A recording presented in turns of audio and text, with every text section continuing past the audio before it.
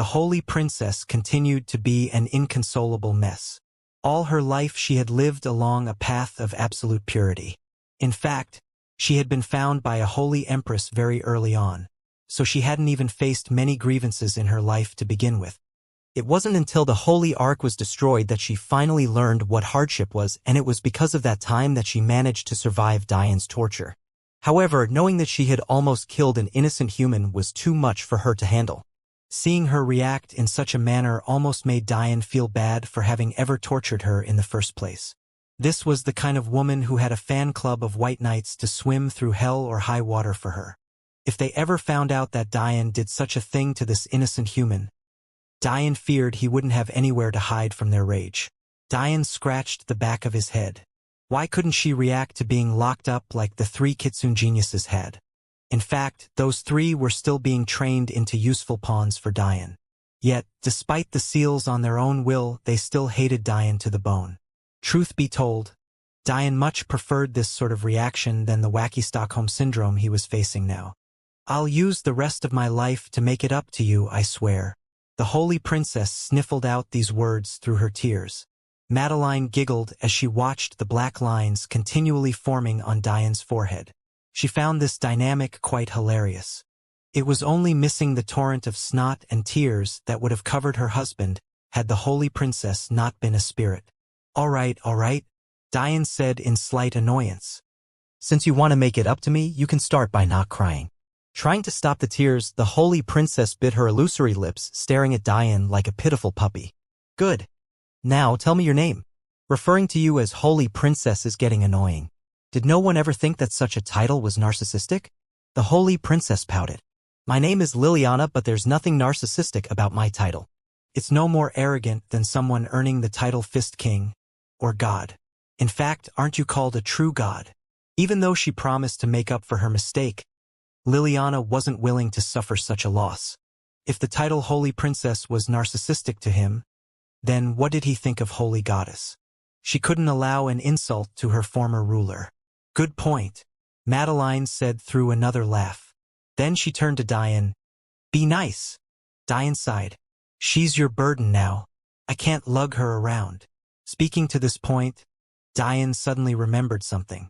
There was someone with the Princess of Beauty title that wanted to follow you. "And that's not narcissistic?" Liliana grumbled to herself. Ignoring her, Diane continued. "She's currently in the Celestial Beast's mystical world, so if you have time, you can visit her to see if she has anything that's of use to you." As Madeline was nodded, Liliana's eyes widened. "Did you just say Celestial Beasts?" "Yes." "Impossible." "That's impossible." The holy princess shook her head vigorously. "It's very much possible. Had you paid more attention when you met me last, you would have noticed that part of my bloodline was from my celestial beast monster, and maybe then you wouldn't have tried to kill me." Diane gave her a deadpan stare. Liliana blushed slightly in embarrassment. "Then why don't I sense it not even though I'm looking for it?" "In fact, why is your blood like that? You're more beast than human. My former bloodlines were purged after my true constitution awakened." Diane felt some regret saying this aloud, especially since it involved the discarding of the demon sage's bloodline. The good news was that the remainder of his master's bloodline was catalyzed into a manifestation thanks to the Florence clan technique. "Oh." Diane walked over to the still quivering mineral sprite. "How do I communicate with it?" Diane asked the hamster twins. "You can convey ideas and concepts to it similar to how your soul link with your wives works. However, it's too much of a blank slate to know any languages because it's likely never interacted with someone who can speak. That said, sprites are known for the intelligence it can likely learn very quickly." Little Yang explained. Diane almost laughed at those words. Intelligent? But he still acknowledged the fact that had the sprite been up against anyone else, it would have likely won. So maybe it was more intelligent that Diane gave it credit for. Reaching out slowly, Diane's soul began to convey a sense of comfort. He wanted to balance a partially stern exterior, while also letting the sprite know that he wouldn't hurt it anymore. Hopefully, the sprite would understand that its torture for that past 2 days was in consequence of actions Diane was dissatisfied with and would thus learn that bad was rewarded with bad, while good was rewarded with good. The sprite shrunk back initially, but after being fed pure soul energy, just like a child, it seemed to ignore the bad for the sake of the good. It was then that Diane used an array Clara had created. It was meant to help translate languages so that they could bring everyone from the mortal realm into their fold, but Diane believed that, with a bit of tweaking, it would work in this situation as well. But even Diane didn't expect it to work as well as it did. A steady stream of information was sent to the sprite. Suddenly, it understood that Diane hadn't entered its home knowing it was there, but rather had done so for the resources it had accumulated. It also understood that Diane had been planning on leaving but was stopped by it. And finally, it understood that Diane's punishment was because he was dissatisfied with its actions. The small seed of a conscience was birthed within the mineral sprite, causing it to feel very sorry. I is viver very so sorry. When Diane heard these words project into his mind, he almost couldn't hold back his laughter. Since he had been referring to the sprite as an it this whole time, it believed that its name was exactly that. Diane shook his head. Let's call you Rainbow instead. How is it, little Rain? Rainbow. The sprite's demeanor brightened. Maybe because it was happy to have a name now. Suddenly, its form began to change. What once was a blob of light grew to be slightly more than a meter tall. Its features became more pronounced, changing from a sphere to an oval and then to an oval with protruding limbs, but finally the semblance of a head formed. What's happening? Diane asked the hamster twins. It seems to have decided on a form for itself. This usually doesn't happen until the sprite has matured for several million years, but this sprite is clearly too young for that. So, this probably means that instead of choosing a form based on its sense of self, it's modeling itself after someone else and imprinting itself as your kin. Little Ian explained. This is actually very rare because sprites are very good at hiding. They're known for being easily influenced at a young age, but they're also just as dangerous. So, even in the rare cases where their hiding spots are found before they mature, even top-tier experts usually die before even reaching the step of being able to influence them. Diane nodded. He had to admit that it was unlikely that any other person would have been able to reach the point of influencing this sprite. In fact, he would have died outright if Little Rain hadn't decided that his body was a good vessel. For one, others wouldn't have even been capable of penetrating into the outer layer of the Silver Mountain to even realize that there was something interesting on the inside. Secondly, because of this, they would have tried to chip away from the outside, something that would have enraged the sprite into retaliating in full force. Imagine being attacked by a mountain several miles high. Who could possibly escape such a thing? As the sprite's chosen features came into full view, Diane didn't know whether to laugh or cry. The little guy hadn't just chosen to model itself after him. It had become him. Little Rain looked exactly like Diane had when he was just 4 or 5 years old. In fact, this was exactly how Diane's soul looked right now. Pooh! Madeline's lovely laughter filled the inner space. She would have taken this little boy into her arms if she could have. This scene really was too adorable. Diane sighed, accepting the situation for what it was. Little Rain, what do you know about that rock? Out of curiosity, Liliana too looked at the oddly shaped floating rock Diane was pointing to, but she was surprised to find that she didn't recognize it either. My rock. Little Rain responded possessively, his speech already becoming more refined. Okay, it's your rock. Diane took a step back. After giving Diane a wary glance, Little Rain looked toward the floating rainbow rock fondly. My rock is very hard. The hardest rock there is. Diane coughed awkwardly, doing his best to ignore the innuendo. Is it only hard? Nothing else. What else should there be? Little Rain asked in confusion. Little Ian giggled. Mineral spirits are some of the more wildly varying types of sprites there are. Some like pretty minerals, others like valuable minerals, others like minerals with various special properties like being exceptionally light, or being capable of ignoring certain laws like space or time. It seemed that Little Rain has a fondness for very hard minerals, ones that grade very high in durability. I was wondering why he built a mountain of coarse silver instead of literally anything else. As a mineral spirit, it could have built a mountain of Grandmaster grade or even higher minerals, yet it chose a Master grade one. It makes sense now. Coarse silver isn't known for anything but its toughness. In fact, it was capable of piercing through you, remember? So when he says his rock is very hard, he literally means it's just very hard. Diane sighed. He had been holding out hope that maybe Little Rain was still trying to find the words to properly describe things. But it seemed that he had described it perfectly. "It's not all bad," Little Een consoled. Usually, with a disposition like this, Little Rain should also be fond of battle. He could be very useful to you if you pair him with the right minerals. Also, there's a reason you couldn't recognize this mineral. Mineral sprites and just sprites in general have the ability to birth new substances into the world that supersede what already exists. You may not know this, but the mortal plane can only naturally give rise to substances up to the Grandmaster grade. Every existing plant or mineral of the comet grade or above was at some point created by a higher existence, a cataclysmic or heavenly event, or a sprite. This new mineral is likely Little Rain's contribution to the martial world. Dian looked toward the rainbow rock with a new light in his eyes. So the reason he didn't recognize the rock was because it was something entirely new. From what he could tell, this material would be classified as a fourth-stage comet-grade metal. Although he didn't know much about sprites, this was probably very impressive for one as young as Little Rain. That said, it was definitely more impressive than what Dian was giving it credit for. The material could only be classified as comet grade because it was only good for its durability. But, if one ignored all other factors and solely focused on this one attribute, it was far better than most moon grade and even some planet grade minerals. If it was mixed with other metals to form an alloy, the results could be great. Little Rain floated to his rainbow rock, caressing it as though it was his child. "You say he could be useful for combat. How useful do you think?" Dian remembered the keen sense of danger he felt from Little Rain. He felt that within this silver mountain, even a middle Dao formation expert of Amphory's caliber would have no chance. For context, Amphory was no normal expert. People already fawned over ninth-order geniuses of the celestial realm, but Amphory was a ninth-order genius of the Dao formation realm. The difference was like that of heaven and earth. Of the current generation's true and false true gods, the vast majority were of the ninth-order celestial realm. However, there were only 3 who had also managed to become ninth-order Dao formation realm experts. Daisho Ken's elder brother, the Star Clan's young heir, and a false true god of an unnamed dragon clan.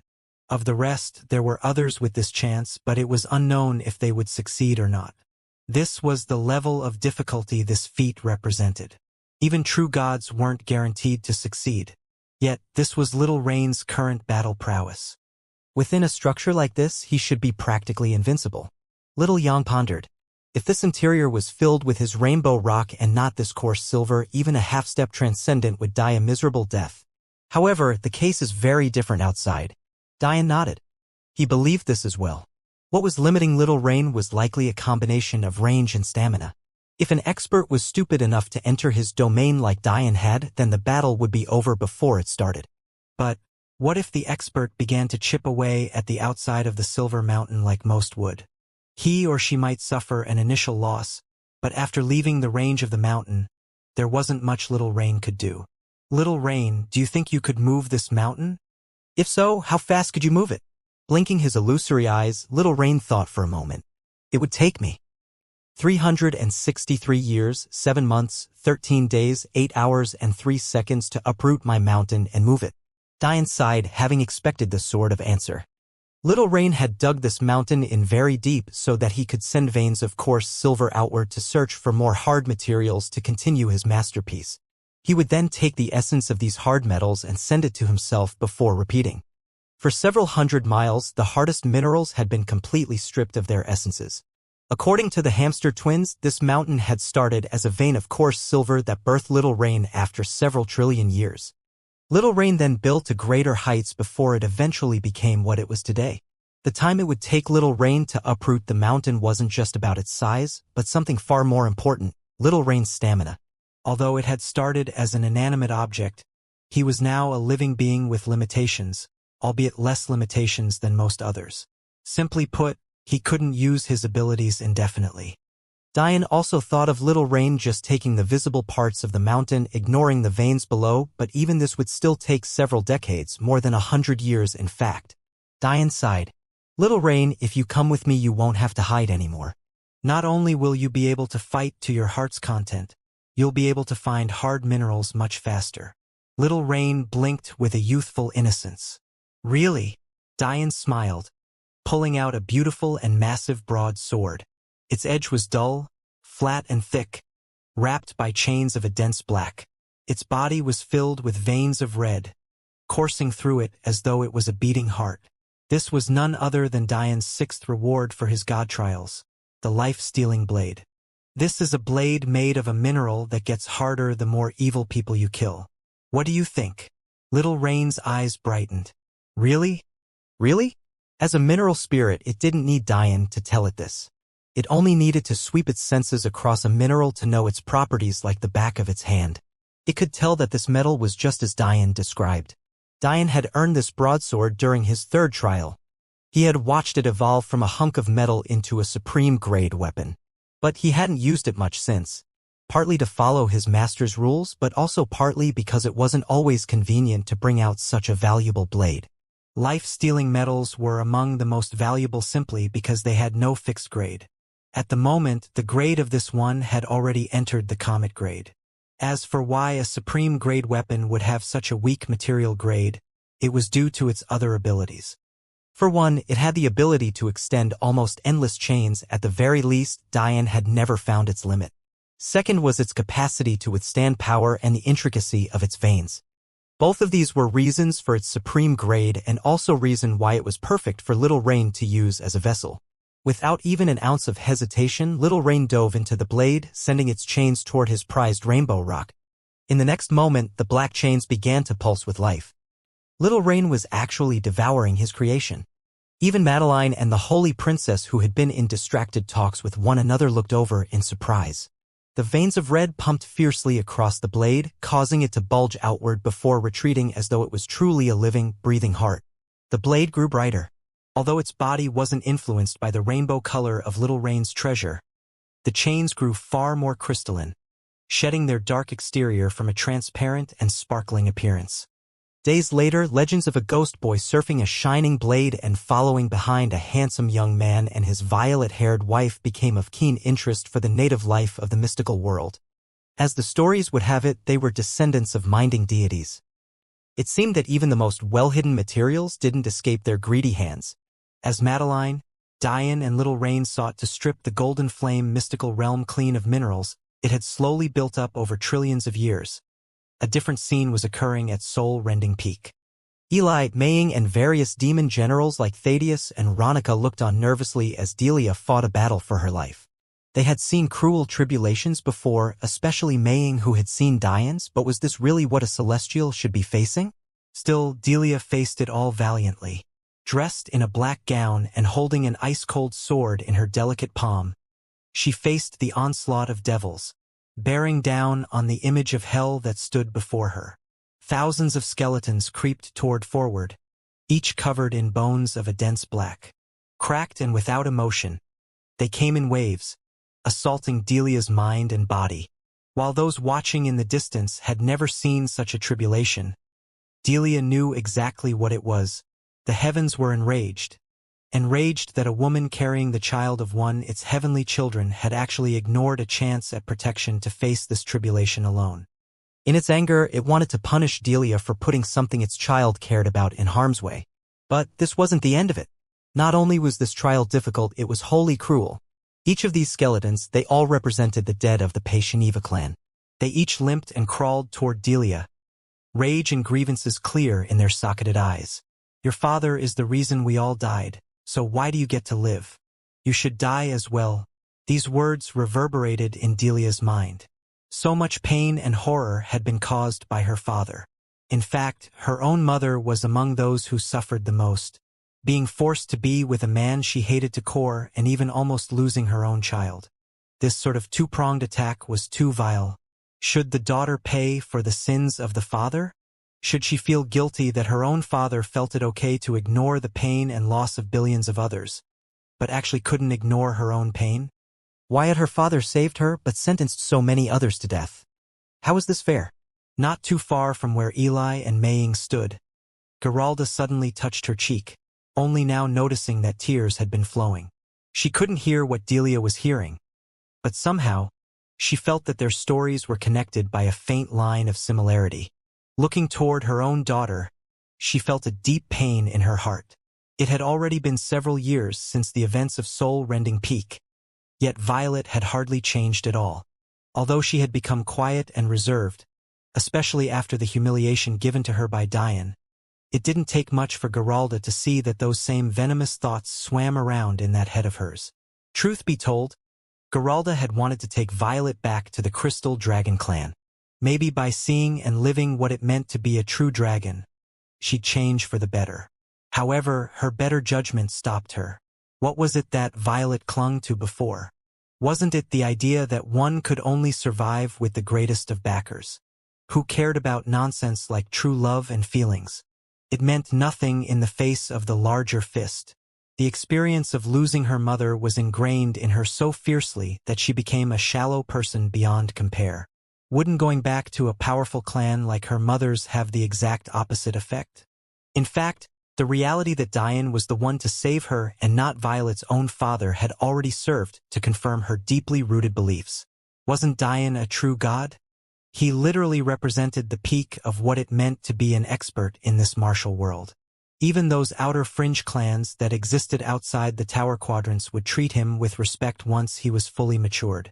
It seemed like wherever Violet turned, her own inner thoughts were only confirmed again and again. Clearly, she had no idea that Diane came from absolutely nothing to build himself up to where he was now. Still, the recluse Violet had come out for this event. It wasn't every day one got to see a saint advance to the celestial realm, especially not one of the Ninth Order. It was a grand event for the whole universe.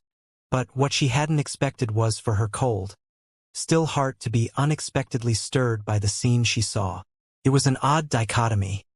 On one side of the field, there were those who worried for Maying. They all knew that she was pregnant with Eli's child and had been for a long time. In fact, she was only suppressing the birth because her body wouldn't have survived the labor process unless she became stronger.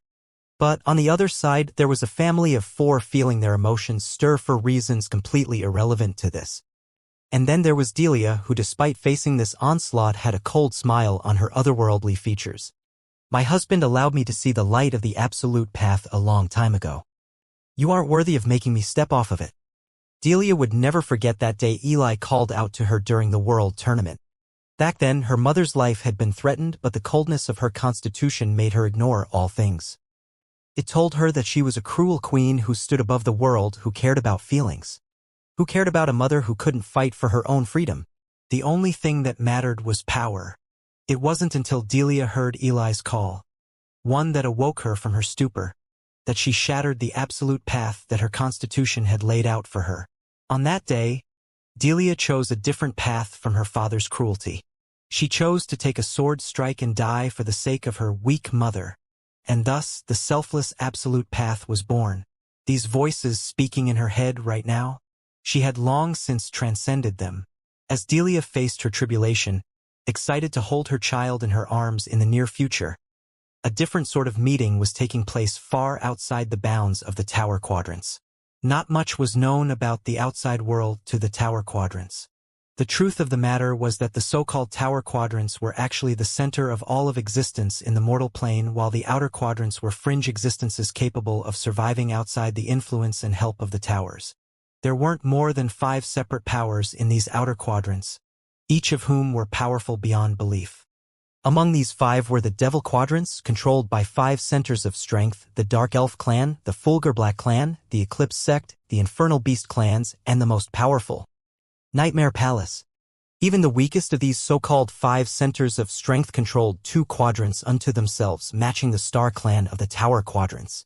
Of course, this raised the question of how the Star Clan came to be in the first place. According to historical records, they attacked a low-ranking quadrant of the Tower Quadrants to gain their now second comic grade status. However, if this was true, didn't it mean that they had survived in the outer quadrants with just a single quadrant? How is this even possible? This was truly curious, but it was a mystery for another time. At this time, the matter of sending their young promising geniuses to the Tower Quadrants was weighing on the 5 centers of strength heavily, especially since their best method of communication had been cut off. Of those who took part in the meeting, there were less than 20, each split into their own groups to represent these powers. To the side of the Fulgur Black clan, men with sharply contrasting white skin and dense black hair and eyes sat. To their head was an older man who looked like a projection of Soxak himself. He was none other than Soxak's grandfather, Patriarch Fulgur. Opposite him sat the Eclipse sect members. They were headed by an older man who seemed to glow with a bronze light. Despite his age, he seemed to have more vitality than even those far younger than him. This man was the master of the sect and Rol's grandfather, Master Eclipse. To their side sat shirtless men and scantily clad women who almost seemed to have red skin. However, if one looked closer, one could notice that this red wasn't from their original skin color, but rather the sheer heat pumping outward from them every moment. These men and women were the representation of the infernal beast clans, headed by a man who, even sitting, had a head tall enough to dwarf half the room. Beast Emperor Estes. Finally, there were a group of handsome men and beautiful women who almost looked like incomparable fairies. Their beautiful dark skin shone with a heavenly light as their ears drooped elegantly to the side of their faces on a slight slant. These were the Dark Elves, headed by a man so old that his eyes seemed sealed shut by his wrinkles, Byler Matilde. Still, even in the presence of all of these earth-shattering experts, there was a man of quiet disposition who didn't need to open his eyes to stifle them all. With Diane's senses, he would have realized almost immediately that it was impossible for this man to be a Tao formation expert. He was a half-step transcendent without a doubt. This man at full height would have been just over 2 meters tall, matching Diane neck and neck. His head of white hair flowed even longer than Lilith's, shining with an unimaginably strong power. His shoulders were broad and his features were handsome beyond compare. If there was a man who could compete with Diane in looks, it would be him. One might think that it was only natural considering he was a half-step transcendent, but Diane, having experienced this once before, could tell the truth. This man was suppressing his true appearance. It was this man who was responsible for the survival of the Devil Path cultivators until now. Had it not been for him, the fake moral high horses the conventional path cultivators rode upon would have long since trampled them all to death. This man was Lilith's father, Emperor of Nightmare Palace, Elder Nightmare. We've lost contact with the children for more than 3 years now. This is no longer a matter that we can ignore. The first to speak was Soxak's grandfather, Patriarch Fulgur. What do you expect us to do? If they're dead, then they're dead. There's no need for this meeting. This booming voice was none other than the Beast Emperor, Estes. With the traditions of the infernal beast clans, the mortality rate of their children was very high. They couldn't care less whether or not those they sent off came back. 3 leaders sent piercing gazes toward Estes, but he only snorted, as though he would take a step back. This was the way of the martial world. The strong lived while the weak died. If you want someone to blame, then blame their uselessness. If they can't handle a mere 98th ranked among those baby quadrants, then they would have never been of much use to us anyway. Why are you wasting time speaking such nonsense? Their soul jades are intact, so it's obvious they're not dead. Patriarch Fulgur retorted. Estes snorted once more. The use of soul jades only acts as a crutch. We don't bind our children to them. The 3 leaders shook their heads at Estes' comments. Did he think they couldn't see his sigh of relief? It was true that infernal beasts didn't use soul jades, but that was just a tough front they put up. Clearly this massive lug of a man cared. After all, he had sent 2 of his own children. Master Eclipse sighed. The question for this meeting is whether or not we should send someone to retrieve them. The leaders fell into silence. This was a difficult question to raise. As they all knew, the reason Lilith stalled her own cultivation at the peak of the Saint Realm was because there was something very important she needed. This treasure was rumored to appear at the next Sapientia auction in just a decade or so more. The reason they sent the other young geniuses along with her was not only for experience, but because this treasure would be useful for them as well. They all believed that, with the talent of their children, by the time the auction came around, they'd all be prepared to break through. Thinking to this point, one might curiously wonder if the perfect breakthrough Lilith sought was the same Diane did. However, one thing was clear. They took separate paths to reach their goals. This aside, one can see just how important this treasure was to Lilith and Nightmare Palace. In cultivation, the most important commodity wasn't energy or talent, it was time. With enough time, even those born in the most energy-deficient universes with the worst of talent could reach world-shaking heights. It was because of this constraint of time that geniuses who stalled in clearing their meridians would choose to break through to the next realm instead of being stubborn. Why else would 7th or 8th order geniuses exist even though they were already so close to the perfect 9th order? Wouldn't it make more sense to take the extra time needed to clear that extra 1 or 2 meridians? Yet, Lilith, who could have broken into the celestial realm at 16, was now already 23 and still hadn't despite being fully capable of doing so. This might seem like nothing in the face of how long cultivators lived, but one had to understand that the beginning of a cultivator's journey laid the foundation for the rest of their lives. If Lilith was able to lay a perfect foundation so quickly, she might have even been capable of matching Amphrey's record-time breakthrough into the Tao formation realm. At that point, becoming a half-step transcendent was only a matter of time. Yet she hadn't, all for the sake of this perfect breakthrough. The celestial realm was a major watershed moment, the likes of which the previous realms couldn't match. One of the greatest oddities in the martial world was the nomenclature of their weapons. Why was it that the title of Transcendent was attached to the mightiest existences to ever be birthed, yet on the mortal plane it was a title given to a weapon below the supreme grade? In fact, this mistake was repeated with beasts as well. Just what was it about mortal cultivation that changed the meaning of this word? Dian had used plenty of spiritual grade weapons in his life. However, he had never been able to bring out their true power because he was too far from the celestial realm. One could say that the moment he broke into this realm, many of the weapons he neglected would suddenly rise to an entirely new level. So what was so special about the celestial realm? What was so special about celestial energy? Why was it attached with such grandiose namesakes? It was at this point that quiet ruler of Nightmare Palace slowly opened his eyes. Leaders who were about to speak froze, choking back their words. Since the palace emperor wanted to speak, it wasn't their place to interrupt. The situation has turned complex. Eldiarantha's words were slow and deliberate but had a certain enchantment to them that made them hang on each syllable. 3 years ago, I sensed a change in Universe Cathedral, so I sent a shadow projection. However, before I could find what I needed, I was intercepted by another higher existence. The eyes of the surrounding leaders widened. Another higher existence? These two words could only be attached to another half-step transcendent. How was that possible? This woman, before destroying my projection, assured me that she would lay a hand on our children, and as of now, she's kept her promise. Her only purpose seemed to revolve around protecting someone. But I'm unsure of who this someone is. All I know is that the 98th ranked quadrant is now untouchable to us. The 4 leaders sucked in a cold breath. Is she that powerful? A subordinate couldn't help but mutter. But, just as the words left his mouth, he felt multiple killing intents land on him. How could you be stupid enough to ask such a question? No! The palace master didn't seem to care.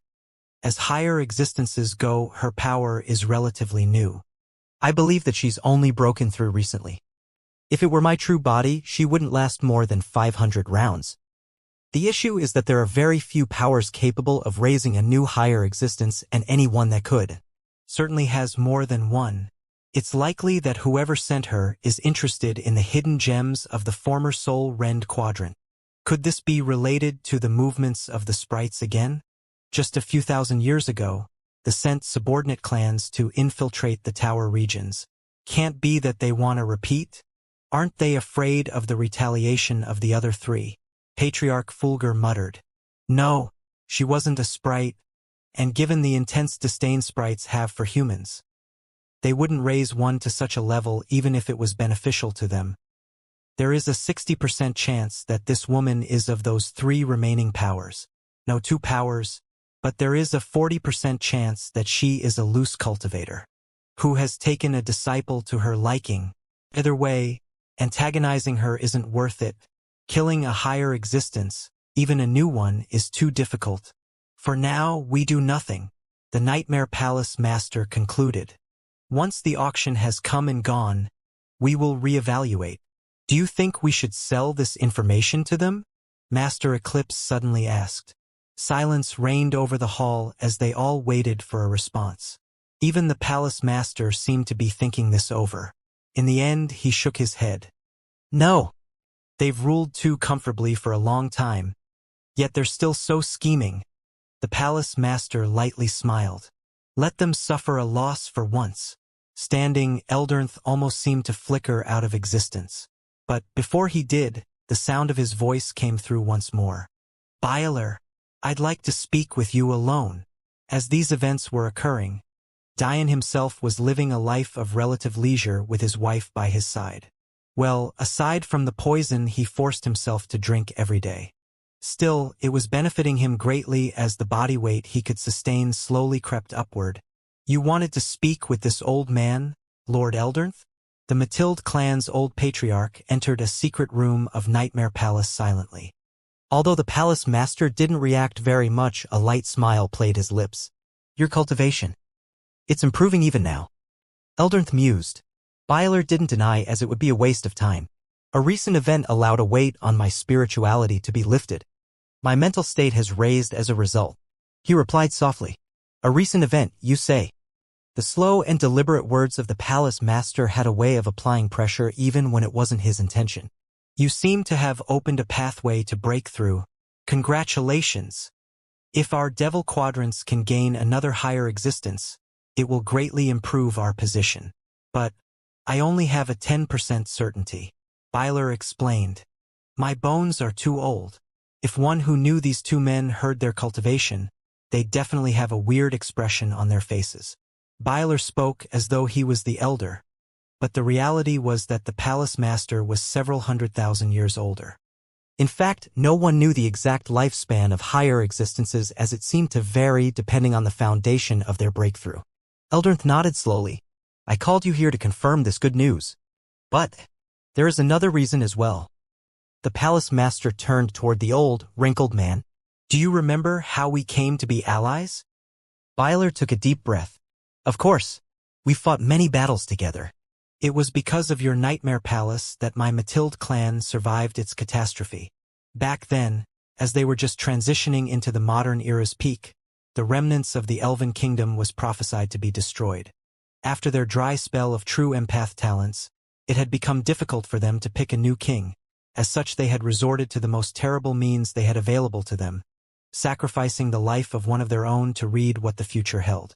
It was also during these tumultuous times that Jade's Eostre family sacrificed their sanity for the sake of becoming pseudo-true empaths. According to the prophecy that was read, of their three ancient families, only one could survive the cataclysm that was headed their way. In the end, it was the Acacia family that was sent away while the Florence and Matilde families stayed behind to hold off the enemy that came. This was why the Elven Kingdom that survived in Dian's home universe had such a strong initial hatred for the Acacia family. They believed they were cowards while the Florence and Matilde families were the true heroes of their race. Of course, this enemy was none other than the entity and his still unknown allies. With their strength, there was no chance in this war. Even the celestial deer sect that had stood so mighty and tall, even causing the wary glances of some outer quadrants, fell without much of a fight. To the world, the Florence and Matilde families had perished. But this was only one side of the story, a side that stripped the prophecy of all its meaning to leave behind bland platitudes. The truth of the matter is that prophecies are never so straightforward. According to one interpretation, the prophecy read that only one clan would survive. But, according to another, only one clan would rise above the rest. There was a clear and vast difference behind these wordings despite the fact they were undoubtedly similar.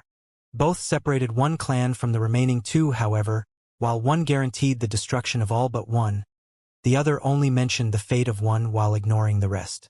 It was the sharp senses of the Matilde family's Azura eye that caught onto the possibility of this second interpretation. However, they firmly decided to not tell the other two ancient families their discovery. Since they were the only ones who understood, didn't that mean that they were the destined clan the prophecy spoke of? When it came time to debate which of their three clans would live, the Matilde family did something completely unexpected. They sided with the Acacia family and argued that they should survive. Back then, their argument was that the Acacia family's tree of life and death had always been the most powerful of their three manifestations. This was an undisputable fact and one the Florence family could only swallow and accept. Even though the Florence family technique had the highest ceiling, the ladder to reach that peak was simply too difficult to climb. Dian had to sacrifice more than 90% of his master's blood essence to awaken a celestial beast manifestation. And even until now, he had still not tapped into any of its abilities. This clearly showed the difficulty. With the Matilde clan seemingly being so magnanimous, the Florence clan couldn't even fight back. In the end, the Acacia family was chosen to survive and lead their people away. To the Florence clan, they were devastated, but at least they had an ally by their side. They would make these enemies pay a heavy price before they went to meet their ancestors. But to the Matilde clan, they had just sent away their most staunch rivals. And now, all the resources left behind to deal the enemy a blow now in their hands. In the end, the Matilde clan betrayed the Florence clan, escaping in the wake of tragedy. The elders of that pitiful clan saw red as sword and spears slashed and pierced them apart, cursing their so-called allies even in death. But by then, the Matilde clan had long since disappeared. If one believes that this was the worst the Matilde clan did, you'd be sorely mistaken. This dream of the Florence family meeting their ancestors never happened because the Matilde clan purposely descended the universe into chaos. Many believed that it was the battle of the Phoenix clans that turned Chaos Universe into what it was today. But this wasn't true at all. Using poison master skills, the Matilde family corrupted the core of their home universe, thus severing it from the will of the universe. This resulted in the blotches of uncontrolled time that Dian experienced. But this wasn't the worst of it. By cutting off Chaos Universe from the outside world, the Florence family couldn't find their way to their ancestral Holy Land. As a result, the Acacia family never found out what the Matilde clan did because they couldn't speak to the dead of the clan. Back then, Byler had yet to even be born. Yet his family had chosen a path of treachery that would forever stain them. After escaping what was now Chaos Universe, the Matilde family made use of the various treasures they had taken to make their way into the outer quadrants. As expected, the entity never bothered to follow them, nor did he care to. This seemed to reaffirm the Matilde family's beliefs. They had survived, so they had the correct interpretation of the prophecy. Now, with so many heavenly treasures in their hands and a new path before them, they would rise again and bring the martial world back to the golden era. Their only regret was the fact they couldn't find the Jafari clan treasure before they left. What they didn't know was that the ancestors of the Acacia clan had been suspicious of the movements of the Matilde family. No matter how broad-hearted an individual wasn't sentencing their own family to death a bit too far? Feeling that something was off, they personally hid the Jafari clan treasure. Having been known as the most powerful of the three ancient clans, it was no surprise that they had control of their best treasure. It was due to this that half of the treasure came to land in the hands of the Mino clan while the other half came to reside in the Demon Sage's mystical realm. The Demon Sage was lucky enough to explore Chaos Universe in his youth and stumble upon this hidden half. After centuries of travel, the Matilde family finally landed in the Devil Quadrants. Back then, Eldernth had only just broken into the realm of higher existences and was still steadily building his empire to greater heights. To the excitement of the Matilde family, they found that their Azurazai responded very well to Devil Chi to the point where its capabilities were enhanced by at least 10 times. This realization caused the elders of the clan to grow ecstatic. Wasn't this exactly what they were looking for? An avenue to grow their clan's strength to new, greater heights?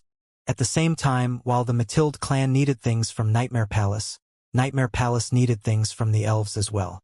Everyone was aware that while Devil Chi provided great power, it had great drawbacks as well. These drawbacks included a weakening of one's connection to the heavens, making it more difficult to comprehend wills.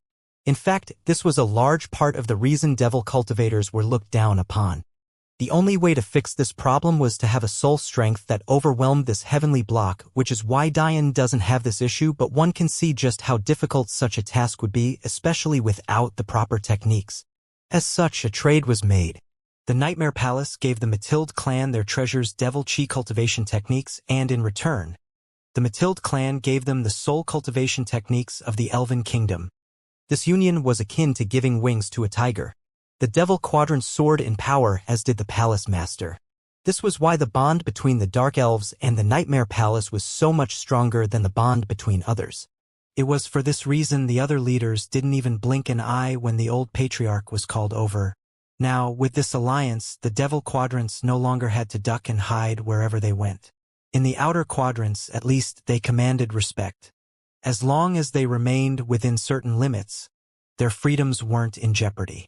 Of course, attempting to influence the tower quadrants was outside these limits, which was why they had to do so in stealth. After a long sigh of reminiscence, the Palace Master turned away from Byler. This weight, the one you feel, has fallen from your shoulders. It will likely lead to the end of our alliance.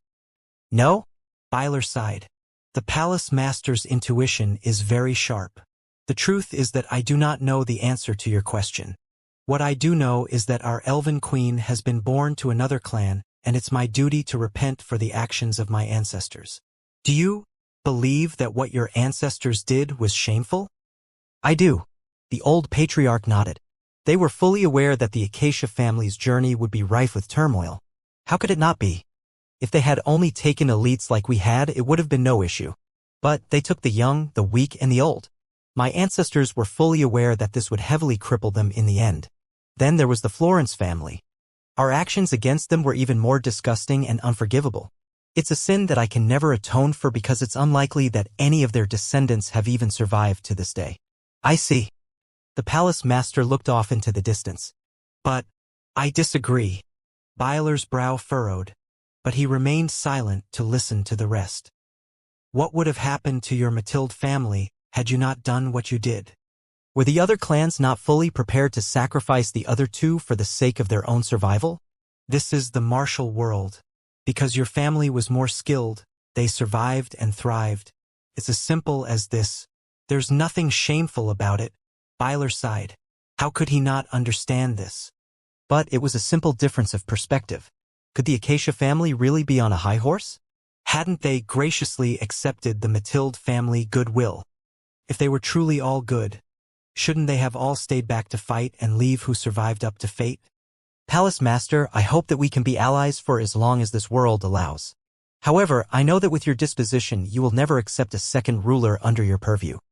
And I also do not know if my queen will be accepting of those of the Devil Path. I can only say that these matters are for the future.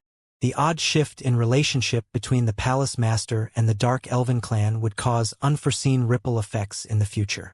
It was unknown exactly how those matters would unfold. But what was certain was that the Palace Master wasn't a man who liked to suffer losses, even to an Elven queen. Within the Golden Flame mystical world, Dian sat cross-legged, gritting his teeth as he turned various shades of purple and green. By forcefully suppressing his white flames and taking high doses of toxic poison, he was slowly tempering his inner organs. Although he still had a long way to go, he was definitely much stronger than he was yesterday. Is he a masochist or a sadist? Liliana stared at Dian like she was looking at a fool. She couldn't coincide the Dian who loved to torture his victims and the one who liked to torture himself. Speaking of which, she had felt quite tortured for the past few days. Unlike Little Rain the Sprite, she needed to be fed a constant stream of soul energy to survive. This was especially so because she was just a partial soul. The problem was that Dian refused to allow her into his mind, so she was forced to Madeline's. Of course, this wasn't a bad thing on the surface. In fact, it made her quite happy. Where the issue lied was that after bouts of training, the husband and wife pair would often enter the cushioned beddings of the Demon Sage Tower to bond. If she was in Dian's mind, this wouldn't be an issue because he could use the seal to block her view. Also, Dian just had overall better control of his soul. However, Madeline had no such abilities. Although she could accomplish this task when she was lucid, when she was under the ravages of pleasure, she hardly cared about what Liliana could or couldn't see. In the end, Liliana fell into another cycle of torture. It wasn't that she didn't like watching the two of them go at it, but she had to uphold her image as a holy princess. The dichotomy of what she wanted to do versus what she had to project to the outside world was weighing on her mind. Maybe Dian was right about her title being too narcissistic.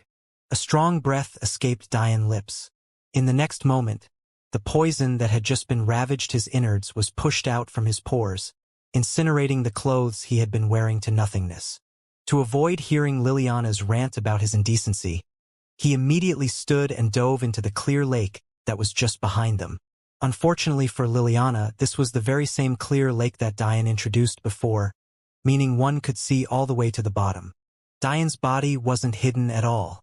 Madeline smiled as she watched this scene before going back to meditating herself. She held a large black stone in her hands, but what was odd was the fact wisps of red smoke emitted from it every so often, entering through Madeline's orifices and causing her to tremble slightly in pain. Over the past few months, the two of them had found all sorts of fantastical metals and minerals. Without regard, they had taken them all. One of these minerals was the rock Madeline held in her hands now. It was known as embryonic flame stone. Actually, it was the stone that inspired the creation of flame-tempering pills. However, their effect was far better than their pill counterpart.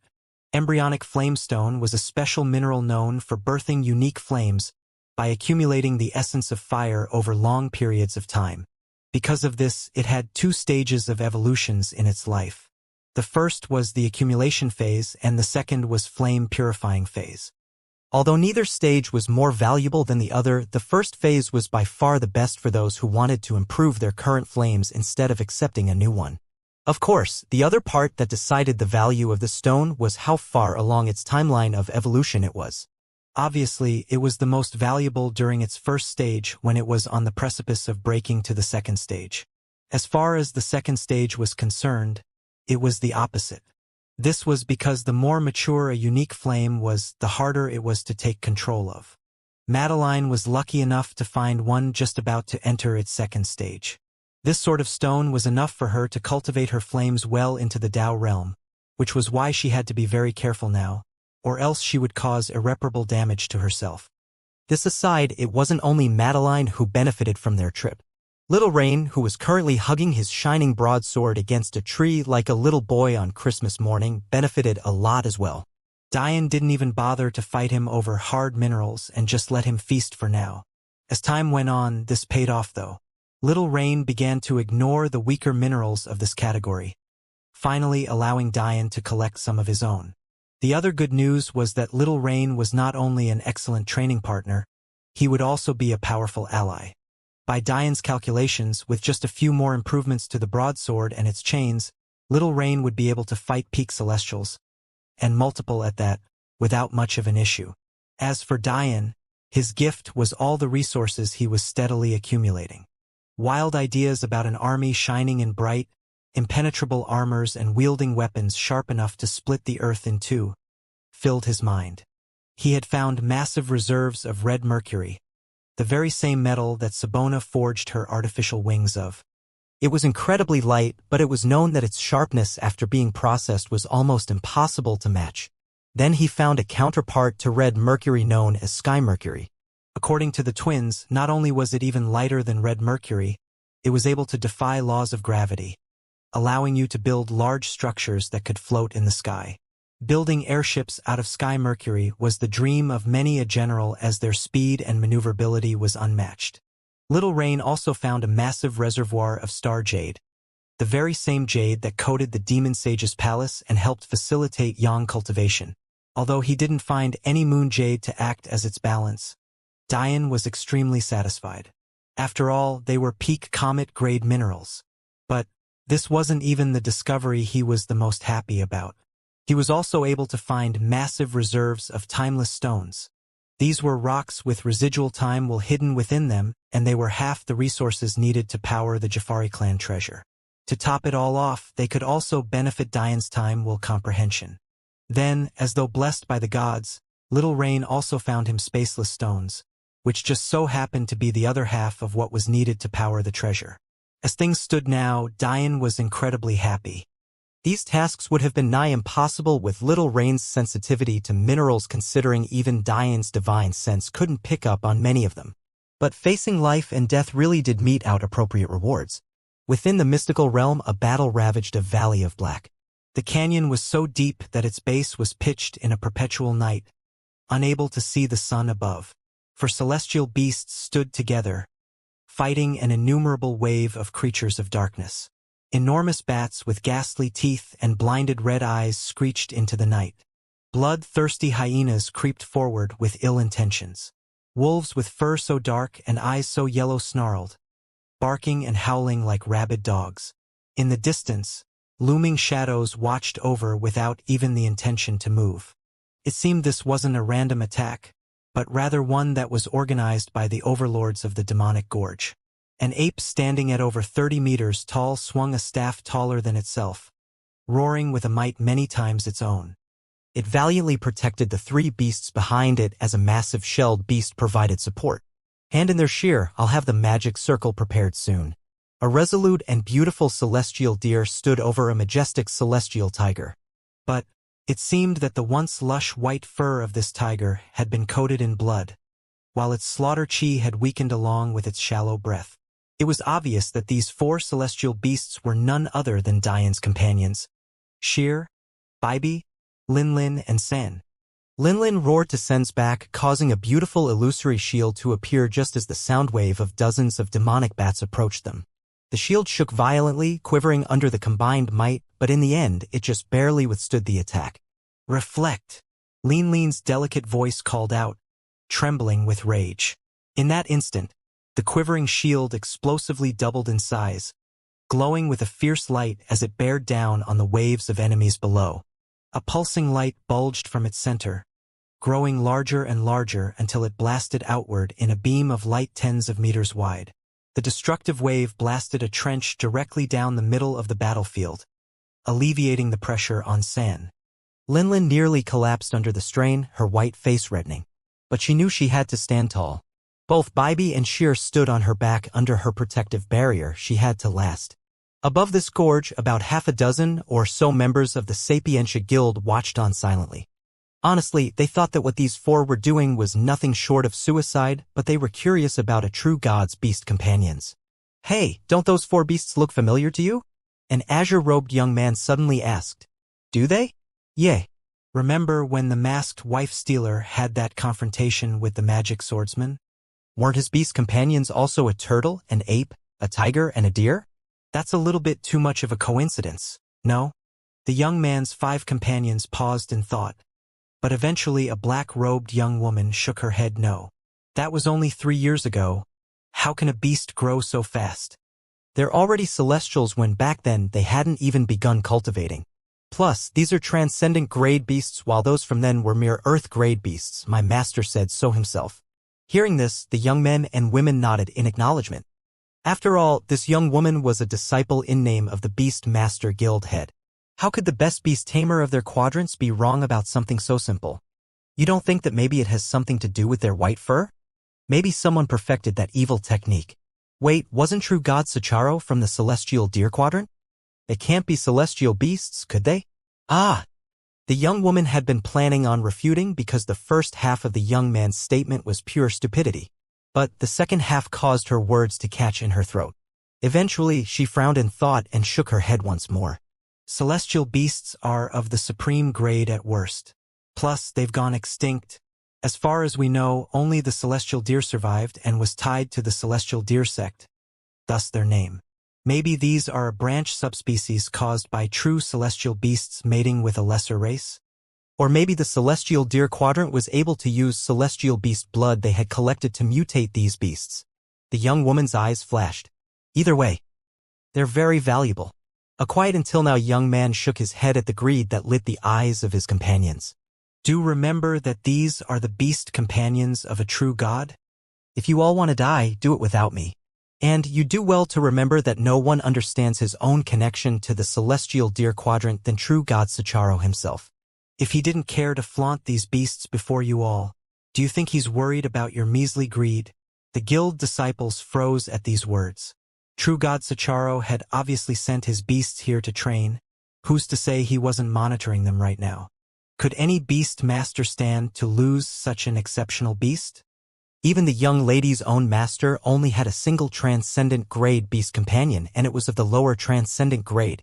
Still, her master cherished that beast and poured all of his resources into it. If a lower transcendent grade beast was worth this much, what would these peak transcendent grade beasts be worth? Let's go. The quiet young man turned to leave. They had come to the demonic gorge by deciphering ancient texts, but clearly there was nothing here for them to partake in. It was too dangerous. In this distance, Dian, who had been listening to this conversation using the arrays he placed on his beast companions, sneered. Good choice. Dian stood, stretching out his body. The cracking sound of relaxing bones popped one after another. The process of his muscles stretching was almost akin to reinforced metal ropes pulling against one another to tighten. He hadn't told the beast babies to go in any particular direction, but they had ended up in the best place for them. According to Dian's understanding, Demonic Gorge was a place filled with demon and devil chi essence. Such a place was a haven for body refinement. The only problem was that it was the domain of a pride of beasts Dian knew very well. The blue demon flame tiger. This beast was among the 8 transcendent grade beast tomes the demon sage had in his possession. At this point, Dian believed that fighting an entire pride of these beasts was too much for his beast companions. Even he would die in the face of such power. However, as things stood now, the pride of tigers was content to lay back and allow their lesser subordinates to attack. That said, there was one thing that enraged Dian. Maybe it was because they couldn't stand the appearance of another tiger species. But the king of the blue demon flame tigers actually stepped out to mortally wound Sheer before slinking back into the shadows. Dian couldn't stand such cowardly actions. They had no issues with allowing thousands of their subordinates to die just so they themselves wouldn't have to face danger, but they were willing to take out what they deemed as a threat before it reached them. It was truly disgusting. The truth of the matter was that due to the fact they shared the same subspecies, and the fact Sheer's bloodline was several tiers above them, the pride wouldn't be able to deal with Sheer's bloodline suppression. This was why they were scared into not attacking despite being stronger than the band of 4. Still, despite understanding this, Dian was pissed. He had half a mind to go on a rampage, but he eventually held himself back, taking in a deep breath. There were 6 months until they reached the year mark. Just hold out 6 more months and I'll help you vent those frustrations. According to Madeline, during the first phase, all beasts within the mystical world were constrained to the peak celestial realm. Once the first phase closed, pseudo-Dao formation beasts would be able to exhibit their true power. By the third phase, all beasts would be able to release their full strength. Who knew what level of strength that was after so many millions of years? All Dian knew was that he would teach those demon tigers a lesson far before that. Finally want to go? Madeline said knowingly, looking up from her meditation. My hands are itching for a fight. Sadist, Liliana muttered, having finally gained a new insult. Dian ignored the still brooding spirit, taking Madeline's waist in his arms and hopping onto Little Rain's broad sword before they all shot into the air. Just a few hours later, Dian and Madeline stood before a looming castle that seemed to be plucked directly out of medieval times. That said, it had quite a few differences from such olden-time castles. Instead of being dingy and unkept, covered in moss and greenery, this castle shone like a refined metal. The fact that it was partly illusory only made it twinkle under the perpetual sunny rays all the more brightly. So this is one of this invisible castles? That wasn't too hard to find, Dian said with a grin. Madeline only giggled at her husband's antics. Of course it wasn't hard for him to find. He could cover an entire 10% of the mystical world with a thought. It wasn't as though this castle hid from divine senses like a heavenly treasure. It just hid from the eyes. If it had so many layers of protection, no one would have known of their existence at all. Suddenly, Little Rain began vibrating with excitement under their feet. There are hard rocks everywhere. Dian looked below his feet before looking toward the castle again. You can't mean. Can I take it? Can I take it? Dian coughed awkwardly. How could he say yes? What would even happen if he said yes? Would the owner of the mystical world become angry with him for allowing Little Rain to eat its castle?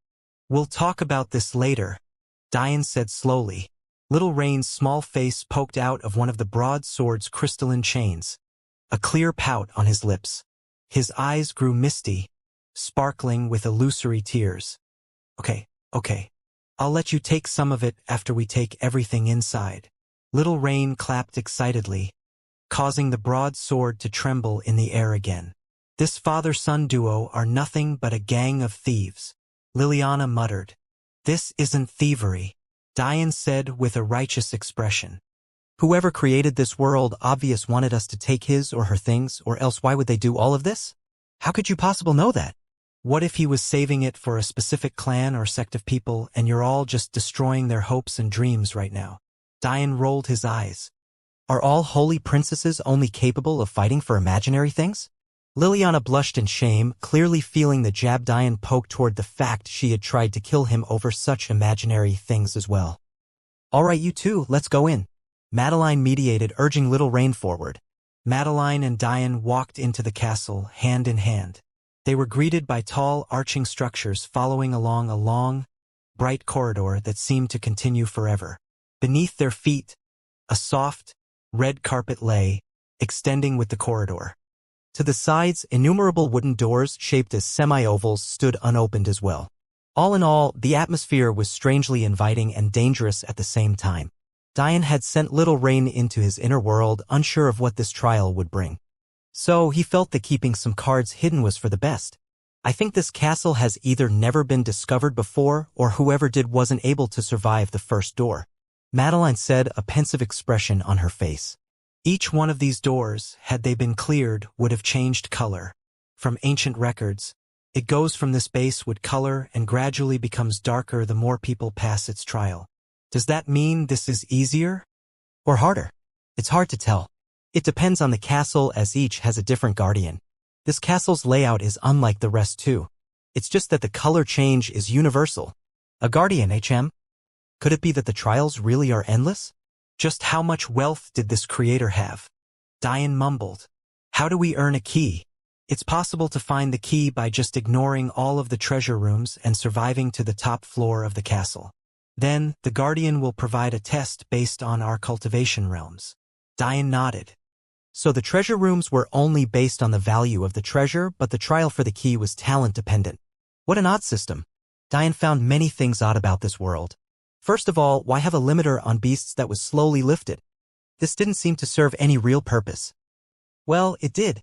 It was just that this was a purpose Diane didn't like very much. What would happen if the beasts you had already just barely been scraping by suddenly became vastly stronger? If the competitors of this mystical world knew this, wouldn't they head to the only safe place in the entire world? These rules were essentially the creator's way of forcing those who entered its world to partake in these Sky Castle trials. If you didn't, the only path was death, which was oddly contradictory considering they couldn't fly. Since it knew that only Celestials and below could enter based on the restrictions of entry, then why would the creator allow undefeatable beasts to roam at all if not for this purpose? Clearly, this creator didn't want those who entered to steal all of his resources without benefiting him in some way. Although Diane didn't like being controlled, this was one that he could forgive even though it made him slightly unhappy. Since he was benefiting from treasures this creator left behind, why not follow his rules for now? But in return, he'd wipe him clean. Diane grinned. Let's enter these treasure rooms one by one. I knew you'd say that. Madeline shook her head with a smile, following Diane as they pushed the first. Immediately upon entering, the two were greeted with an unexpected view. The door behind them disappeared, leaving them stranded at the top of a narrow staircase. All around, various oddly shaped stairs could be seen. Some were upside down, others were double-sided, and still others ran horizontally, paying no mind to the usual down and up uses of their namesake. Aside from the stairs which shone white, everything else was pitch black. Diane looked to the side, peering down at the seemingly endless black hole beneath the clearly too thin stairs he and Madeline stood on. It definitely didn't help matters that he found that he still couldn't fly. Although he thought of taking Little Rain out, who seemed unaffected by the rules of the mystical world, he held back. A puzzle, Madeline suddenly said. What do you see? There's a pattern to the stairs. Two of a similar kind are never together. At the same time, although it's so slow that it's hard to pick up on, the stairs are actually shifting at a 1 centimeter per hour pace. If we walked around blindly, that would definitely throw us off. Horizontal stairs are always headed downward. Double-sided stairs are always headed upward. Upside-down stairs always lean to the right, while normal stairs like ours always go to the left. In fact, we should probably note that our set of stairs is the only normal one, which means we're probably upside down as well, which means we're actually going right from the proper perspective. Madeline nodded, looking upward at the same time as Diane. As expected, they found a sea of black entrenched with glowing white stairs. When they looked back down, neither of them were surprised to see that all of the once upside-down stairs had become normal.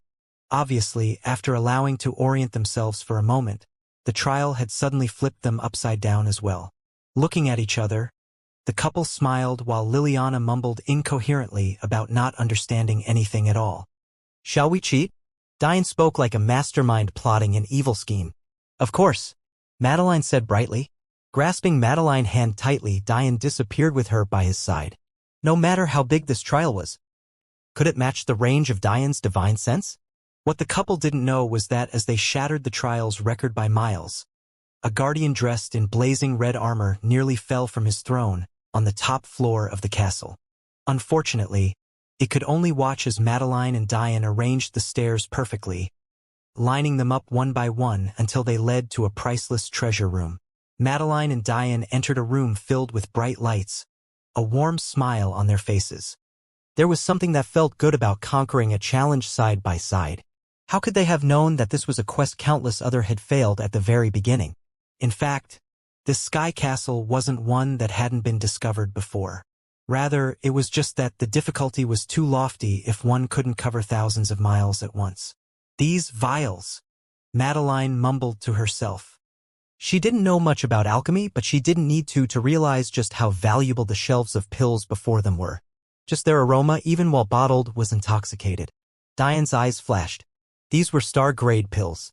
Star-grade, Liliana and Madeline exclaimed. Diane couldn't be mistaken. When it came to array alchemy, he was nearly flawless, whether it be his talent or his senses.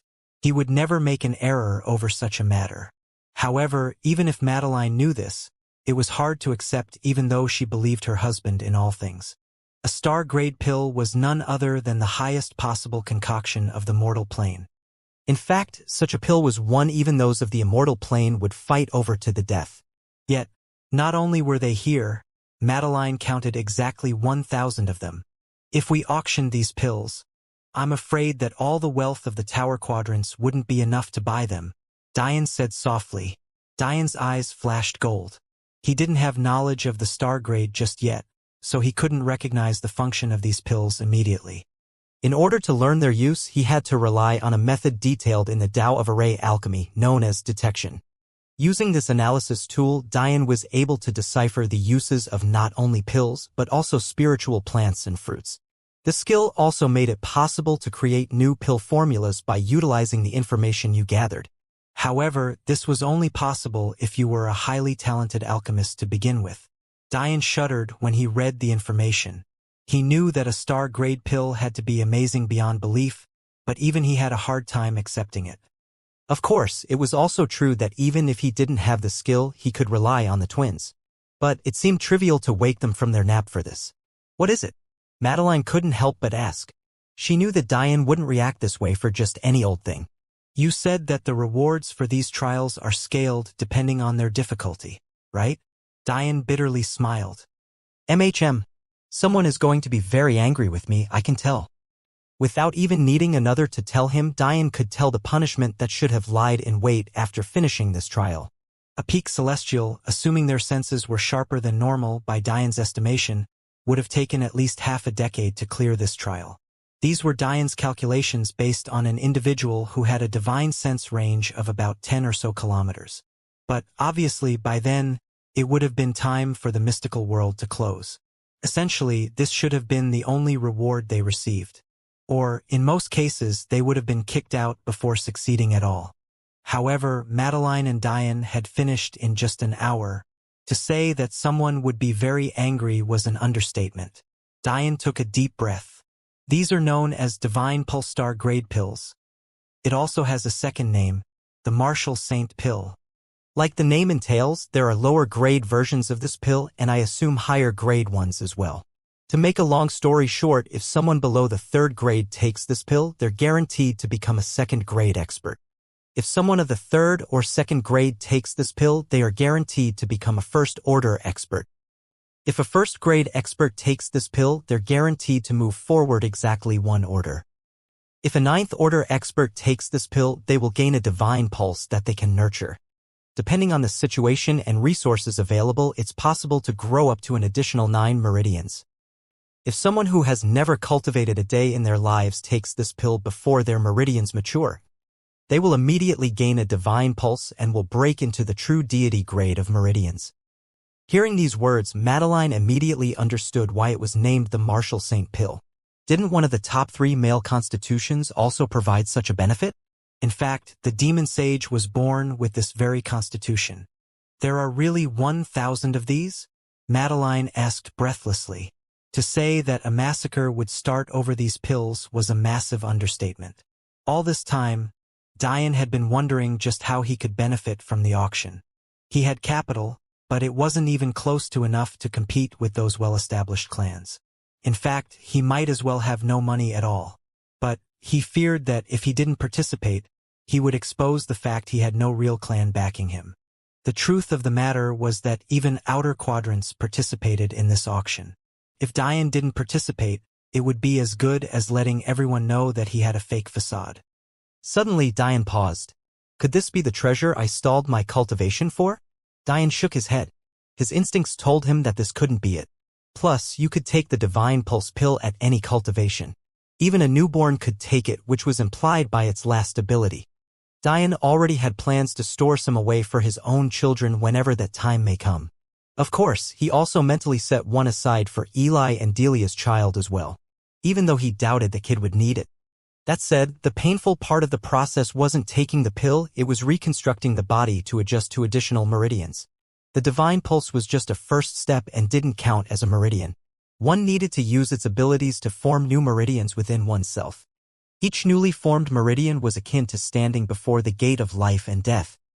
Whether you survived was a complete unknown. Still, having this Divine Pulse alone was enough for many.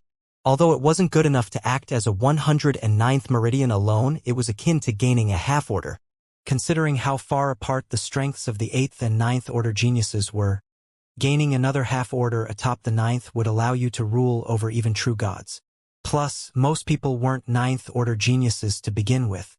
For a second-grade expert, reaching the first order was more than enough compensation. In addition, this Divine Pulse would make clearing meridians far easier. So, if you gained this Divine Pulse in the Saint Realm, reaching the Peak Celestial Realm and the Peak Tao Formation Realm would have an exponentially smaller barrier. A Divine Pulse was capable of clearing the way, widening passages that were otherwise narrow, and strengthening paths that were otherwise weak. Even in someone who had gained meridians practically forged by heavenly metals like Diane, a Divine Pulse would be able to act even more aggressively. Essentially, this was a pill that rewards both the talented and untalented proportionately. What do you think is so special about the Celestial Realm? Diane suddenly asked. Since his master wasn't here, he thought it wouldn't hurt to ask Madeline. Madeline thought for a bit, ignoring the pills before them for a moment. In the end, her eyes lit up with an answer. The Celestial Realm is the first step toward becoming a god. Not one in title, but a real, tried and true god. Diane's eyes flashed at this answer before falling into contemplation of his own. What was special about the Celestial Realm? It was the moment most learned their pseudo-domains. To allow yourself absolute mastery over an area, albeit a small one, wasn't that an act of God? At the same time, celestial energy itself was special. When one begins their cultivation journey, they spend the vast majority of the time dealing with essence energy. In fact, all 3 of the first realms dealt with essence energy solely. It wasn't until one became a saint that the form of energy changed, while entering the celestial realm gave way to another change. Celestial energy had the ability to influence the space around you. In fact, even the celestial level intents had this ability as well. Someone who can wield a 7th stage intent could seal space just as easily as someone who was a lower celestial could. This sort of control could only be described as the beginning of godhood. But what did it represent? Diane sighed. I'll worry about this another time. Wiping his pensive expression, he smiled. How about we taste the power of a star-grade pill? It wasn't long after Diane's words that he found himself looking at a 2-inch wide beige pill in his palm. He had already put away the remaining pills in the pill storage room of the Demon Sage's tower.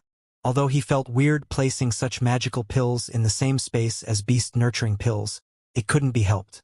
"One day, I'll be able to concoct you myself," Diane said with a light smile of confidence. "In fact, I'll be able to concoct one better than you." The pills vibrated in his hand, fueled by his arrogance. Pills of such a high level had a certain sentience to them and a baseline of love for their creator. It was the same way Diane's Queen Fairy pill was very happy to see him when it was first created. So, this pill didn't like Diane's arrogance very much. But, when it felt Diane's soul strength, it obediently stopped shifting around. "Although you're only of 70% purity, I'll forgive it on account of your high grade." It was certain that if the alchemist who created these pills heard Diane's thought, they'd pass out in anger. But who knew where that heavenly alchemist was now? Likely long dead. In fact, Diane should have thought about this fact before. Just how great were the preservation abilities of this room if these pills were in perfect condition even after trillions of years. Without another thought, Diane popped the pill into his mouth, catching Madeline doing the same out of the corner of his own eye. He could almost hear Liliana grumbling about how unfair this was. If only she had found such a pill in her youth. Maybe she would have been able to help the holy goddess more. Diane's body began to glow with a fierce light. In the next instant, the lines of his meridians began clear from the outside, showing off the intricate and delicate patterns filled with heavenly secrets. Diane hadn't even thought for a moment, what would it mean for the magic circles he awakened in the future if he suddenly had more than 108 meridians? But he didn't get a chance to simply because a shocking change was occurring in his inner world. When Diane ate the Divine Pulse pill, he had been fully prepared for a possibility where he had to once more reconstruct his inner world. However, he had taken a calculated risk. The truth of the matter was that Diane's individual strength wasn't worth much in this world as it stood now. Aside from his divine sense that gave him a vast advantage, it could only be said that his fist wasn't very large. So Diane weighed a few things. On the one hand, there was the possibility of having his cultivation sealed once more, but on the other hand, there was the possibility of gaining the strength he needed to make a difference now. No one understood his own combat prowess more than Diane. But even though it increased explosively, fighting a first-grade middle celestial would put him in keen danger. Although he had a certain confidence in victory, he was certain that it would require risking his life. However, one needed to understand just how valuable even a half-order difference made. In the martial world, it was akin to heaven and earth. So Diane took a risk. He knew that his inner world was modeled after the structure of his meridians, so he knew that reconstruction was inevitable. But what he banked on was that Evangeline's energy, the vast reservoir he had gained after dual cultivating with her, would make its presence known once more. The truth was that after shattering the first 3 seals left by Evangeline, the soul energy was the only one of them that Diane absorbed fully. The remaining energy and body cheese were sealed away by him. This was why Diane's bodily strength hadn't improved at all at the time, and also why his energy cultivation stopped at the peak essence gathering realm back then. Over time, Diane came to forget about them. It wasn't that he didn't know it would make his life easier, but the series of events that occurred resulted in him believing that it was better if he cultivated the conventional way. For one, when Diane entered Chaos Universe, it was a great moment for him to gain a higher level of energy control by cultivating with its chaotic mess of chi. This ended up benefiting Diane greatly. In fact, he had already mastered all of the energy manipulation techniques up to the peak common grade that his master required of him. Secondly, when Diane trained with the Demon Sage, he found that he couldn't bring himself to break through to the celestial realm. Something was telling him that he should wait. So he once more put off using them. As for why he didn't use his body chi, it was because he had decided to focus on refining his body first. This would increase his foundation instead of raising his cultivation, which he was satisfied with. Once he felt he couldn't refine his body anymore without increasing his cultivation, only then would he use it. But now, the fact he hadn't used these energies had become a blessing. A pleasant feeling overwhelmed Diane as his divine pulse slowly formed, vibrating his meridians as though giving him a massage. First, he panicked. He could already sense his cultivation technique attempting to seal off his soul and energy once more, but that was when he unleashed what he had hidden within his seal. Suddenly, an unprecedented flow of energy erupted within his inner world. Due to the fact the base of his world was constructed with primordial energy, it was no surprise that every bit of this energy was needed as the land exploded forth. It was now that the vast difference of just a single order was seen. Before, Diane's inner world had been barely 100 meters across. It wasn't until after his mind's eye doubled in size that it somehow reached 1,000 meters. Of course, this was mystery tied to the sovereign crown of his manifestation. A secret Diane would have to slowly unveil. But the truth of the matter was that this 900-meter added length was incredibly frail. One's inner world was meant to be built upon the strength of all three paths. However, these additional 900 meters were added solely due to Diane's overwhelming soul. How could it be as sturdy as its center? The exterior of Diane's inner world shattered under the might of the change as though reading Diane's mind, crumbling and coalescing into a tighter formation. In that moment, pulses of divine light descended. What once was a cracked, infertile land was given the breath of life. Diane didn't understand it now, but his inner world had been unable to give way to life before because the saint energy used to construct it was too inferior. All it could do was sustain an already birthed life. It couldn't grow or give birth to life itself.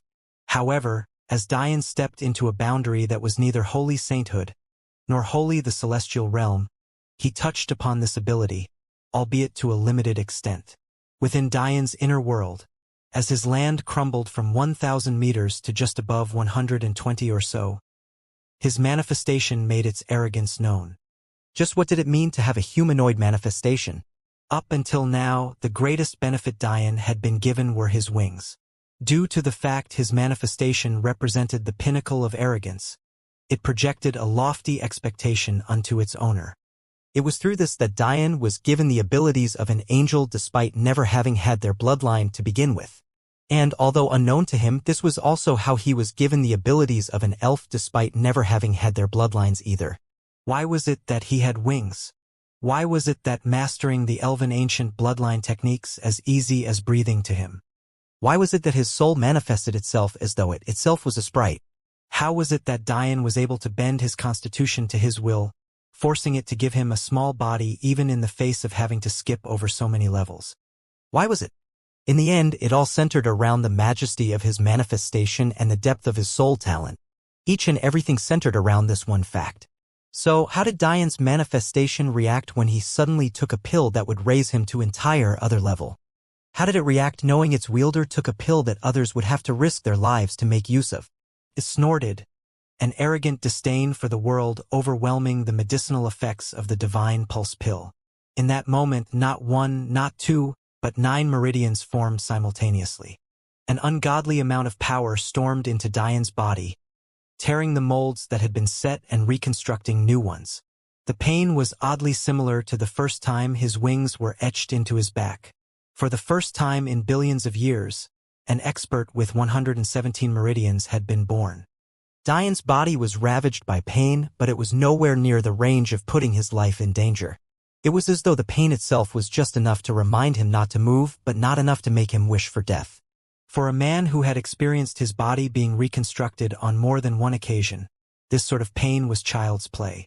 Instead, what truly hurt Diane was feeling Madeline's resolute decision to immediately attempt to build her 109th meridian.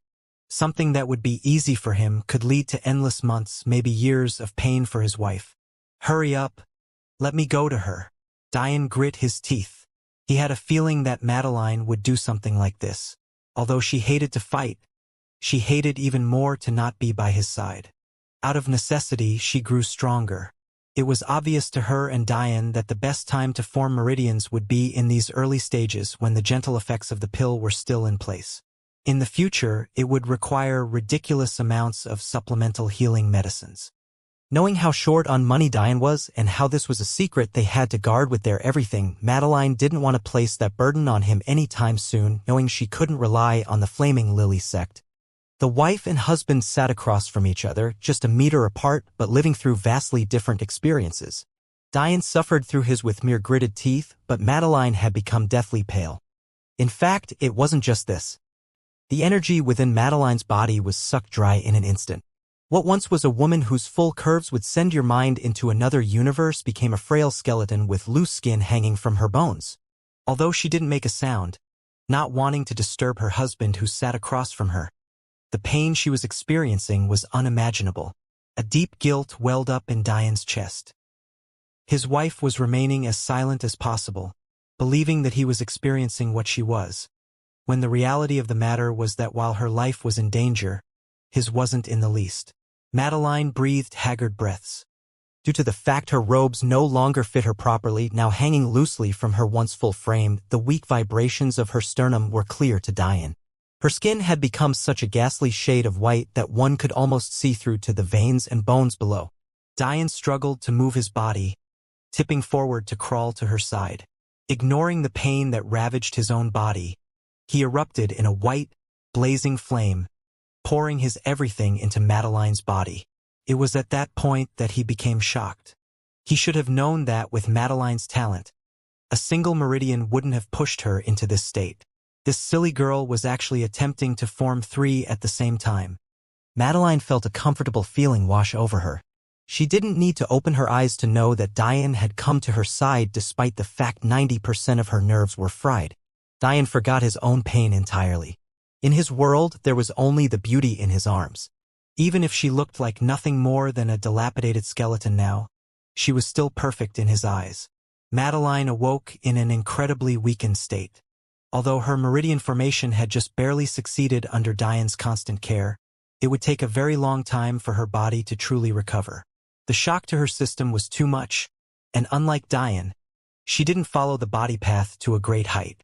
Unfortunately, although Amethyst was a beast, much like most beasts who reached great heights, she followed the dual human and beast path. As such, she passively relied on her body's innate strength as a beast while pursuing human endeavors such as a powerful energy path and soul. Obviously, Madeline didn't have such a strong innate body as a human. As such large-scale reconstruction was too much for her to handle in the short term. One had to understand that although there were only 3 meridians formed, just those 3 represented millions of new links. In order for meridians to work efficiently, there were a myriad of connections between all of their counterparts. Although there was only one main connection, there were innumerable subconnections. Madeline's body was essentially under complete reconstruction. "It's all right," Diane said with a smile. "You don't have to sit up. Take your time." Madeline, who couldn't see much more than vague shadows at the moment, felt relief when Diane's large, warm hands wrapped around hers. She knew that she was being reckless, but something told her that she needed to be in order to forge a greater path for herself. "I did something stupid," Madeline said weakly. Diane laughed. "Yes, very stupid." Madeline sighed. She didn't regret her success, but she regretted the fact she had slowed their progress. All her life, Diane had taken risks for her. So, how could she feel comfortable not doing the same? She was certain that even she didn't know the number of times Diane had risked his life for their sakes. Liliana watched this scene silently. Because of Madeline's weakness, Diane accepted her into his mind's eye. She couldn't help but wonder how stupid she had to be to believe that this Diane was an evil man. "I'm sorry," Madeline said softly. "Stop that. I would be a hypocrite if I blamed you." Diane caressed Madeline's grayed hair. Didn't he just risk having his cultivation sealed once more? Had his gamble not paid off, not only his life, but the lives of the beast babies and flaming lily sect disciples would have all been in great danger. Plus, I've lost count of the number of times you've taken care of me. It's my turn now. Under Madeline's insistence, Diane was forced to continue his journey through the Sky Castle. Rather unfortunately for the castle guardian. It seemed that these castles had themes of their own, and this one focused heavily on alchemy and pills. According to Madeline, the 3 visible palaces had no such themes. This made Diane really curious about what the other indivisible palaces held. But he knew he had to be careful for now. If he stumbled into a castle that didn't heavily lean toward the soul path, then he'd have to really struggle just like everyone else. But here he could practically clean everything out. As expected, though, the first door was a trap. It was human nature to start from the beginning before proceeding to the end. But, in the case of this sky castle, choosing the first door would result in you likely being stuck for years until you were kicked out. But, had you started with a later door, you would have received an easier trial. Although the reward would have been less, you would have at least gotten something. But, Diane only smiled at this realization. The so-called lesser rewards were still mostly of the comet and moon grade. And, since it only took him an hour to blaze through the hardest trial, he needed mere minutes to complete these ones. Under the paled and ugly expression of the red armored guardian, the castle's half-oval wooden doors blackened one after another, symbolizing their completion. Still, many rewards were useless to Diane. For example, a few rooms contained spiritual grate cauldrons or alchemy furnaces. Their functions simply weren't enticing enough for Diane to waste his time on. But he saved them for the soul-rending peak geniuses. Although he had yet to meet them since they had been in a coma for a very long time, Diane was certain that they were awake by now. Soon, his empire would have an army of soul path geniuses. The truth was that alchemy furnaces were very helpful to alchemists. Even Clara had one. Some had functions that boosted the percentage purity of pills. Others were capable of storing medicinal effects over long periods of time to allow for success where it would have been impossible. And still others were able to store numerous unique flames in a fashion that surpassed what the human body was capable of. This second use was especially important. Imagine for a moment that you had 80 of 84 required ingredients for a pill. An alchemy furnace that stored medicinal effects might be able to cover for what you were lacking, allowing you to succeed in what should have been a sure failure. Of course, this was under the assumption that you weren't missing any main ingredients. That said, although these functions seemed useful, Diane found them pretty useless.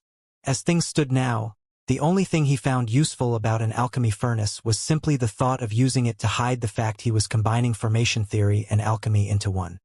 Aside from that, they'd only slow him down. The pile of useless things accumulated. In a few rooms, Diane found the alchemy robes of Comet and Moon Lords. Within them, stores of their life's work could be found. This was something Diane was certain others would drool over. He could imagine how much the Sapientia guilds would pay for these. But, again, they were useless to him. He firmly decided to sell these during the auctions as well. Maybe he'd keep a few as rewards for his subordinates as well. In some rooms, Diane found array alchemy staffs. Some boosted your soul stamina, others boosted your ability to use your soul strength efficiently, while the best were some combination of both. There were even a few that stored attack and defense formations for quick deployment. Although Diane was surprised to find array alchemy materials here, after he thought it made sense. After all, this mystical world was trillions of years old. The ban on array alchemy was a far more recent endeavor. Still, these were also useless to him. He probably either auctioned them off or give them as rewards as well. Although these items were technically taboo, as long as you only used them to boost your soul and not to practice array alchemy, it should be fine to sell. Considering how difficult it was to soul cultivate the normal way, these items would definitely go for a lot as well. In line with these useless things, Diane found many heaven and divine grade soul cultivation and martial techniques. That said, the martial techniques were slightly more intriguing to him. Obviously, since he had a peak divine grade soul cultivation technique, he didn't need another. But he only had one soul martial technique, Devour. Well, if you ignore his manifestations, that is. Some of the techniques were simply lesser versions of Devour, so Diane chose to add these to the bank of available techniques in soul-rending peak. Unlike equipment only a single person could use, techniques, especially such high-level ones, were too valuable to just sell off. However, there was one technique that made Diane's eyes shine with a bright light, finally ending the streak of uselessness. It was a middle divine grade technique known as Soul Aid. Its function was incredibly simple, but its usage requirements were incredibly high. However, Diane had always been able to ignore such restrictions. If he hadn't been able to, then why could he use a divine grade soul technique in Devour when he would be able to do the same for an attack-based energy or body technique? The more Diane read through its pages, the wider and wider he grinned. Even Madeline, who lay in his arms, began to think her husband had turned into a madman. Soul Aid, in strict terms, was exactly what it sounded like. It was using your soul to help. The more Diane read, the more excited he became. The only sad part was that this was a 9-part technique, but there were only 3 here. Still, it was more than enough to have him salivating. This technique was one of heavy analysis. It essentially burdened the soul by having it analyze all sort of things from pills, which fit in line with the theme of the Sky Castle, to techniques. After finding weaknesses, Soul Aid was able to create a shorter path to success. Whether this meant improving the formula the pill was formed from or improving the technique it analyzed. Dian completely ignored this technique's function for pills, but when it came to combat, his mind nearly exploded at the possible implications. According to the note left by the creator, he was tired of those of the soul path being ignored in combat. Although they were valued for their professions, this creator didn't feel that this was enough. In fact, he was correct. Oftentimes, alchemists without backing were bullied into essentially becoming slaves who did nothing but work for the clans and sects that took their charge. This was a large part of why guilds were created, in order to protect themselves.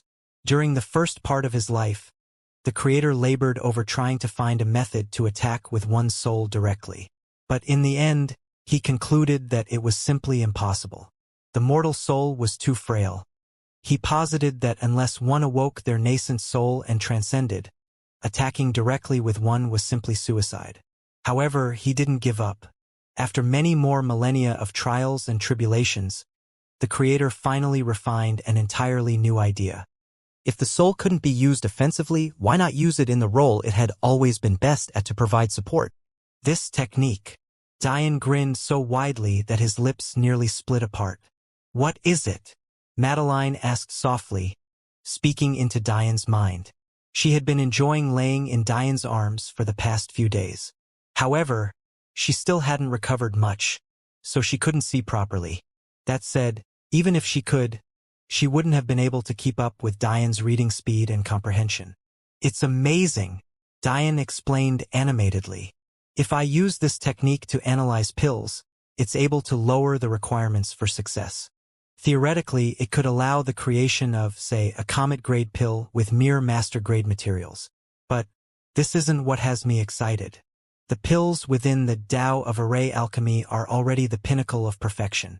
I believe that this technique only undoes the mistakes made over the years by failed alchemists. Dian was correct. One had to remember that Madeline's blood-related mother was unable to form even a master-grade pill by the standards of the Tao of Array alchemy, despite being a comet-grade alchemist herself. It was clear that the standards of today were too lax.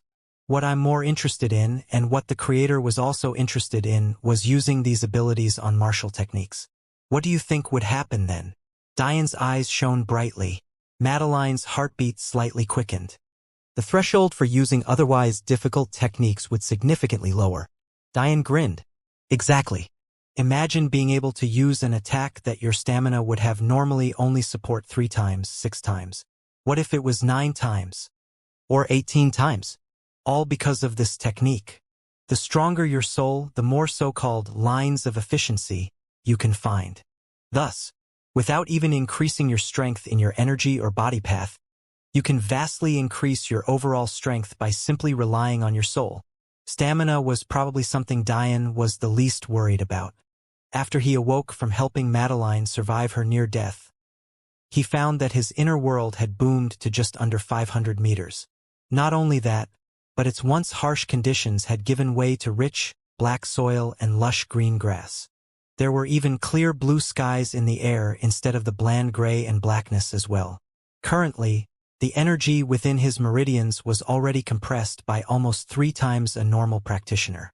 This resulted in his energy moving around his body like melted mercury instead of the loose gas most others had. On top of this nearly 3 times, his inner world had provided him with an addition 5 times at a mere 10 meters across. But now it was 500 meters across. He had over 200 times the amount of energy reserves a normal saint had. Of course, this number would come down when he crossed over into the celestial realm simply because celestial energy was more volatile than saint energy. The same was true when comparing enigmatic energy to celestial energy. But even still, the difference between him and his peers would be like heaven and earth. So why was it that Dian, who should have all the stamina in the world, so excited about a technique that gave him more? It was because that this wasn't just about stamina. When he saw the words line of efficiency, he immediately thought of numerous applications. What if instead of using it for stamina purposes, he used it for techniques he couldn't use right now? Currently, he was at the 9th will level of his Titan will, so he couldn't use the second act of Titan Emperor's will. But what if he lowered the requirements for himself? What if he used this line of efficiency to speed up his comprehension of techniques? He was already fast as it is, but he had considerably slowed down as of late. It was difficult, even for him, to reach the one with self-realm of peak common grade techniques. In fact, it would become exponentially more difficult once he started with Earth grade techniques. But wouldn't this lower those requirements? What if he used this technique on weapons instead of pills? Wouldn't he be able to create higher-level weapons from weaker materials? The possibilities were endless. Now that I think about it, Diane mused, this technique isn't entirely useless to me for pills. If I used it for improving concoction speed instead of improving the pill formula, it could work. Diane smiled. He felt that even if this had been the only treasure he received from this, he would have been endlessly satisfied. But not only had he received this, he had also received the priceless star-grade Divine Pulse pills. In addition to all of that, now that he had so many valuable items he could auction off, he didn't need to place the Divine Pulse pills on the line now. It was best if no one ever found out about them. With that thought, Diane spent a few weeks to master what amounted to about a third of the technique. He felt that he would soon step into its second of 3 tiers as well. Hopefully I'll find the second and third parts. If not, it's not so bad. It still counts as a divine grade technique. As expected, it wasn't so easy to lower the requirements of Titan Emperor's will. He estimated he would have to master the third part to do that. But with Diane's speed, he was confident in doing so within half a year. Something that would be a pipe dream for anyone else. Still, at just the peak of the first tier, Diane was certain of lowering the requirements for any Earth-grade technique by as much as 40%. Even for Heaven-grade techniques, it was about 20%. Knowing this, common-grade techniques didn't even need to be spoken of. They were already at 60% or so for peak common-grade techniques, even more for lesser grades. With this, Diane's speed of reaching the one with self-realm had more than doubled. Plus, his energy consumption in using common-grade techniques was almost negligible now. One particular day, Diane's eyes flashed open, a warm soul pressure emitting from him as complex arrays turned within his eyes. He had an odd scholarly air to him that was much different from his usual unrestrained, almost bestial style. But he was still the same Diane. Small success of the second tier. Diane breathed out, picking up the sleeping Madeline in his arms and finally continuing to the next trial room. On the top floor, the red-armored guardian was only growing more depressed. If Diane hadn't spent 3 weeks, he would have already cleared the Sky Castle. When was such an overwhelming genius born? It was borderline unfair. To think he did all of this with his sick wife in his arms. If he had been willing to let her go, he would have finished even faster. The blackened doors continued to grow. There was a good portion of the treasures that remained useless to Diane. More cauldrons, more alchemic robes, and more techniques. But others were more useful in the sense that they would help him grow his empire. He found a room filled with soul stones. Although the actual purpose of the room was to show of the formation at the center of it that sped up soul cultivation by almost 50%, Diane didn't care about it. This was because the Tao of Array Alchemy had a more efficient formation that increased soul cultivation speed by almost 100%. What actually caught his attention were the stones themselves. Much like energy stones could be created by great experts, so could soul stones. Diane didn't need these soul stones for himself, but he thought they could be useful to alchemists when they were on the final step of a concoction and needed just a little bit more energy. Since there were several trillion of them, more than Diane could bother to count, Diane believed that using these would be good for building the foundation of his empire. It wasn't like he had the time to sit around and concoct every pill and forge every weapon. Actually, soul stones had another use. In large-scale formations that didn't rely on the laws of feng shui, they were necessary for upkeep. They could also help Diane create formations his soul was too weak to form right now. For example, creating a planet-grade formation with mere moon-grade strength. Of course, Diane would have to research these formations heavily, but it was still possible. Finally, there were a whole host of pills that Diane found incredible as well, many of which fell between the comet and moon grades. The first were moon-grade soul foundation pills. These were among the pills Stella asked for all those years ago. Back then, Diane could only promise her one, but here were several 100,000, just sitting and waiting. These pills were able to give those without innate souls a baseline of soul talent and also expand the mind's eye. If Diane combined this with the Aurora steps, the results could be devastating. The second weren't exactly pills, but rather tea leaves. Or, more accurately, a stock of 10 spiritual plants and seeds that produced these tea leaves. They were known as Heaven's selfless breath and were planet-grade plants. They allowed one to sink into their selfless state without penalty. Or, sink into an even deeper selfless state than one you were currently in, again without penalty. However, the function that caused Diane's heart to beat the most was something the twins had said offhandedly when they saw the 10 bushes that stood barely a meter tall. According to history, these plants were the best means by which one would learn the secrets of their manifestation. After being surprised by his own just weeks earlier, Diane realized just how little he understood his manifestation.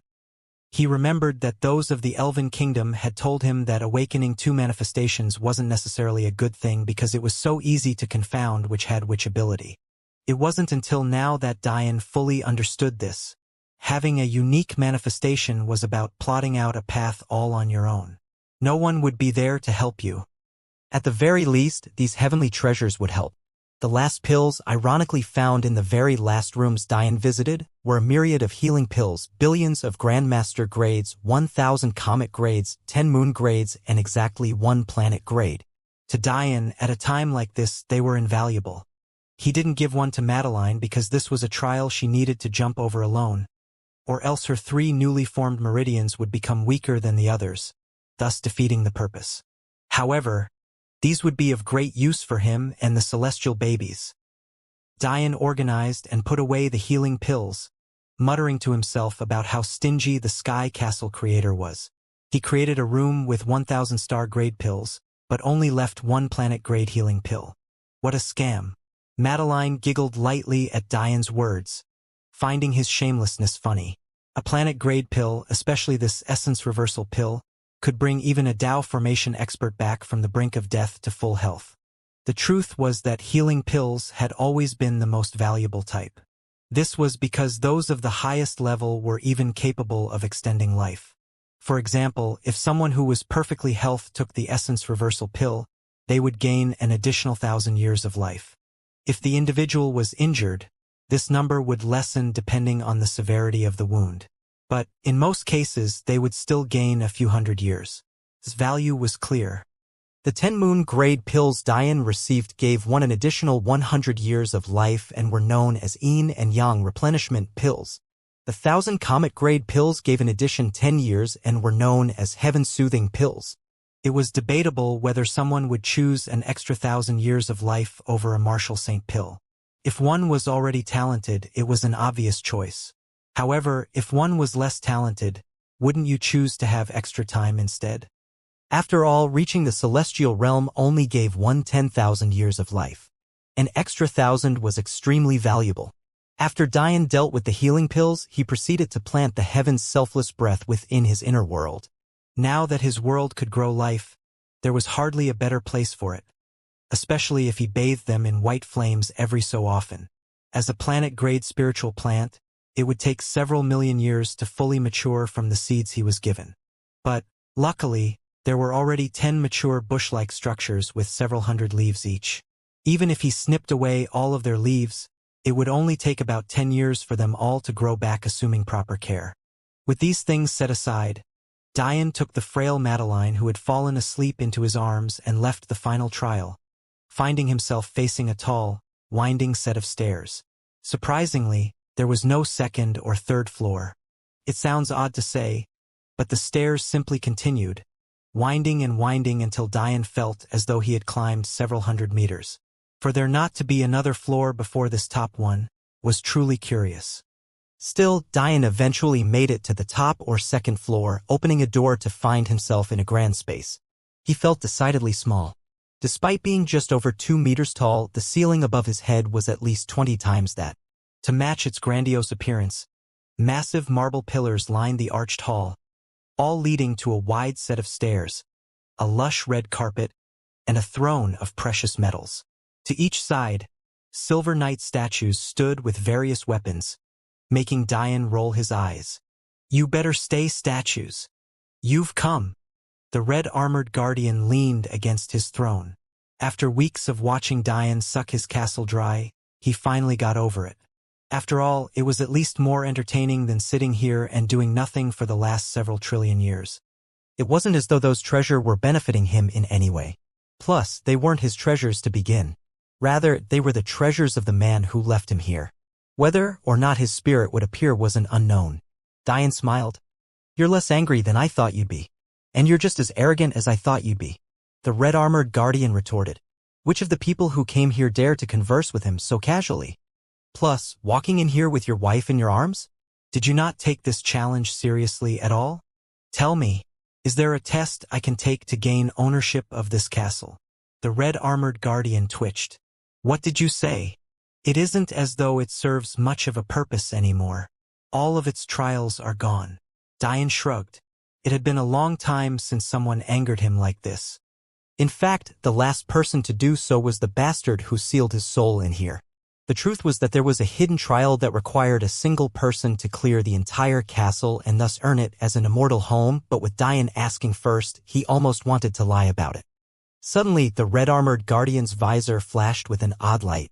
"You technically could have earned this sky castle, but unfortunately for you, you received help during your first trial. As such, you didn't fulfill the requirements." Dian looked down at the quietly sleeping Madeline and smiled bitterly. What a shameless guardian. Technically, he did receive help from Madeline during the first trial, but should that really count? "Giving me the key will be enough, then." Dian got over it quickly. The truth is that he didn't care to have this as an immortal home. Although the space was grand and magical, what he actually wanted it for was create a battleship. He had had an idea brewing ever since her found that reservoir of sky mercury. Not only was it made of very hard materials, this metal also had an invisibility property. One can imagine how useful that was in warfare. The red-armored guardian almost passed out in anger. He had been hoping to see Dian throw a tantrum in frustration. Yet that didn't happen. "Just take it." The red-armored guardian threw a ball of light at Dian. In its center, an elaborate six-sided key hovered. What was the point of testing Dian? There was none. Dian allowed the key to enter his inner world, preferring to hold onto Madeline with both arms. Then he turned to leave. "Are you really just going to leave like this?" The red-armored guardian couldn't help but call out.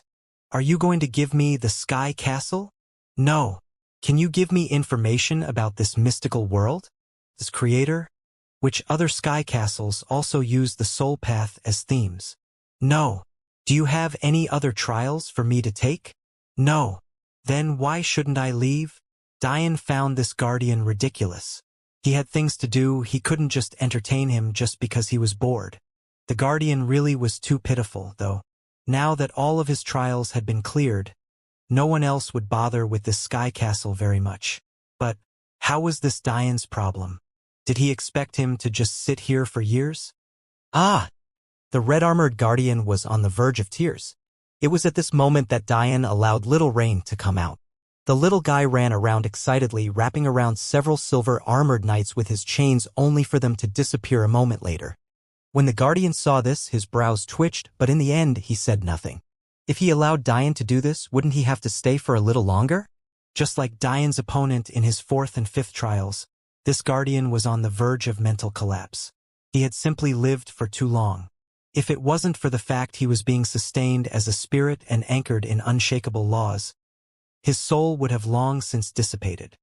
But this was too much for anyone to handle for such a long period of time. Truth be told, the other guardians were like this as well. The problem was that they were bound to stay here by a Star Lord. Even Dian couldn't do anything about that, by normal means, that is. Also, it wasn't that the guardian was being petty in not giving Dian the Sky Castle either. Even though it was dissatisfied with Dian's attitude, it valued its own mental health more than its pride. But the rules of the castle bound it from doing what it wanted to do. At the very least, had Dian taken ownership of the castle, he would have been able to see a change in scenery. Wait, Is that a mineral spirit? To think one would be birthed in this world. Even Lord Creator didn't dare to presume such a thing would happen. The guardian mumbled to himself. Technically, you could leave if I let little rain absorb the entire castle, don't you think? The red-armored guardian's visor shone once more before dimming. It's impossible. You yourself are an array alchemist. You should understand the difference between a Star Lord and everyone else. Even for a sprite, especially an infant like this one, it's an impossible feat to accomplish. The little guy would sooner die than absorb even 1% of this sky castle, almost as though to prove his words correct. Little Rain's elated glee grew quiet as he stumbled sleepily, crawling back toward Diane before falling into a nap. Clearly the high-quality materials were too much for him to take in all at once. Still, he cleared the hall of several hundred silver knights who, by Diane's estimation, all wore peak-stage comet-grade armor plates. What I'm more interested in is what kind of rock coats the outside of this castle. Oh, that is not naturally occurring. It's a special alloy Lord Creator created after fusing the special properties of several hundred metals. It's a high-level weapons master technique he created himself. Is that so? Then that probably means that the weapons master Sky Castle has far better rewards than this one. Although Diane didn't say it, he found the word created ridiculous. Since when was fusing metals to form an alloy something just one person came up with? Maybe the metal was unique to him, but the technique wasn't. Even for you those trials wouldn't be easy. There's a reason that it's a Phase 2 castle. Well, look at you, was that so hard? If you just gave me the information I wanted, there'd be no need for this wall between us. There are things I cannot tell you because the Lord Creator forbid us from doing so. Even if I have this key, even if you have that key, you really can't tell me which sky castles are which? Sorry, but I wouldn't suggest you go to any other sky castles. Although I can't tell you which are which, I can tell you that Lord Creator isn't a fan of losing. This castle was already impossible by that standards of a celestial to completely clear. Lord Creator only gives out the things he can take back. And no one has ever taken as much as you. Diane's head tilted slightly in thought. He had experienced legacy worlds with creators who had ulterior motives before, but it turned out that the demon sage was actually just venting his anger. Could it be that this creator was similar? Or worse? Diane smiled. What is a Star Lord in the face of the seal? Pure soul energy poured from Diane poured into the seal. Although moon-grade chi, it was at an amount that could only be found in someone who had already broken through to the Tao formation realm. With the size of Diane's mind's eye, his soul stamina was almost endless. A beam of golden light filled with ancient characters tore through the air, slamming into the Red Guardian's forehead. On the highest plane of the golden flame mystical world, a skeleton wearing robes of gold red sat slumped on a throne with a crown seemingly about to fall from its head. Before it, there was a sea of fire the likes of which even a Tao formation expert couldn't withstand. The entire throne room was akin to the lowest plane of hell. It was at that moment that sparkling blue flames lit in the skeleton's eyes, flashing with a murderous intent.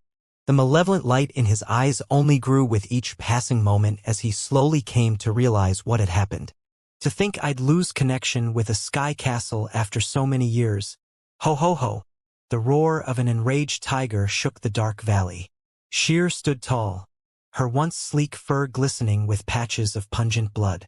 Her slaughter chi had reached a peak it never had before. She simply had never been so angry. Cowards! Her roar seemed to say, aimed toward the still hiding rulers of this demonic gorge. Because of them, she had been incapacitated for weeks, and her brother and sisters were forced to cover for her. She hated that feeling. The claws on her hands enlarged, glistening with a red light as she pounced across the swarm of demon beasts, unleashing her all-out rage. Everywhere she went, creatures of the night shivered in terror, unable to withstand Sheer's growing slaughter heart. To the enraged white tiger's back, 3 celestial beasts lay gasping for breath. After almost a year, to say they were just tired was a severe understatement. Even their inner organs seemed to ache with an endless and unquenchable fatigue. In such a large group, Sheer's dominance could be seen. She had the most potent attacking power of the 4 of them, as she was a beast forged for battle, and she showed it. The pain of the past few months didn't seem to register for her. Under Bybee's continued support, She felt that her stamina was endless. It was at that moment that a tiger almost twice Sheer's size met her roar. It leaped out with a ferocity, blazing in a blue and black demonic flame. Beneath the flame, the hardened black fur of its body could be seen, rippling with a deadly power. Their battle lasted for weeks. Sheer, who had only just broken into the third celestial realm, actually held her own against a high celestial transcendent beast, venting her rage thoroughly. Unbeknownst to her, she had triggered a unique bloodline ability of the celestial tiger. Celestial beast bloodline abilities came into two forms. The first were ones that they shared together, whether that be avoiding tribulations or flying before the essence-gathering realm or allowing the formation of pills that would otherwise not work. However, the second form was very near and dear. These were their subspecies abilities. Sheer was the last of the four to awaken hers, but at the 9th hour, under the pressure provided by her opponent, she burst through with the ferocity only a celestial tiger could match. "This is the place you die, cub." From the shadows, the demon Tiger King erupted in a blaze of fire, clawing toward Sheer's head. All this time, his clansmen had been suppressed by Sheer's bloodline. It was for this exact reason that Sheer had held out for long. But the moment she awakened this new bloodline ability, her opponent faced death's door almost immediately. A tiger who should have been on her last legs suddenly blasted forth with a new vigor, enlarging her size by 50% as her speed skyrocketed to a new height. How could the king still remain silent even at this point? However, that was when hell on earth descended from the skies. Meteoric spears of gold and red showered the beasts from above. A god amongst men stood in the skies, looking down with an expression of disgust and disdain. His lives were in his hands, and he had no intention of giving up such control. There was an enraged look on this god's features. It was as though the demonic tigers were his mortal enemies. The demon Tiger King roared in anger. If his strength wasn't sealed, when would he ever had trouble with such an ant? In the distance, a group of Xianxia guild disciples shook in fear, watching the god descend from the skies. The sounds of gulping filled their general vicinity as cold sweats matted their backs. Even for a true god. "This is too much, isn't it? He isn't even a celestial yet. Senior sister, we just have to admit that we were wrong and leave this be. He's clearly out of our league." The senior sister this disciple referred to was none other than the black-robed disciple in name of the Beast Guild's head. "He's not infallible. Isn't that his wife injured in his arms? If he was so perfect, how did that happen?"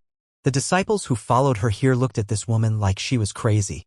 Only a person completely blinded by greed would say something so absolutely stupid. Madeline was a celestial false true god. Shouldn't you be wondering what could hurt her, yet be completely unable to harm him? "Senior sister, you've lost yourself to greed. We can't follow you anymore. They might not even be descendants of celestial beasts as you say. We just have to wait. The demon Tiger King is no pushover. As long as true god Sacharo is injured, we'll have our chance." Or, a voice akin to a demon emperor filled their ears as a blood-red array began to form before them. "You can just die now." Shock colored the faces of the crouching disciples. Their senior sister barely had time to form a face of regret before her head was splintered in half by an intricately patterned ruby spear. Her last vision was of a bloody sea filled with the repenting hands of white skeletons. Diane stood upon a gold formation, raining down hell upon the demonic gorge. By now, his use of soul aid had reached such a scary level that his already formerly overwhelming soul strength had only become all the more so. Since he entered the marital world, Diane's favorite array to use had always been his weapons hell array. Even with his master banning him from using his weapons hall manifestation, the ability was still powerful beyond belief. In the beginning, it was a mere third-stage array, corresponding to the lower practitioner realm. However, Diane made improvements to it until it shone a purple gold and entered the 5th stage, or the lower master realm. After Diane found the Tao of Array alchemy within the Elven tombs, he learned that the versions of the weapons hell array he was using had several levels above to go. In the end, he was able to form a new version capable of destroying peak saints in a single strike, shedding its purple gold color to transcend into the Grandmaster realm. However, it was also at that time that Diane learned of the highest form of weapons hell, judgment. It was also then that Diane understood just where the name weapons hell stemmed from. broken into 9 levels. Judgment was akin to 9 levels of hell, each new level delving into a more savage and depraved landscape. Within these 9 levels of hell, the first punishment was carnage. Unfortunately, the truth of the matter was that Dian was still too weak to evoke the true strength of even this first level. Although his divine sense was far vaster than even more high Dao formation experts, his energy grade was lacking the oomph that was necessary. As things stood now, Dian could wield the lowest form of Moon Soul Chi. Although its quantity was vast, its quality was far below Planet Soul Chi and leagues from Star Soul Chi. As such, it was impossible to bring out the full strength of these techniques despite having such a vast Soul Chi reserve. It was also for this very reason that high-grade heavenly treasures could hide from his detection and why he had to rely on Little Rain. Up to now, the only way Dian could use Carnage was by purposely introducing faults into the array. By making it imperfect, he lowered its requirements but also significantly lowered its power. The issue here was that his methods were crude. However, what if Dian found a systematic way to lower these requirements? For example, by using the very technique he had just learned, Dian no longer had to stumble around or strain himself to the absolute limit. He had gained the equivalent of a heavenly formula. All he had to do was enter his requirements and an answer would be calculated for him. Soul Aid, at Dian's current level, had 4 options open to him: weaken, strengthen, slow, and accelerate. Every tier of Soul Aid provided what its creator termed as degrees of freedom. The higher tier you entered, the more degrees of freedom you'd gain. Since Dian only had one part of this technique, he only had access to 3 tiers. But within these 3 tiers, there were 6 degrees of freedom. The first tier gave him access to weaken and strengthen. The second tier gave him slow and accelerate. Weaken and strengthen were exactly what they sounded like. To a certain extent, Dian was able to weaken a technique to a level he could use more comfortably or strengthen one that had become too easy to use to the point of uselessness. As things stood now, he could control weaken to almost 500% and strengthen to about 5% for soul techniques. But for non-soul related techniques, his degree of freedom was far weaker. Essentially, Dian can strengthen Carnage to 1.05 times its normal strength, or cut it to a fifth of its normal strength. However, although weaken lessened the energy requirements, unlike higher tiers of this technique, strengthening required more energy than usual. Accelerate and slow were slightly more complex. Slow was another form of weakening, but in a very specific lane. It allowed a user to maintain the strength of a technique while lowering its energy use. But the penalty suffered was the slowing of the technique. Simply put, one exchanged speed for lower energy usage. Accelerate was another form of strengthening. In exchange for raising the energy requirement, one could increase the speed of a technique. One could imagine how useful such abilities would be in battle, especially if layered. With Dian's Split Minds technique, he could calculate countless things at once on the battlefield and use these degrees of freedom with the utmost control. The demonic beasts below stood not a single chance against his enraged onslaught. Even weakened to a fifth of its normal abilities, Carnage was essentially an instant kill for lower celestial beasts and humans alike. The best part was that although he only weakened it to a fifth, the energy requirements had dropped to a tenth. When Dian realized this, he immediately layered the acceleration degree of freedom onto Carnage. Now, not only was Carnage almost twice as fast as it was in its peak form, its energy requirement was still only a fifth. The blaze of red and gold spears lit up the skies, filling the demonic gorge with a river of blood. Still, even at a fifth the energy requirement, it was still too much for the current Dian to create hundreds of thousands of Carnage spears. But a few hundred at once was well within his range now. If he paced himself, he could continue this onslaught for days if need be. To supplement this small number, he used them in conjunction with his weaker weapons' hell arrays, cornering the beasts before delivering a final strike. From beginning to end, he didn't take his gaze off of the enraged Demon Tiger King as Sheer fought his subordinate. With a final roar, Sheer slashed the throat of the high celestial blue flame Demon Tiger, ripping his chest apart and swallowing his massive several-meter-long heart in a single bite. Sheer's reddened eyes glowed savagely as blood dripped from her lips. It looked like she was ready to pounce again at any moment. But It was then that her vision wavered and her steps fumbled. In the next moment, she tipped over, ragged breaths pumping through her chest. She was completely exhausted. Diane carefully placed Madeline's napping body into their shared room within the Demon Sage Tower before descending from the skies, making his way to Shear's ragged body. "Big brother." Shear mumbled weakly. Despite the state of her voice, given her size, she still blew hot winds toward Diane at several dozen kilometers an hour.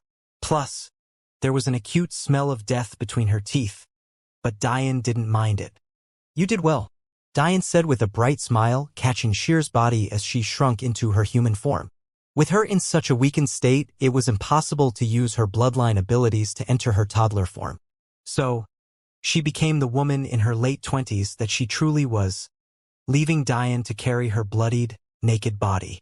Carrying Shear's frail figure, he made his way to his remaining beast companions, the three of whom were barely conscious. They had been forcing themselves to stay awake in case Shear needed their help, but they were on the verge of completely giving way. Looking at Shear's body, the inexperienced Sen's eyes widened. "She can look like this, but she insists on acting like a little girl? I'm adding her to my list of wife candidates." Diane rolled his eyes. Sen had no sense of propriety. Shear, Baibi, and Lin were practically his siblings. They had grown up together like brother and sisters. He really was too shameless. Of course, Shear was an absolute beauty. How could she not be with her celestial blood? She even had a wild aura to her that reminded Diane of Amphory when she spoke of dragon hunting. Plus, her figure and curves were even more outrageous and blood-rising than Madeline's, likely due to her bestial aura. But no matter how he looked at her, Diane could only see a little sister. It was the same way he looked at little Lila. No matter how devastating a beauty she became, she would always be his little sister. But clearly Sun didn't care about such things. He didn't find Shear attractive in her tigress form because he was an ape. But the beauty of a human was universal. Lin and Baibi combined to slap the overgrown monkey in the back of his head, simultaneously agreeing to never show their mature bodies to him. Obviously, their beauty lost out to Shear in no way either. But they didn't want to be ogled by this shameless ape. "What did I do?" Sun scratched the back of his large head, pouting like a child. Seeing what amounted to a family reunion occurring right before them enraged the remaining blue flame demon tigers, especially since one of their own had actually died. This might not have even been the worst part. Diane had only attacked for little more than 10 minutes, but half of their army of demonic beasts was wiped out. Wasn't this too exaggerated? Of course, the 4 beast babies killed far more than Diane had, but that was over more than 8 months. By their calculations, the demonic beasts should have lasted at least another 2 months. By then, their enemies would be too tired to do much of anything. But, as things stood now, they were too scared to even more, even under the threat of their leaders. The truth of the matter was that carnage wasn't just a physical attack, it was also a mental one that transported one into a hellish realm. Those who survived Diane's onslaught didn't survive the wave of mental torture. Whenever they looked at Diane, they could only see an obsidian skeleton standing tens of meters tall and wearing a crown of flesh and blood. How could they attack such a thing? Diane took out a large pill, crumbling it piece by piece and allowing Shear to swallow it. What the remaining celestial beast had thought would take a long process was completed in just minutes before their eyes. The gaping wounds on Shear's frail body closed at visible speeds and her haggard breath steadied. Shear's eyes that had been fluttering closed widened with a new vigor. Diane raised an eyebrow. "Don't tell me celestial blood makes healing pills more effective?" "That's right. Not just healing pills, though. Pills of any kind gain a certain percentage boost when we intake them," Lin answered. "But it's definitely not always to this extent." Clearly, the pill was of high quality as well. "I also think that since our blood has been refined to an extreme thanks to Big Brother, our abilities are more potent." "How unfair," Diane mumbled, causing Lin and Baibi to giggle. "It's no wonder people hunted celestial beasts down to the point of near extinction." "Well, it is a comet-grade pill. I was expecting a few hours, but a few minutes is good too." In the distance, the blue flame demon tigers panicked. This whole time, they had been expecting to just deal with Diane. But if he suddenly regained the help of beasts, they thought were long since done, it would be over for them. But it was too late. Of the 1,000 heaven-soothing pills, Dian gave each of his beast companions one, healing their injuries in a matter of moments. It was like this that Dian's first battle alongside his beast companions began. Or rather, Dian's beast companions spectated and clapped while he unleashed a massacre. Dian looked down at his right hand. Sometimes it would be a staff, other times it would be a spear, then a halberd. He really couldn't decide what weapon to use. After his tribulation ended due to his mask, he had gained the seed of knowledge for all 9 core weapons. Still, he had only used the quintessence of the rod until now. At the same time, he was still very weak in the quintessence of the bow and arrow. It seemed like the largest barrier to him. As for the knife and sword, he didn't know as he had yet to try them. Finally, Dian settled on a halberd, swinging the bland gray weapon with absolute ease. This is too light for me. Dian found out not too long ago that the dwarf's diamond weapons his master made for him were actually completely hollow. To think that a weapon could weigh millions of gene with being just a few atoms thick. Unfortunately, Dian couldn't form dwarf's diamond like his master could, so he was unable to increase their weight. Her skill level was still far above his. This would have to do for now. Breathing out slowly, Dian settled himself down, facing the slowly approaching horde of blue flame demon tigers. He had half a mind to tame them, but the reality was that he didn't know any such techniques.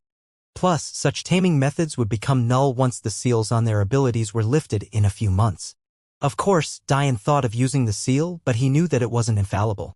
The only reason he could keep control of Elder Nova was that he was a weak Dao formation expert to begin with.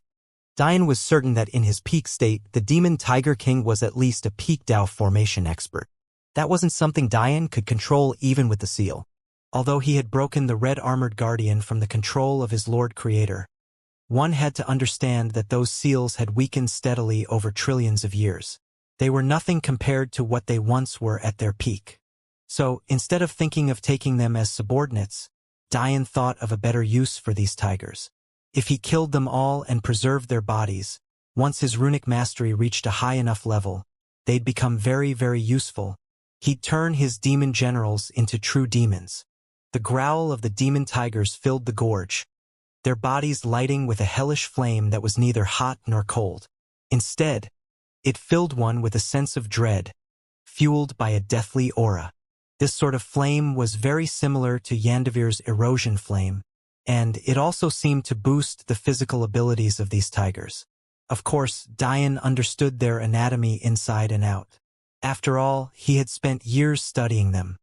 Dian charged, disappearing from his location in the blink of an eye to appear amid the beasts. Before he could be shocked to find that the constraints of the world had significantly loosened around him, he was forced to fight the battle of his life. Yet, there was a grin on his face.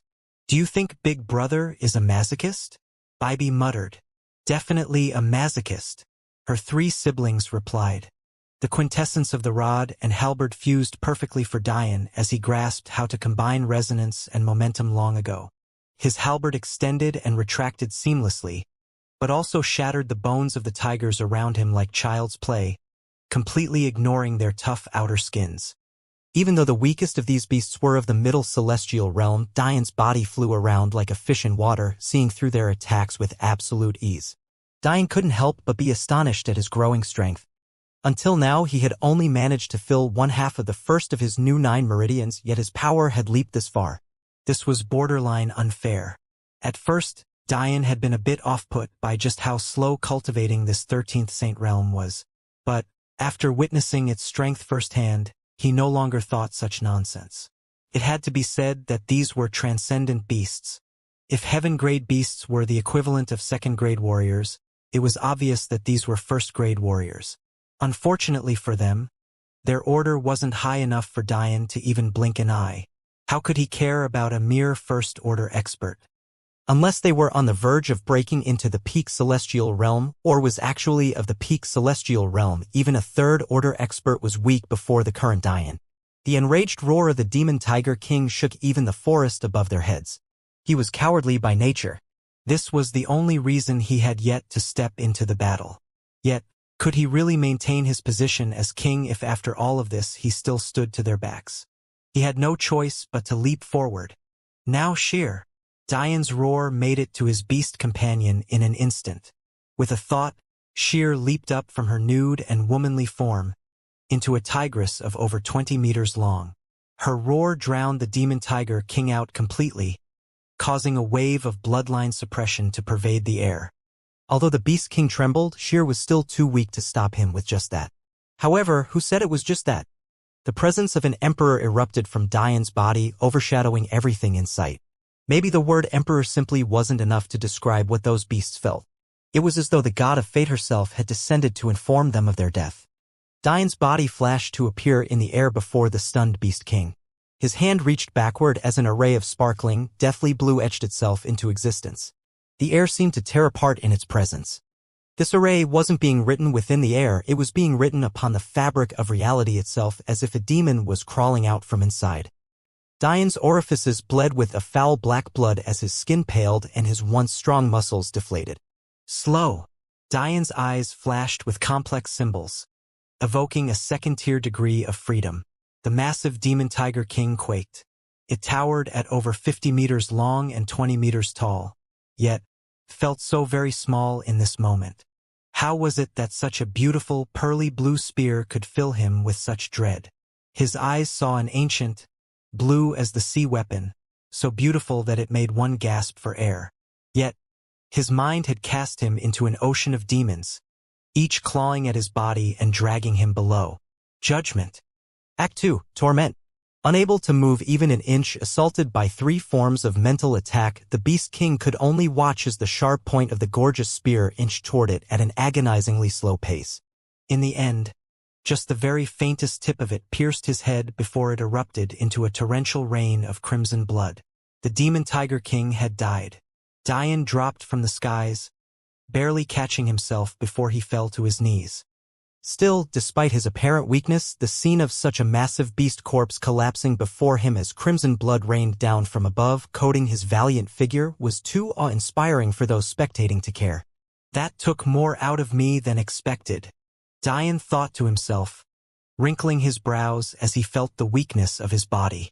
Although the remaining blue flame demon tigers didn't dare to attack for now, he didn't think that such a situation would last.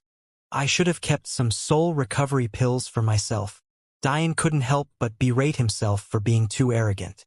These soul recovery pills were among the niche markets he wanted to corner within the tower. In fact, although he hadn't checked himself, he was sure that they were among his top-selling items. But Dian hadn't thought he'd need them. His soul being drained was exceptionally rare for him, so it didn't seem necessary. Despite using slow to drastically reduce the energy requirements for torment, Dian still felt himself sucked completely dry.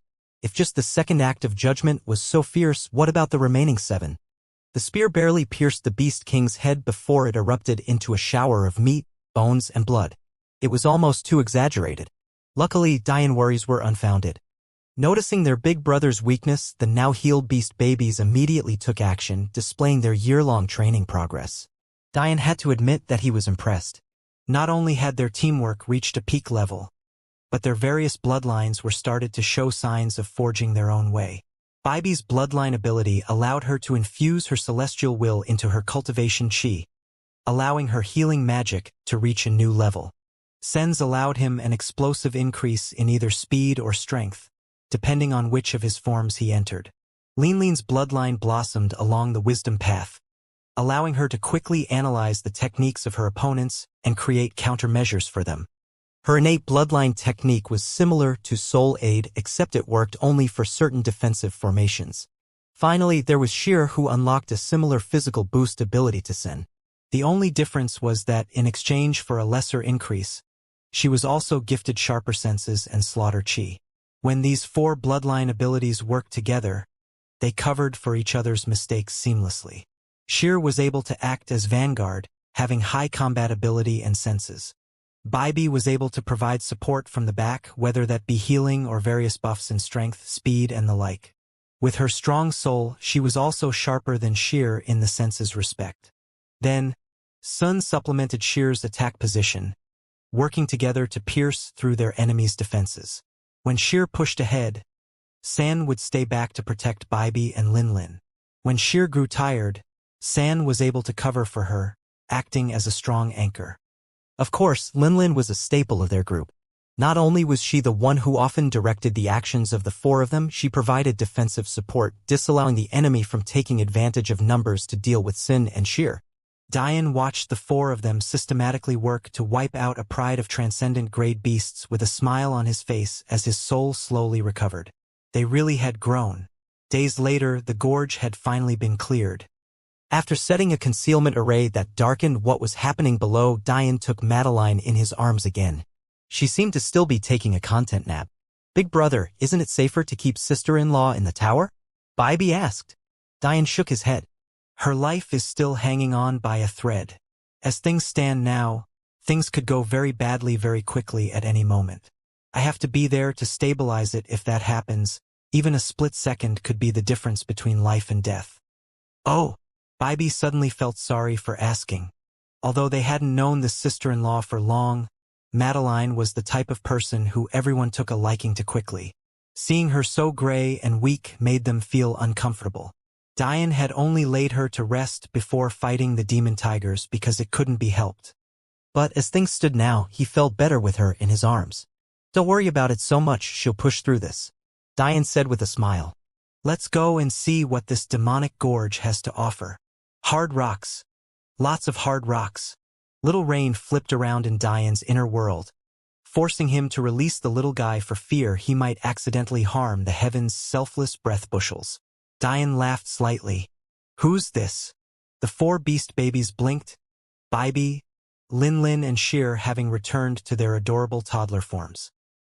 He's our moneymaker, Dian said mysteriously. Who knew that Little Rain, who had been completely knocked out for the past more than month, would suddenly awaken with such vigor? Still, this was good news. The demonic gorge was large. Who knew how many mineral deposits they had sitting around? Although Dian was very interested in the concentration of demonic and devil chi, he was even more interested in just what kind of minerals would be formed after trillions of years bathing in such conditions. Demonic and devil chi had similar characteristics, but branched along separate paths.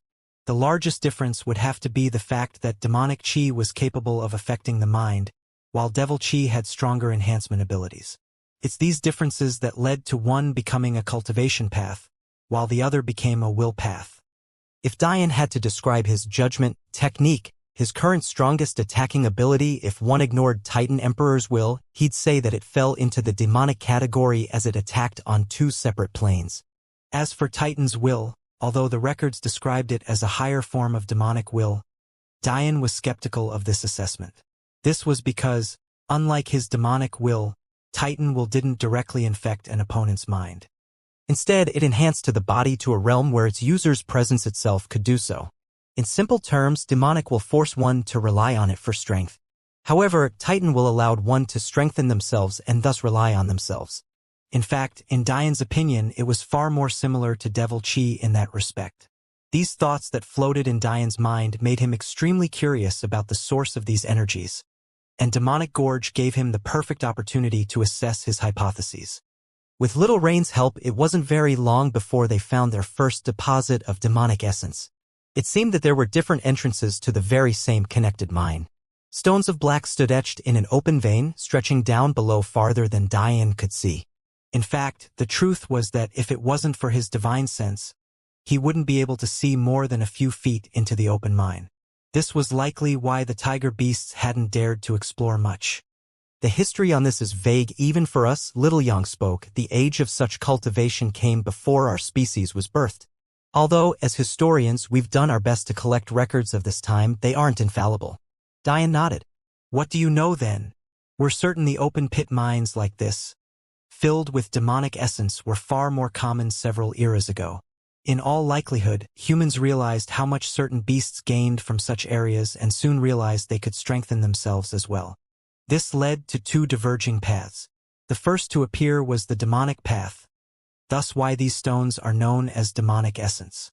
Much later, when humans began to study their meridians to step away from the body refinement path and begin to follow the body and energy paths, this was when devil cultivators were born.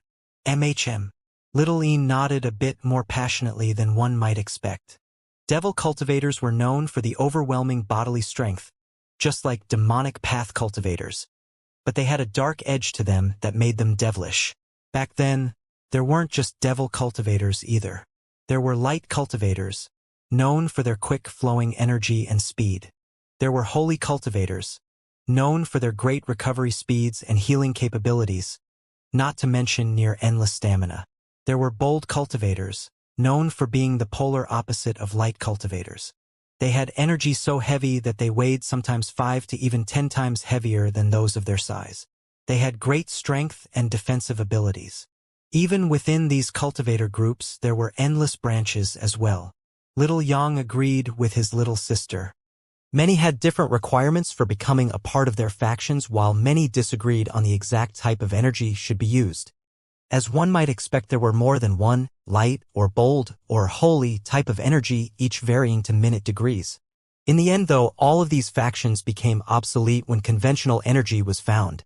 Although those who followed the conventional path could never defeat those factions in their lanes, when it came to overall fighting ability, the conventional path always wins out. They're simply more balanced. Dian nodded. When he faced True God Falker just months earlier, the reason he had deflected his attack so resoundingly was because he had used bold-type energy.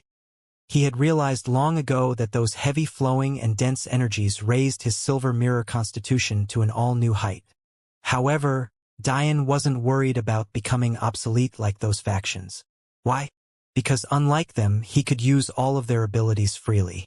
This was also why the devil cultivators had survived to this day. They could wield both conventional and devil chi.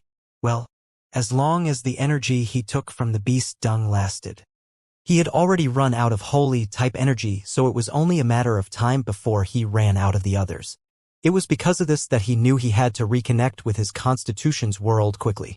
Only it had an abundance of these energies. But he had to be strong enough to take it for himself.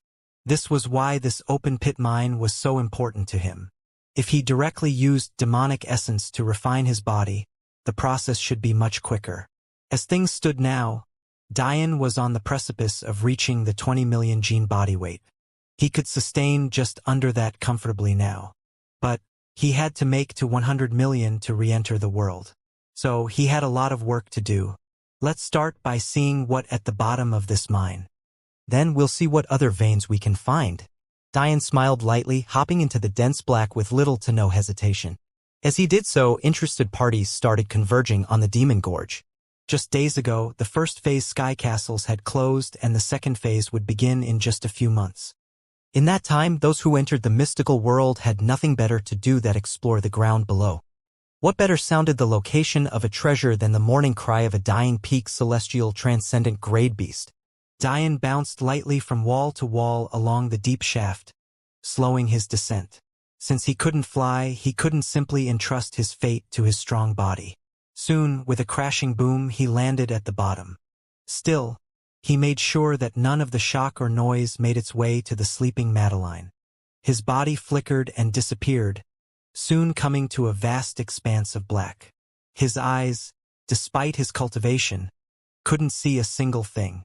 However, his divine sense picked up a scene that should have made his heart drop to his stomach.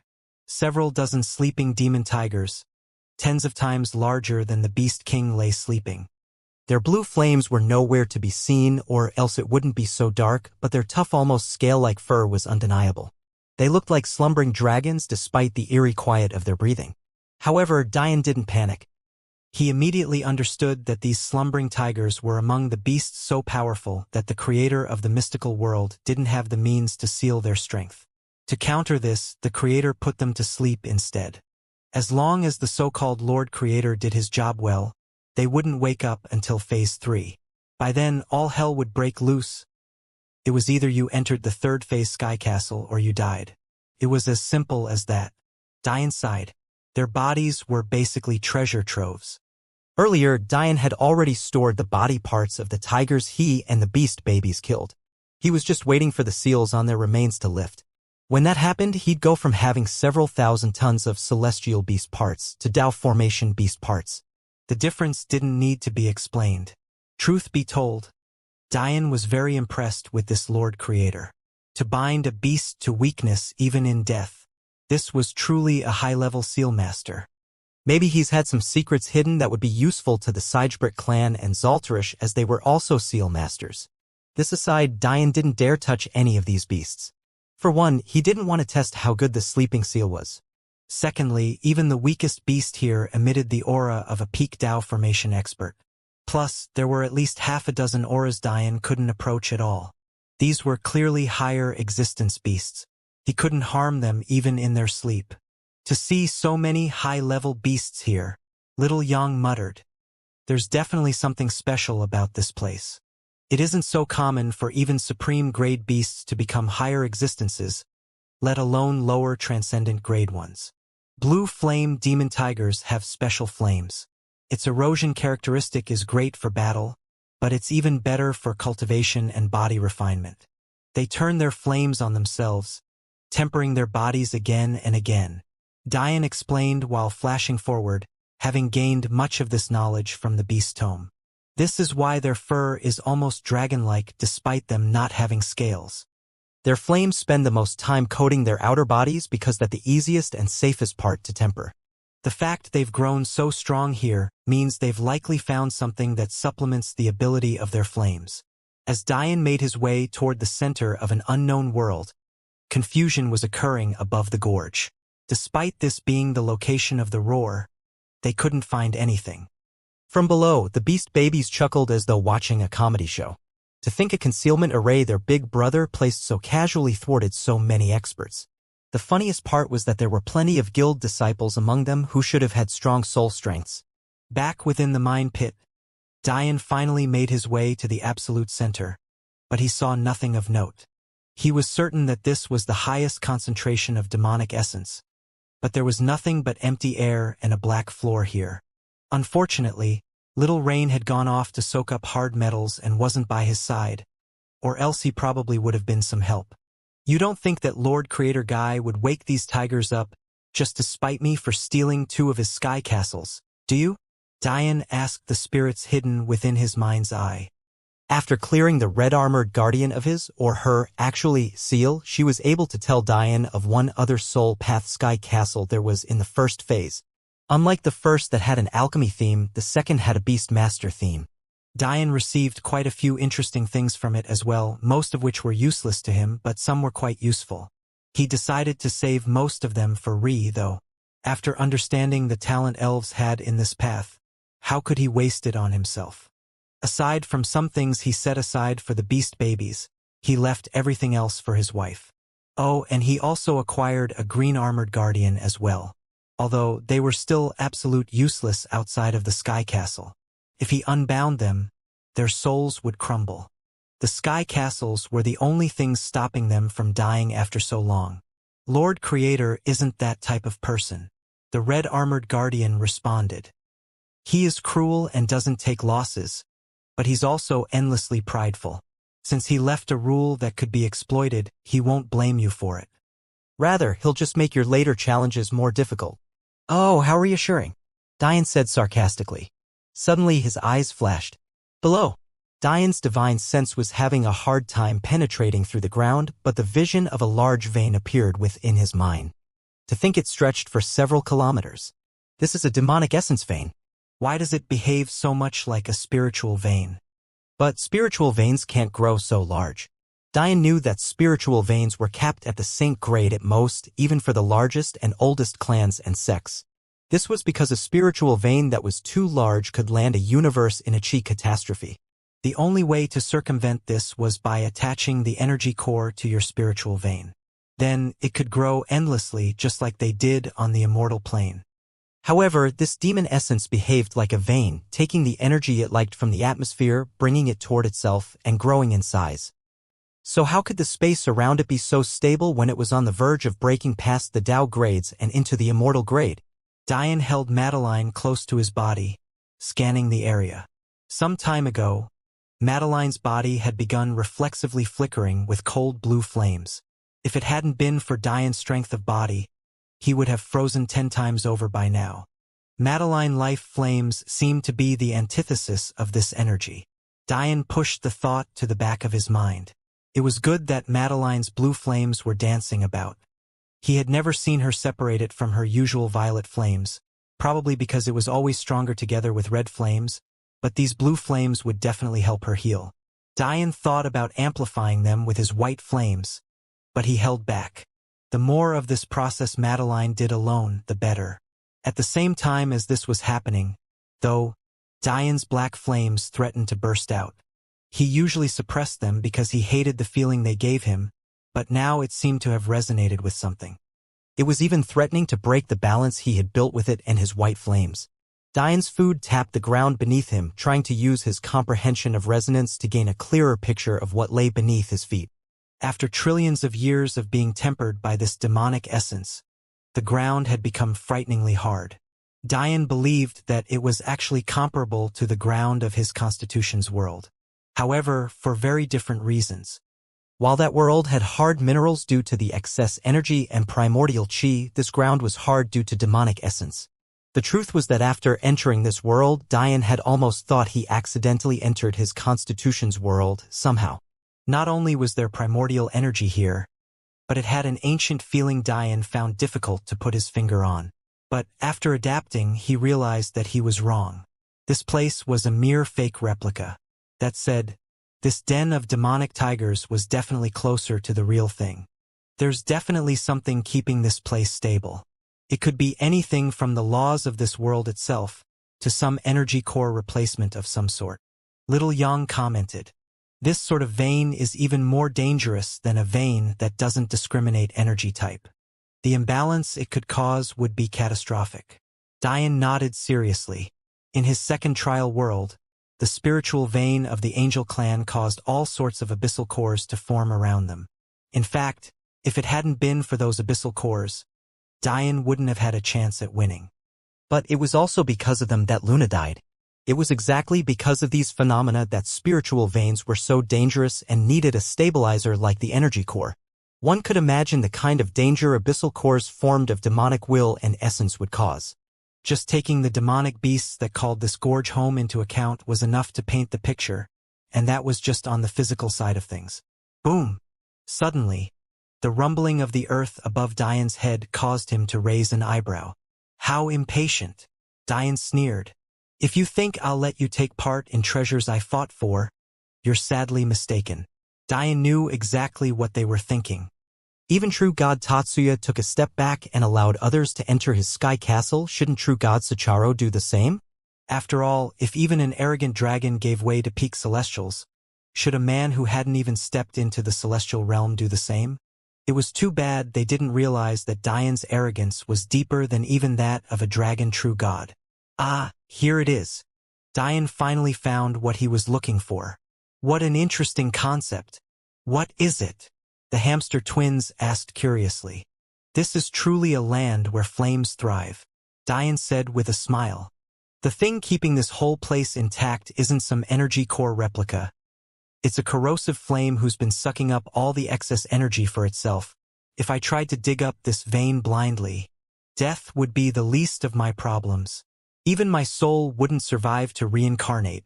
Diane suddenly understood why his black flames were so excited. It was like it had just met a close brother it hadn't seen in decades. Unfortunately, Diane couldn't get a scope of the flame. His resonance abilities only faintly caught onto its outer traces. You plan on taking that flame and this vein, don't you? Little Yang asked as though he was looking at a masochistic fool. Diane grinned. I would never do something so stupid. Who do you think I am? I would die the moment I dug even a centimeter into this ground. To describe this flame as a Tao flame is an understatement. Don't you see how far even the half-step transcendent demon tigers sleep from this place? Then why is your smile getting bigger and bigger? Little Yang mumbled. Diane's grin grew so wide that his lips looked as though they'd crack at any moment. Oh, me? No reason. An instant later, Madeline's body disappeared to be replaced with a blade as black as night. Then, Diane swung downward. We're all gonna die. The hamster twins tried to find tears to cry, but the heavens wouldn't even allow them the benefit of shedding any. While Diane was having the time of his life, Clara and Ree were having quite a difficult time. The dark ocean was exactly as advertised. Without even a piece of land as far as the eye could see, dark waves crashed beneath them, making it seem as though even the water itself wanted their lives.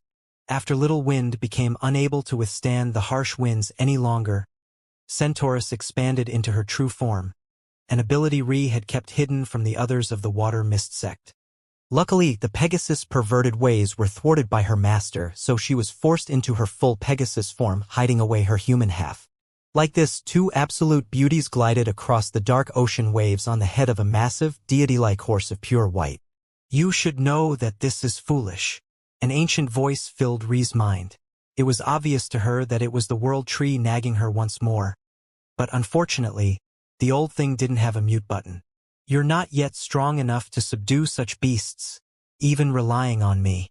You should wait until you enter the Tao formation realm. Clara smiled, looking at Re's annoyed face. That old bastard annoying you again?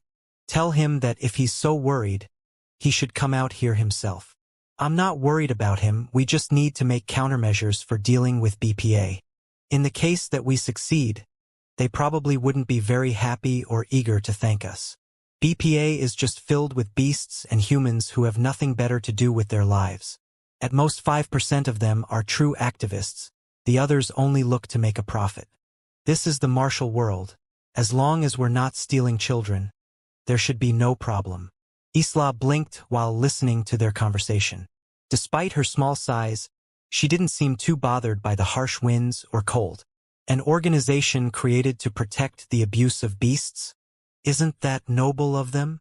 It would be noble if it wasn't actually made of transcendent-grade beasts who look down on lower-grade beasts to begin with. The organization was essentially created so that humans couldn't monopolize beast resources, so that they could. They don't actually care about beasts, they only care about projecting an outward appearance that they do so that they can profit. Re explained. After Diane's confrontation with BPA, Clara had done some digging, something that was easy for her considering she was in the Sapientia clan's good books. She found horrible abuses of power everywhere. It was laughable that they called themselves the Beast Protection Association. In the past, it was true that humans only saw beasts as food and resources.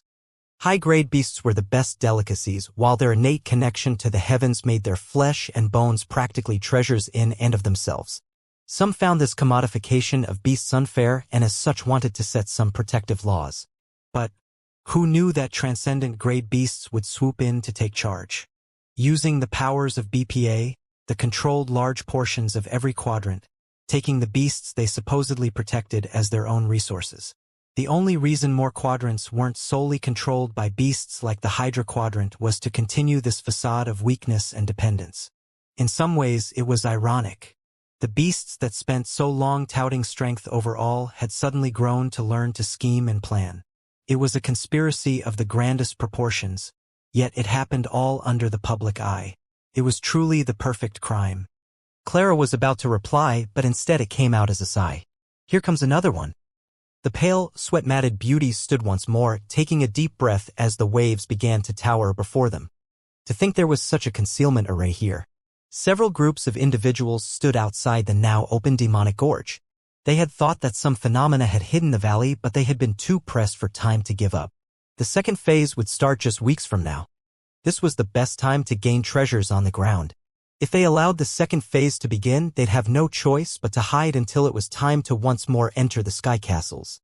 Some might think it would have been better for them to give up, but the reality was that it was more efficient for them to continue looking in an area they were certain was hiding something. Unlike Diane, they didn't have broad-branching divine senses. Even if they left, there was no guarantee they'd find anything. Therefore, they made the collective decision to stay. In the end, they were rewarded for their efforts.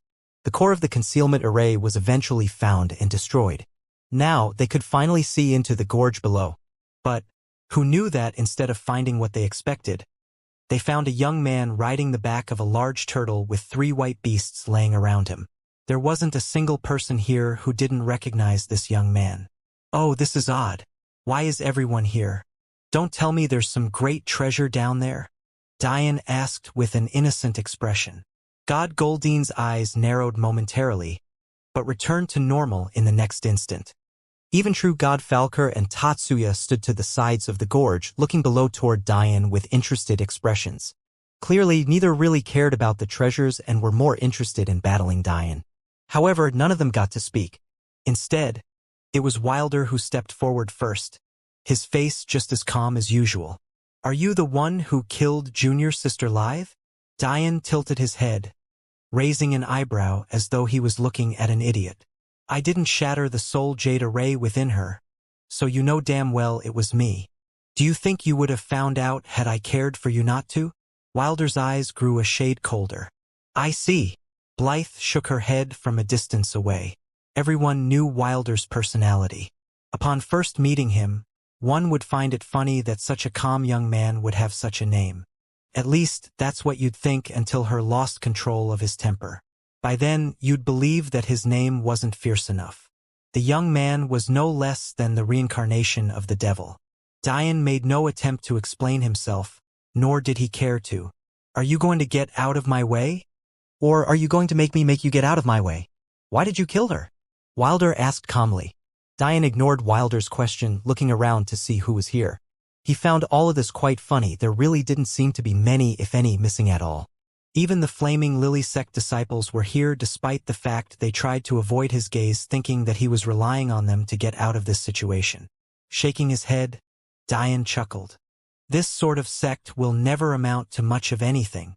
The female disciples reddened with embarrassment, but continued to avoid his gaze. At the very least, Sabona and Yandavir seemed to be looking for a way. Well, Yandavir actually seemed more interested in what was within the gorge, which made sense considering the corrosive flame that lived down there would resonate with her own innate flames very well. You may not know this, but although Junior Sister Lithe was an unnamed disciple of the Beastmaster Guild head, she was also training to become a weaponsmith. If you don't understand, this means that she was under my charge as a Comet Lord. Yet you've killed her. Wilder's voice remained eerily calm. He didn't seem to notice the fact Diane had ignored him. "Big brother, that guy has an ugly spirit," Bybee muttered. Diane wasn't so surprised by Bybee's analysis. As a celestial deer, she was very sensitive to purity, and by proxy, impurity. She could see the wild aura building up within Wilder just as easily as Diane's bestial instincts caught on to it. "Listen, Blythe." The exceptionally arrogant young lady and second white-robed disciple stepped forward to mediate. "Both of you need to calm down. Lithe was a bitch, and I'm certain that she's done something stupid. But at the same time, as a Comet Lord of the Weapons Masters, Wilder has an obligation to her, but more important, to his prestige. It's possible to reach some sort of consensus here if you two are willing to listen." Diane smiled, but those of the Xianxia Guild nearly fainted in shock. Since when did Blythe had such an understanding and soothing personality? However, this was just how she was. She only respected the capable, and both Wilder and Diane were exactly that. If Diane had been someone weak and unworthy, she would have allowed Wilder to do as he pleased. But he wasn't. She knew that Wilder couldn't afford to fall out with a true god. At the same time, she knew that Diane couldn't risk angering such a young Comet Lord either. Offending Wilder was akin to offending both the runic vein masters and the weapons masters. Although Blythe had their best interests at heart, she was wrong about one thing. Diane had no need for any of the Xianxia guilds, least of all the Runic Vein Guild and the Weaponsmith Guild. Among them, maybe the only guilds he cared to offend even less were the Alchemy and Formation guilds.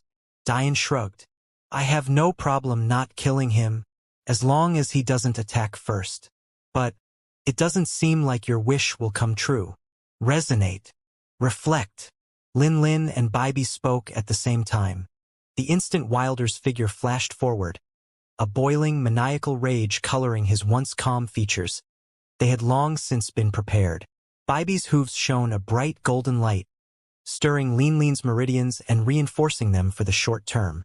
In that instant, Lin Lin could support a fiercer chi travel speed and a stronger output. Her technique strength had instantly rose by more than 3 times. Lin Lin's head peeked out from within her beautiful black shell. Her white lipless mouth opened ever so slightly, causing a shield of brilliant ancient patterns to appear before them. Diane smiled lightly. His hand rose, causing a formation of crimson red to etch into the skies. Those watching felt their eyes glue to the action. Although they had seen Diane and Falker exchange blows, it was only for a moment. Seeing Diane fight a middle celestial like this was like having first-row tickets to a highly anticipated event. The truth of the matter was that Wilder's momentum was fierce. Despite only being a first-order genius, He and many other body cultivators felt like the criteria for false true God should be changed. Why was it that only the energy path was considered when his body superseded what they were capable of? Not only did he have a first-grade energy cultivation, he had a first-grade body. A glaive of red appeared in his hand as he pierced forward, a frightening light covering his eyes as they washed over with blood. In that moment, his power doubled, activating a hidden runic vein within his body. Still, Diane's smile didn't fade as Wilder crashed into Lean's ancient symbols. His glaive remained intact, but his arm cut open in dozens of locations, erupting into a shower of blood even as the defensive technique shattered. Diane's arm, raised to his side, heightened just a slight bit more. Weaken.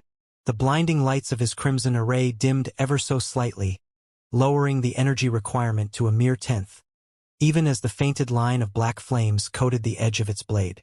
Accelerate. Accelerate. Accelerate. 2 times. 4 times. 8 times. Your fist isn't big enough, Diane said lightly. A beam of red flashed across the skies. To those spectating, it looked like a demon emperor had drawn his finger across the clouds, slicing them in two. Wilder's eyes widened. It wasn't just his. Every disciple witnessing this seemingly nonchalant attack of true God Sicharo felt their hearts seize. Pain, agony, blood, murder. Emotions of terrible massacre and the depths of hell pervaded their minds. Danger. This man was dangerous. So dangerous that they should run. Run as far as they could right now before it was too late. Until that is, it was too late. Wilder tried to dodge, surpassing his body's limit to activate several more hidden runic veins.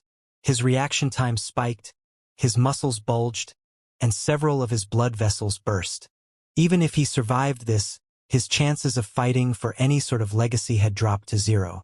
No one's body could survive the simultaneous activation of so many runic veins. It was at that moment that Wilder realized his so-called buffs meant nothing in the face of this attack speed. No matter what he did, it was useless. It would pierce his heart and he would die. To the side, Blythe, who had frozen much like most others, realized this as well. But she couldn't allow Wilder to die. It wasn't that she cared for his life, but rather that she cared for her own. Only the two of them together could keep the guild disciples in line toward the same goal. Without his influence, she would lose control over the peak celestials of his factions, and thus her chances at succeeding would also plummet. Her delicate hands lifted into the air, pressing her 2 forefingers together and drawing them into a circle in the air. If one had time to think about it, they would realize just how talented this young lady was to activate a magic circle in such a minor time frame. Condense. The air seemed to suffocate around the surroundings. If the former density had been just 1, it was now over a 1,000. Sheets of invisible, condensed air appeared in the path of the bloody red line. Although it barely lost a partial % of its speed, this interference was just enough for Wilder to avoid a blow to his heart. However, that wasn't without losing his entire left arm and a large portion of his chest and shoulder. A bloody hole slightly more than a foot across blasted through Wilder's body, causing his eyes to dim in pain. God Goldine slightly tilted his head to the side, allowing the ruby spear to sail past him before disappearing into a wisp of smoke. His eyes narrowed. Only a fool would believe that that wasn't only purpose. To think that he would toy with Wilder to such an extent that he even drew a trajectory toward him. The worst part was that Christian 3 thought that he had dodged. But the bloody line on his cheek told a different story entirely. Diane didn't even watch as Wilder's body fell from the sky. A light sneer was on his face as he watched God Goldine wipe the blood from his cheek. Consider that punishment for daring to send your petty henchmen to stop my progress. Arrogant. Who would pick a fight with the Sapientia guilds and a god at the same time? How could they not all simultaneously have this exact evaluation of true God Sicharo? When they had first seen him appear, his eyes were so gentle and he was so handsome that they hadn't noticed it at all. But this young man's whole demeanor was one that looked down on the world entirely. Even if they all threatened his life now, even if he knew he would lose his life, he wouldn't back down even an inch. Plus, could they really be certain that they could kill him here?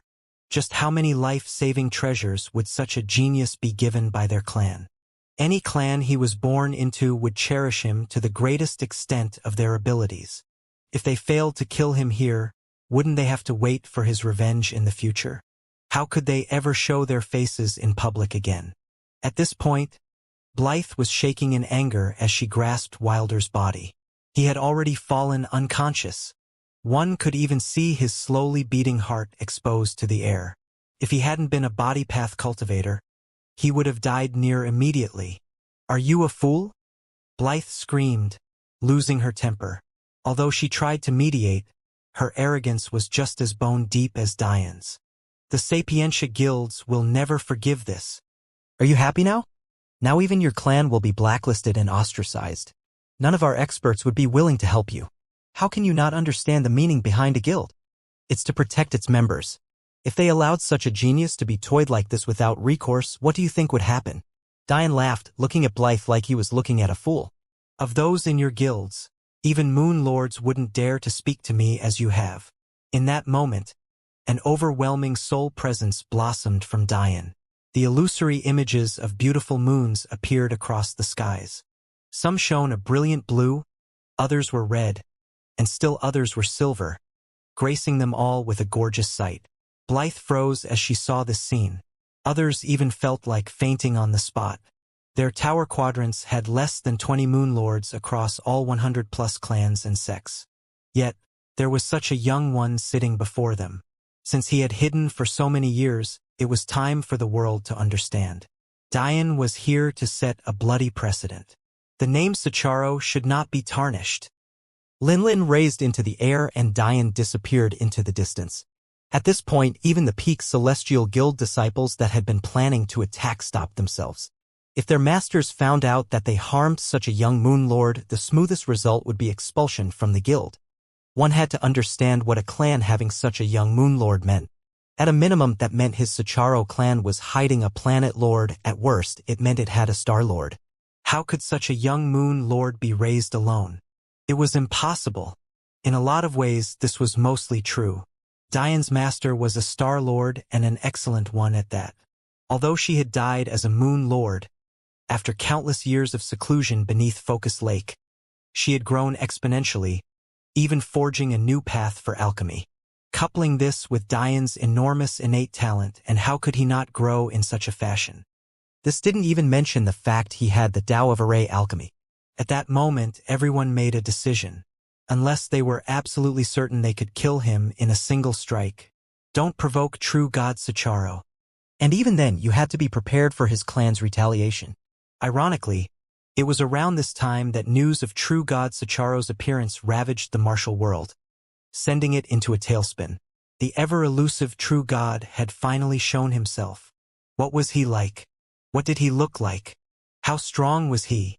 The truth of this matter was that this matter should have been disseminated months ago, but due to various circumstances, it hadn't. Those who paid for spots to the Golden Flame mystical world all assumed that either the Golden Crow or Flaming Lily sect would spread the information. Since they were in their quadrant, both their elders would reach their home sects first. Under that assumption, they thought that there was no point in spreading the information if someone else would get the credit anyway. However, this wasn't what happened. After returning the Flaming Lily sect, the Vice Master found herself in an internal war. It didn't stoop to the point of overt conflict, but some dividing lines were being very clearly drawn. Some believed that trusting in Madeline and Diane was a good choice, while others believed it was the height of foolishness. They had been a female-only sect for so long, but now their future would suddenly be in the hands of a man? They'd become the laughingstock of the cultivation world. Due to all of these issues, the Flaming Lily sect didn't have time to mind sending news to the SNN. On the Golden Crow sect side of things, it was in their best interest that news of True God Sicharo wasn't released at all. In that way, if he died, suspicious glances couldn't be aimed toward them. That said, they knew that this was a useless endeavor. They assumed that a genius like Diane wouldn't simply be able to leave his clan as he pleased. So they likely already knew where he had gone. This was why they hadn't bothered to attempt to stifle the information, but that didn't mean that they would actively spread it themselves. Along with these two reasons, there was a last third. Tao formation experts found it beneath themselves to do such things. After reaching such a deep cultivation level, what benefit could the SNN give them that would raise their eyebrows? They were already rich. One had to know that aside from the disciples who entered the mystical world, the remainder were all supervising elders who had followed them, all of whom happened to be Tao formation experts. As a result of this, the news spread slowly and naturally. Eventually, it reached the ears of those who were much less prideful than those old cultivators, and it was they who finally brought the news to the SNN. Like this, the SNN did their own investigating before somehow finding footage of the incident. In an instant, images of Diane's handsome visage became plastered all over the martial world. But what many were even more interested in was his clash with true god Falker. To defeat a true god without lifting a finger, this was a man truly worthy of 4 first-place finishes on the god trials. At this moment, Clara and Ree were fighting yet another life and death battle. A massive beast that could only be described as a black-scaled basilisk roared toward them, its large body even blocking out the dark clouds in the sky. "Are you sure this is just an image?" Clara said bitterly, using her wind domain to boost Ree's speed. Ree grunted, floating in the air as her white tails whipped about. Pillars of ice and water crashed into the basilisk's massive body. She missed the days where the only basilisks she had to deal with was that overly affectionate couple back during her first campaign.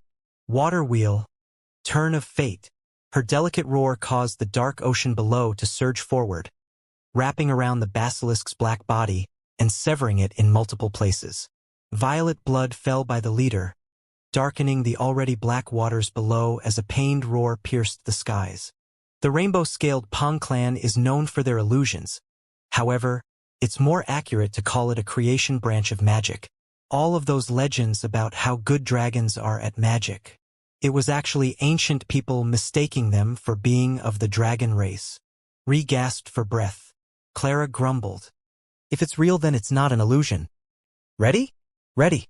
The two beauties floated into the air, clasping both of their hands together as though they were about to begin a waltz. However, instead, they did something only possible between two people who had absolute trust in each other. Their meridians connected, suddenly 108 doubled. If just a single order above the 9th gave Diane so much power. What would 108 orders do? Wind and water wheel, seal of fate. A wheel akin to a roaring chainsaw shot up from the dark ocean, slicing the basilisk's body in half, only to leave behind a bloody pool of intestines. Ree and Clara gasped from breath, descending onto Centaurus to allow Isla to heal them. The truth was that their fusion ability wasn't so exaggerated as 108 orders above the 9th. If that was true, they'd already be undefeatable despite the fact Clara was still a saint. However, this sort of fusion raised Ree's abilities from the peak of the 9th order, closer to how powerful someone of the 11th or 12th order would experience. Plus, the only reason it was so weak was because Clara hadn't broken through yet. Once she did, its power would exponentially increase, bringing them close to the 18th order, which Diane would reach after filling his 9 new meridians. Unfortunately, Clara's meridian grade was still slowly increasing. If it wasn't for all the high-level pills she could eat, she would likely still be an essence gatherer. At the moment, she was still of the 5th grade. It would likely take several hundred more years to reach the 1st grade. Suddenly, Clara laughed as news flashed along her pupils. So unreasonably flashy. What happened? That husband of ours made a large, unnecessary splash again. The good news is that he slapped that arrogant true god Falker prick. Clara snorted. She had been there with Falker tried to rampage across Celestial Deer Corner. Unfortunately, she was too weak to do anything about it without pulling out the supreme grade treasure Diane gave her. But for obvious reasons, it wasn't worth it to do such a thing. Ree smiled through her fatigue. "I can't tell if you're happy or annoyed." "Both," Clara said defiantly. "Can you believe that arrogant bastard told me he'd put a baby in us so that we wouldn't move around so much anymore?" If he said that nonsense back in the mortal realm, he would have been cancelled by woke Twitter 1,000,000 times over, not to mention attacked by a gang of feminists. Yet now he just says this nonsense so blatantly. Ree giggled. Clara always went on rants about things she knew nothing about. But they were always funny, so she didn't mind. It was also funny that words she found to be incredibly cute became horrible slander on Clara's tongue. She actually partially looked forward to Diane putting a baby in her, and she could tell that Clara did as well despite what she was saying now. "Look at you, giggling like a little schoolgirl. Where's your womanly pride?" Clara berated the still laughing Ree. "A little Clara would be adorable, don't you think?" Ree said knowingly. Clara was stunned by Rhee's words, but in the end, she smiled. Yeah, she would be. While the two sister wives bonded over the future and the craziness of their husband, Delia was far closer to birthing a mini version of herself. As the months passed, Delia's once-toned belly swelled. Watching Eli's face grow more and more panicked by the day was something that always lightened the mood of soul-rending pique. They too had received news of Diane, so a pride in their ever-absent sect master was growing steadily across the universe as well. Of course, they didn't allow the Sapientia to build towers, but Clara was able to circumvent the problem by creating her own receivers. After all, it wasn't smart for Diane's empire to be disconnected from outside information. Across the quadrants, another familiar pairing Diane was still longing to see was also reacting to the news of his appearance. Zaire laughed uproariously, shaking the dark red lands of his clan.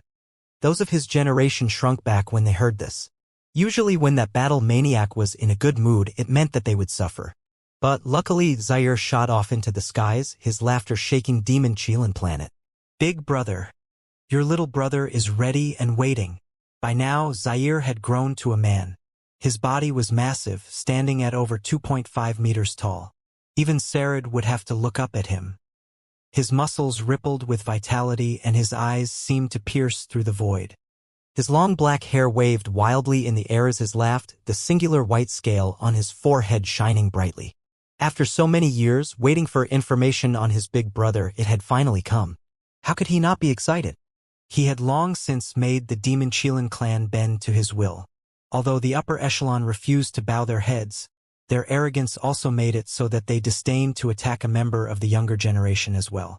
So, just like that, Zaire slowly worked his way up, systematically forcing those at and below his cultivation level beneath his wing. This was the way of the dragons and Chilan.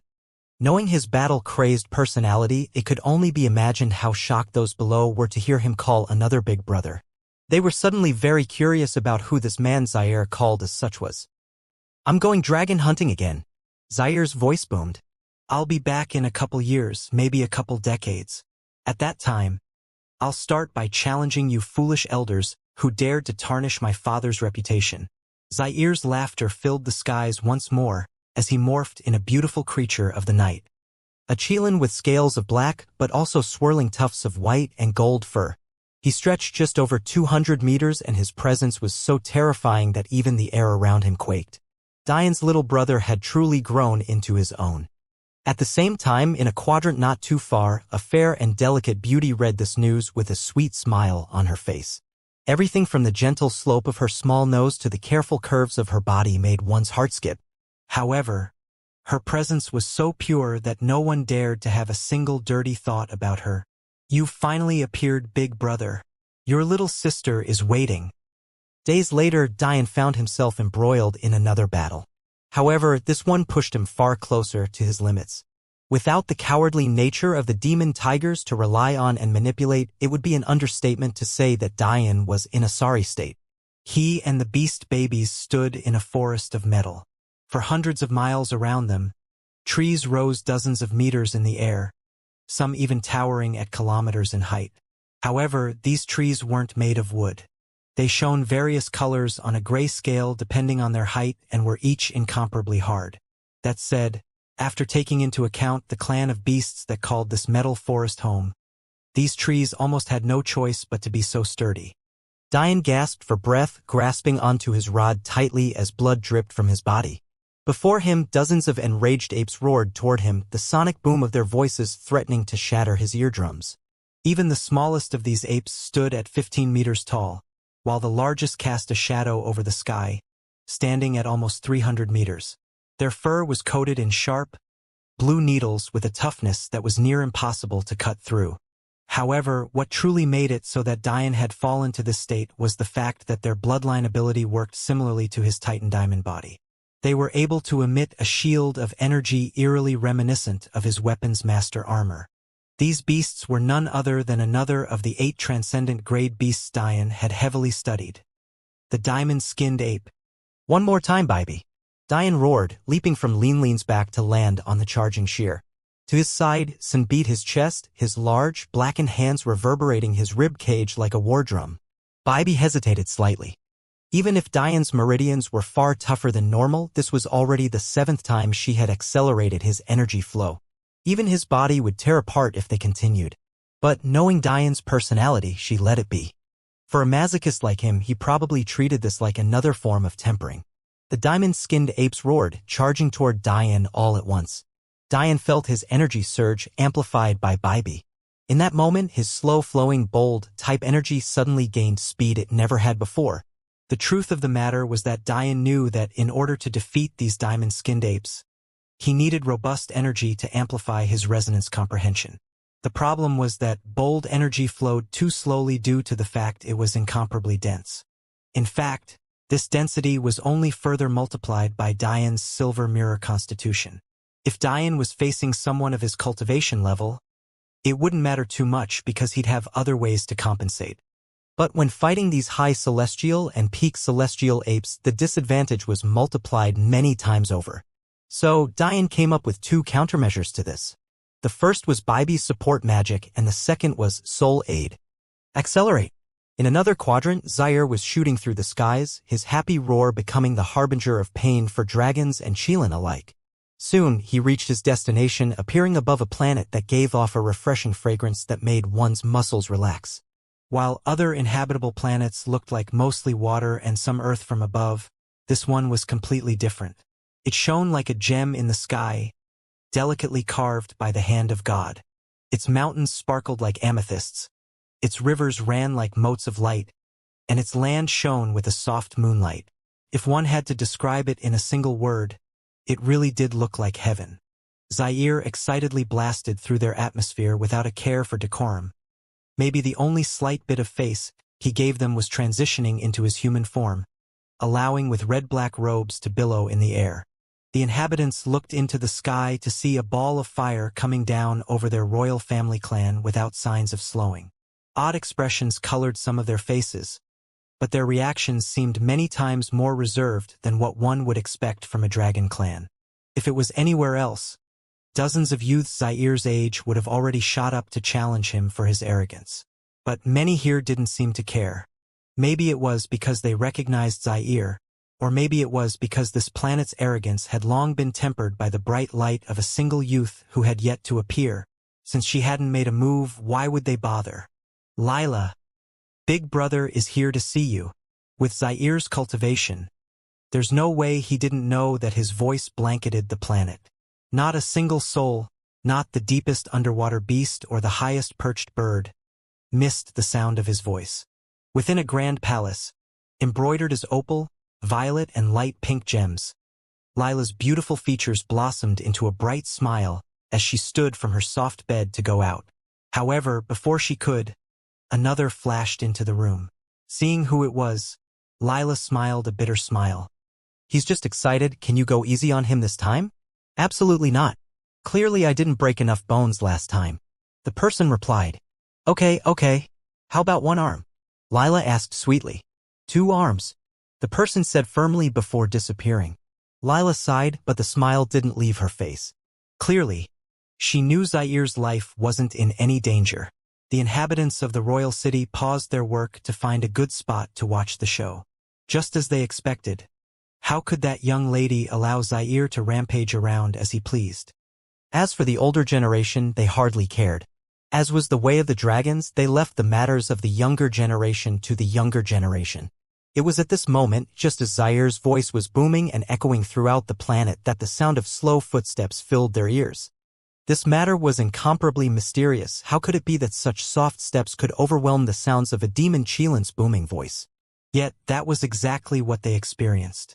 Zaire's expression turned serious, his haughty bravado turning down a half measure as his eyes slightly reddened. It wasn't out of fear or rage, but rather battle intent that pierced the heavens. The white scale on his forehead glowed fiercely, sending out a pressure rivaling that of kings throughout the planet. Inevitably, those with weaker dragon souls paled, but they continued to watch, their pride as dragons not allowing them to retreat. The soft steps grew faintly louder. Their pace was steady and unhurried, spaced evenly, each not too long or short of a time before the other. Then she appeared. What first came into view was the softly fluttering edges of her lavender gown, followed by the dainty image of her small, pure feet. She walked across the marbled floors of the palace entrance, feeling the ground with her delicate soles. To her back, her hair shimmered like gems. In one instance it would appear to be a light pink, at others it would glow a light blue, and still during others it would perfectly fuse with the gentle lavender color of the fabrics she wore. She was exceptionally tall for a woman, standing at just over 6 feet 2 inches. And, despite her frail appearance, she gave off a contradictorily valiant aura reminiscent of Amphory but with far less bloodlust. Her curves made men and even women swoon. Her towering breast, even under her light gait, threatened to escape their enclosures. Her long, slender legs peeked out and reflected like crystals under the sunlight, taking advantage of the slits in her gown. Even her waist seemed to swing like the pendulum of a hypnotist, swaying seductively without even their owner's consent. Damaris, bring out my little sister. No one has time to play with you. Under normal circumstances, Zaire would be the first to challenge Damaris. However, he had more important things on his mind. His big brother was back now, so he wanted to talk with Lila about what they should do next. Should they stay and wait for him to come and get them? Or should they go to Celestial Deer Corner and wait for someone of his upper echelon to appear and take them where they were needed? That's not my title, Damaris said lightly. When you're speaking to someone above your stature, you should refer to them respectfully. Also, little sister Lila has no interest in seeing you now. She at a very important juncture in her cultivation.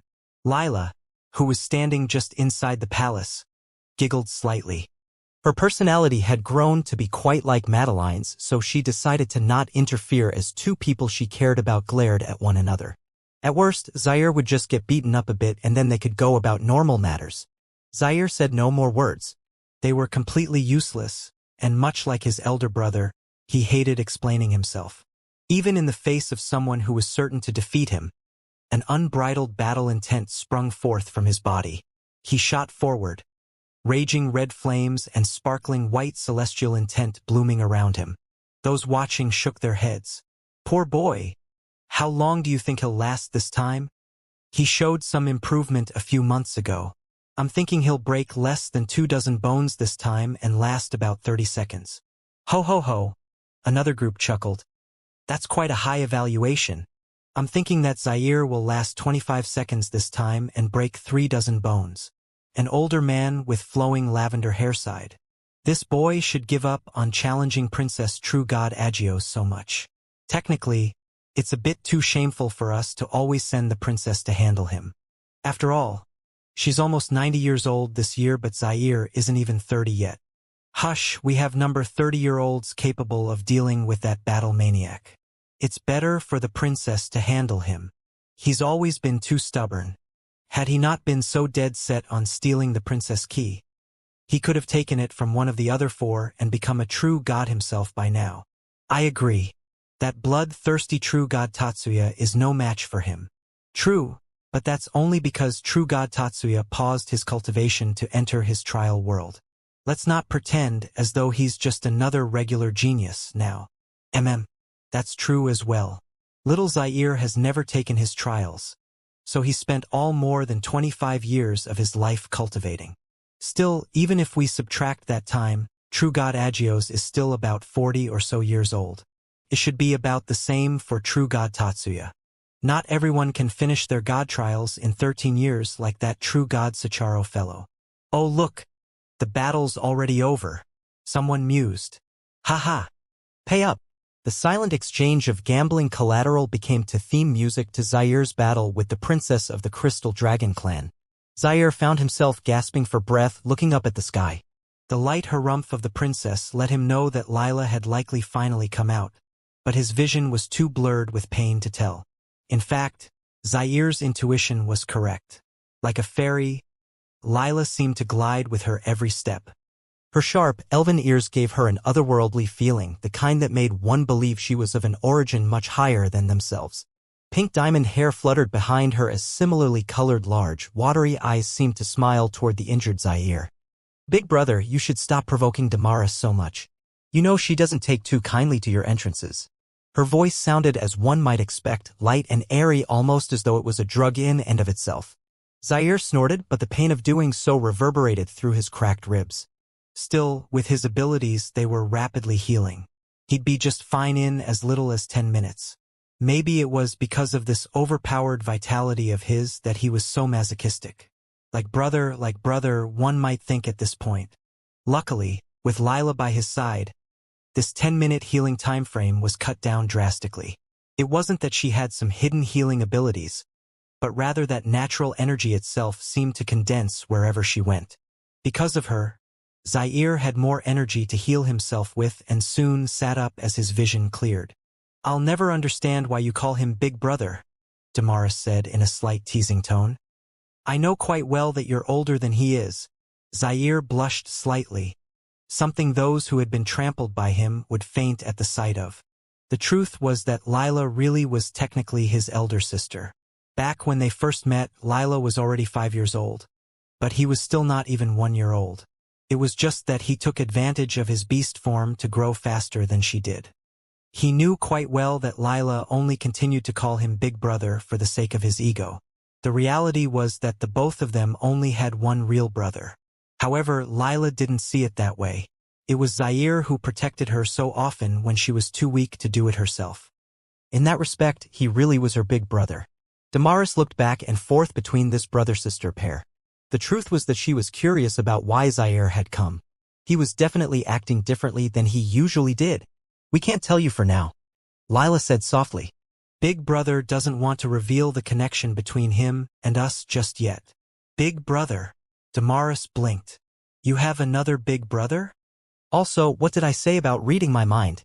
she continued in mock anger. Lila giggled. She had honed her true empathy over the years, but she still accidentally read the minds of others subconsciously sometimes. It was a protective mechanism. However, Damaris forgot her anger very quickly, licking her lips in anticipation. "Don't tell me you're bringing me another man to beat up. Just thinking about it gets me excited." Anyone who saw this instantly understood why no one dared to take her prey. She really would turn on anyone who got in the way of her battles. Lila and Zaire looked at each other before bursting into a fit of laughter. "You too. Why are you laughing?" Damaris' expression turned serious. "If you can defeat my big brother," Zaire said confidently, "I'll call your grandmother for the rest of my life." Even the usually sweet Lila nodded seriously. It was only at that moment that Damaris understood the kind of place this big brother had in their hearts. "Well, it's not as though I would boast of being able to defeat anyone in existence. I'm sure if your big brother has a few hundred years of cultivation more than me or has long since become a Tao formation expert, I'd have to concede defeat," Damaris said without care. "Big Brother is less than half your age," Zaire quipped. "Big Brother is also still a saint," Lila added with a slight smile. Damaris' lip twitched. Were these two ganging up to piss her off? Because if so, they were doing a great job. But then she thought that even if Zaire would, Lila would never. "I see. To think you'd say a saint could defeat me, ha!" Damaris' battle intent soared, her body tensing in anger. "If this big brother of yours defeats me, then I'll become your servant." Zaire's eyes widened, a massive grin spreading on his face. "When you become my servant, you have to battle me whenever I want. No grumbling." Damaris snorted, walking away without another word to leave the brother-sister pair alone. Since they had some serious matters to speak of, it wasn't her place to stay any longer. A princess for a maid. Zaire's grin only grew wider. "Stop thinking about such perverted things." Little Lila tapped her big brother's forehead after raising to the tips of her toes. Zaire didn't seem to care what images his little sister saw in his mind. He had grown quite shameless after growing up with a true empath. "One had to be, or else you'd never feel comfortable." "What do you think we should do?" Zaire finally asked. "I believe that brother left us here for a reason. Or else he would have contacted us as soon as the celestial deer corner was opened," Lila said slowly. Just as Zaire was about to respond, a beautiful voice sounded over Crystal Palace as a woman with valiant red hair appeared. "My name is Amphrey Sacharo. I've come to challenge the elders of the Agios clan. Please do me the honor of accepting." Amphrey stood in the air, a serene expression on her face, but the bloodlust she gave off was so fierce that those below could feel their heartbeats slow. The flow in their veins froze over. It was as though they didn't even have the right to feel proper fear. Dragon hunting was a matter participated in by humans and dragons alike. In fact, with their arrogance, dragons invited the idea of other races encroaching on their territory.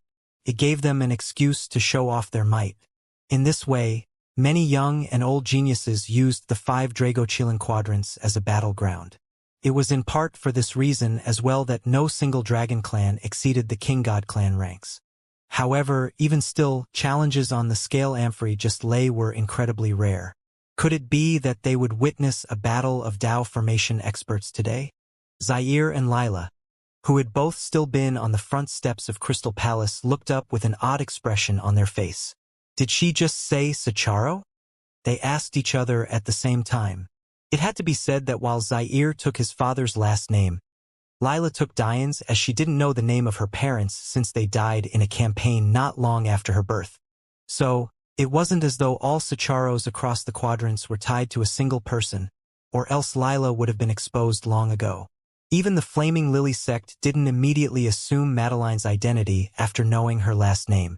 If it could be confirmed from such a small matter, why would the Golden Crow sect have gone through so much trouble to test Madeline's backer? Still, the name was a trigger for many people. With so many trillions of individuals across the cosmos, there were bound to be many Sacharos outside of Diane's family. But that didn't stop the brother-sister pair from wondering. At some point, Damaris had appeared to their side, looking up at Amphrey with a serious expression. No matter how arrogant she was, she could tell that she was no match for the red-haired woman in the skies. However, she didn't need to take action personally, as the elders of her clan were already aware. The dignity of the Agios clan could not be trampled upon. Dozens of tears appeared in the skies. Space itself rippled and distorted, allowing an equivalent number of figures to step out and curiously observe this woman. Like their fellow clansmen below, they didn't seem too angered by Amphrey's arrogance. In fact, they seemed eager. Some of the figures who had appeared were wizened and old, but others seemed to still be at the prime of their youth. This made it obvious to everyone below that they were all Dao formation experts. Since one gained an extra 100,000 years of life for each Dao stage you transcended, it wasn't rare for many to oscillate between youthful and old appearances as they cultivated and broke through. Still, to think that a single clan could bring out so many Dao formation experts on a whim, this was the might of a dragon clan. Amphrey's bloodlust grew to another level as she faced her opponents, causing even the once bright blue skies to tint in red as her aura rose. The eyes of those watching below widened. It became clear to them in an instant that Amphrey wasn't planning on waiting for just one of them to step out. The beauty's hands raised, a delicate palm that held the weight of the world, taking of the entirety of their view. A single one of her slender disappeared. No, it didn't disappear. It flicked downward so quickly that it blurred from the vision of even the 36 Dao formation experts who stood before her. Worldly resonance. First note. Amphrey's beautiful voice lightly danced across the skies as the air rippled as though it was a pond of water. A devastating shock wave shook planet Agios. At first, it sounded like a clear and sharp lyre string, plucked with power, but also a slight gentleness that pervaded the soul. But the problem was that there was no lyre in Amphrey's hand. More than half of the Dao formation experts spat up blood, paling and falling from the skies only to leave behind 8 elders. When had their Agios clan ever been disrespected to this extent? However, if you were to ask Amphrey how she felt about it, she'd be clear that she was the one who was disrespected. She challenged their clan, yet they dared to send dregs that only barely stepped into her realm? They were asking to be humiliated. Amphrey was a 4th stage Dao formation expert, meaning she had leapt over a watershed to enter the Middle Dao realm. Yet, they sent 28 Low Dao realm experts and 8 Middle Dao realm experts of not even the first order. This was clearly an insult, so she took it as such. Worldly resonance. Second note. Amphrey's second finger thrust downward, the sheen of light coming off of it looking eerily reminiscent of spear chi. The world rippled in response once more, and the planet below cracked despite how controlled Amphrey's power was. Waves of air akin to large tsunamis of water charged toward the remaining 8 experts. They didn't even get the chance to enter their dragon forms before their hearts ruptured into small pieces. If one had to compare resonance comprehension, Dian was an unborn fetus, while Amphory could be considered a goddess of this domain. It was to the point where the world itself was her instrument. Amphory looked down on her opponents apathetically. Although their hearts had burst, the vitality of dragons was truly otherworldly. It was clear that they could still struggle if they had the mind to. However, Amphory had no intention of allowing them to live. It wasn't just because she was bloodthirsty, but because killing helped her cultivation. Of course, this wasn't anything similar to cultivation stealing. Rather, Amphory, as a Dao expert, had long since formed her true domain, an expanse of space she could project into the outside world where she became akin to a god. In comparison to a true domain, a pseudo-domain of a celestial was nothing more than a speck of dust. Back when Amphory formed her pseudo, and finally her true domain, she had taken aspects of the composer path of musicians and her battle lust path she received from her Pacal bloodline and angel bloodline.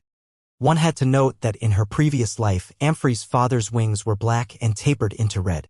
Although this wasn't an important point back then, it was one now. This coloration of angel wings represents a path of sorts.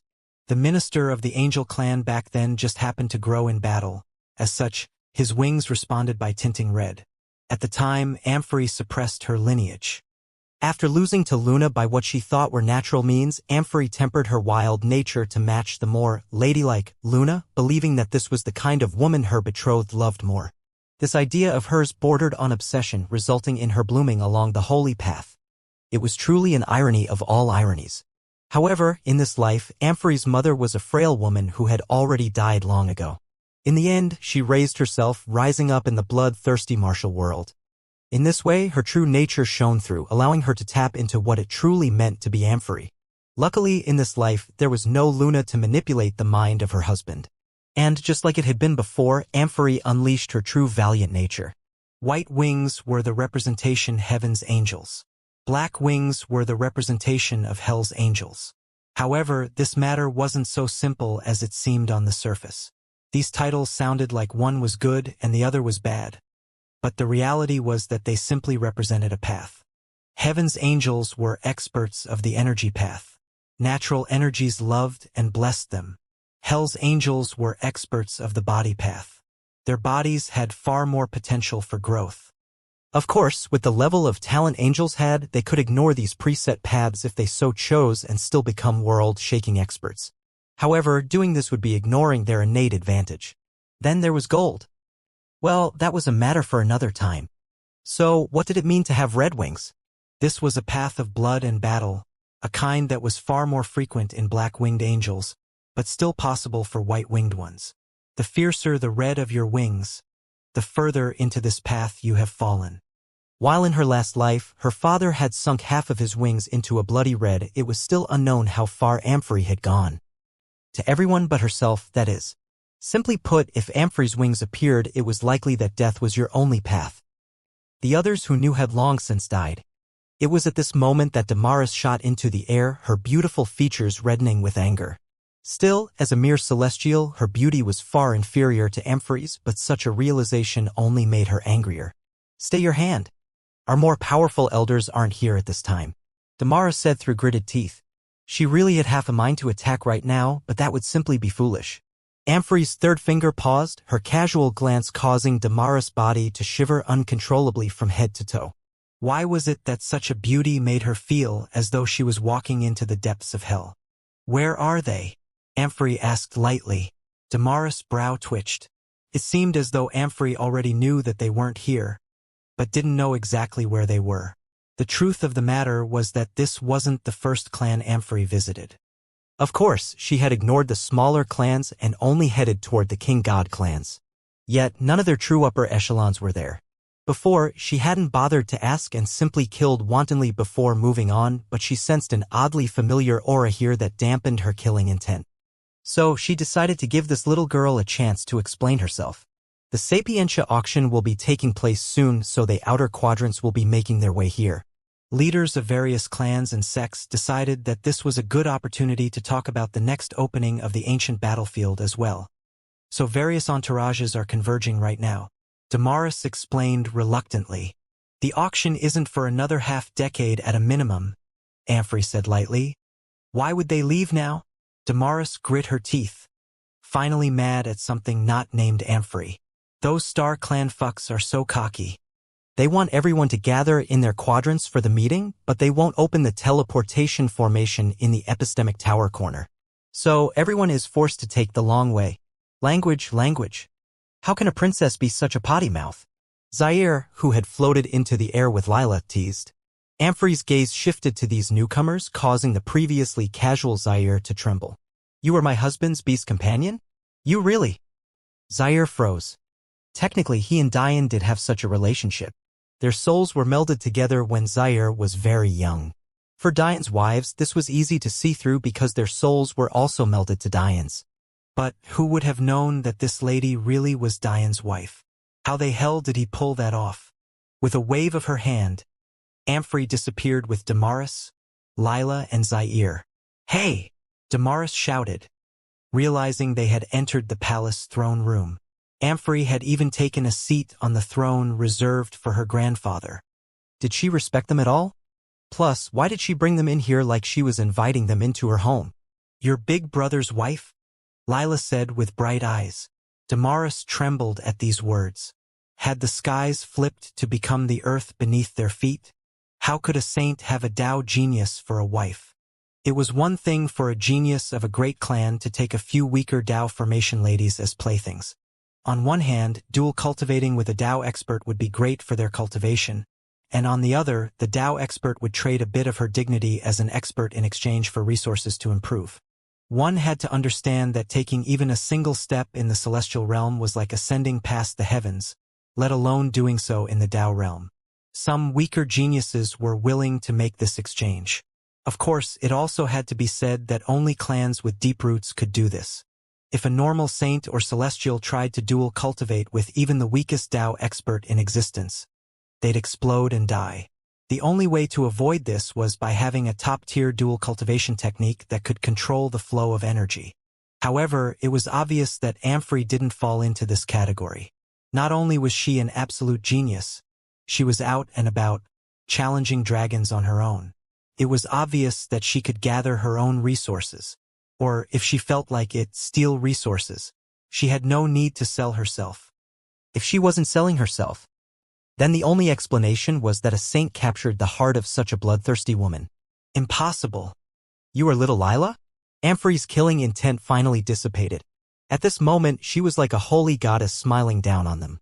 Zaire's heart couldn't help but flutter when had he ever seen such a beauty? But he paid the price of an elbow. That's your big brother's wife. Restrain yourself. Lila reprimanded.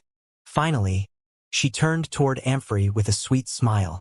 Yes, I'm Lila. Damaris snorted. To think that you'd become a human's beast companion.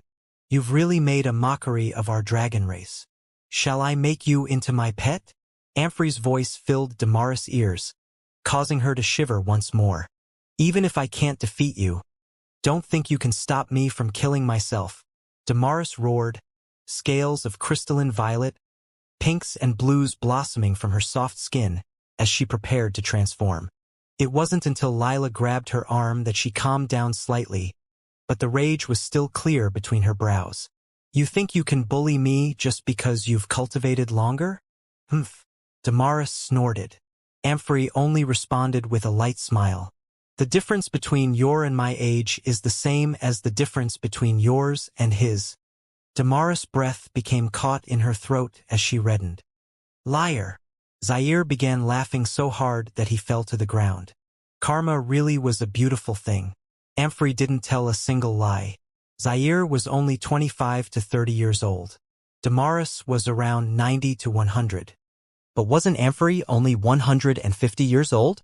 It was a bit too hypocritical for her to beat up Zaire so freely, yet complain about Amphrey. Also, Amphrey had also wasted about 20 or so years in her own trials.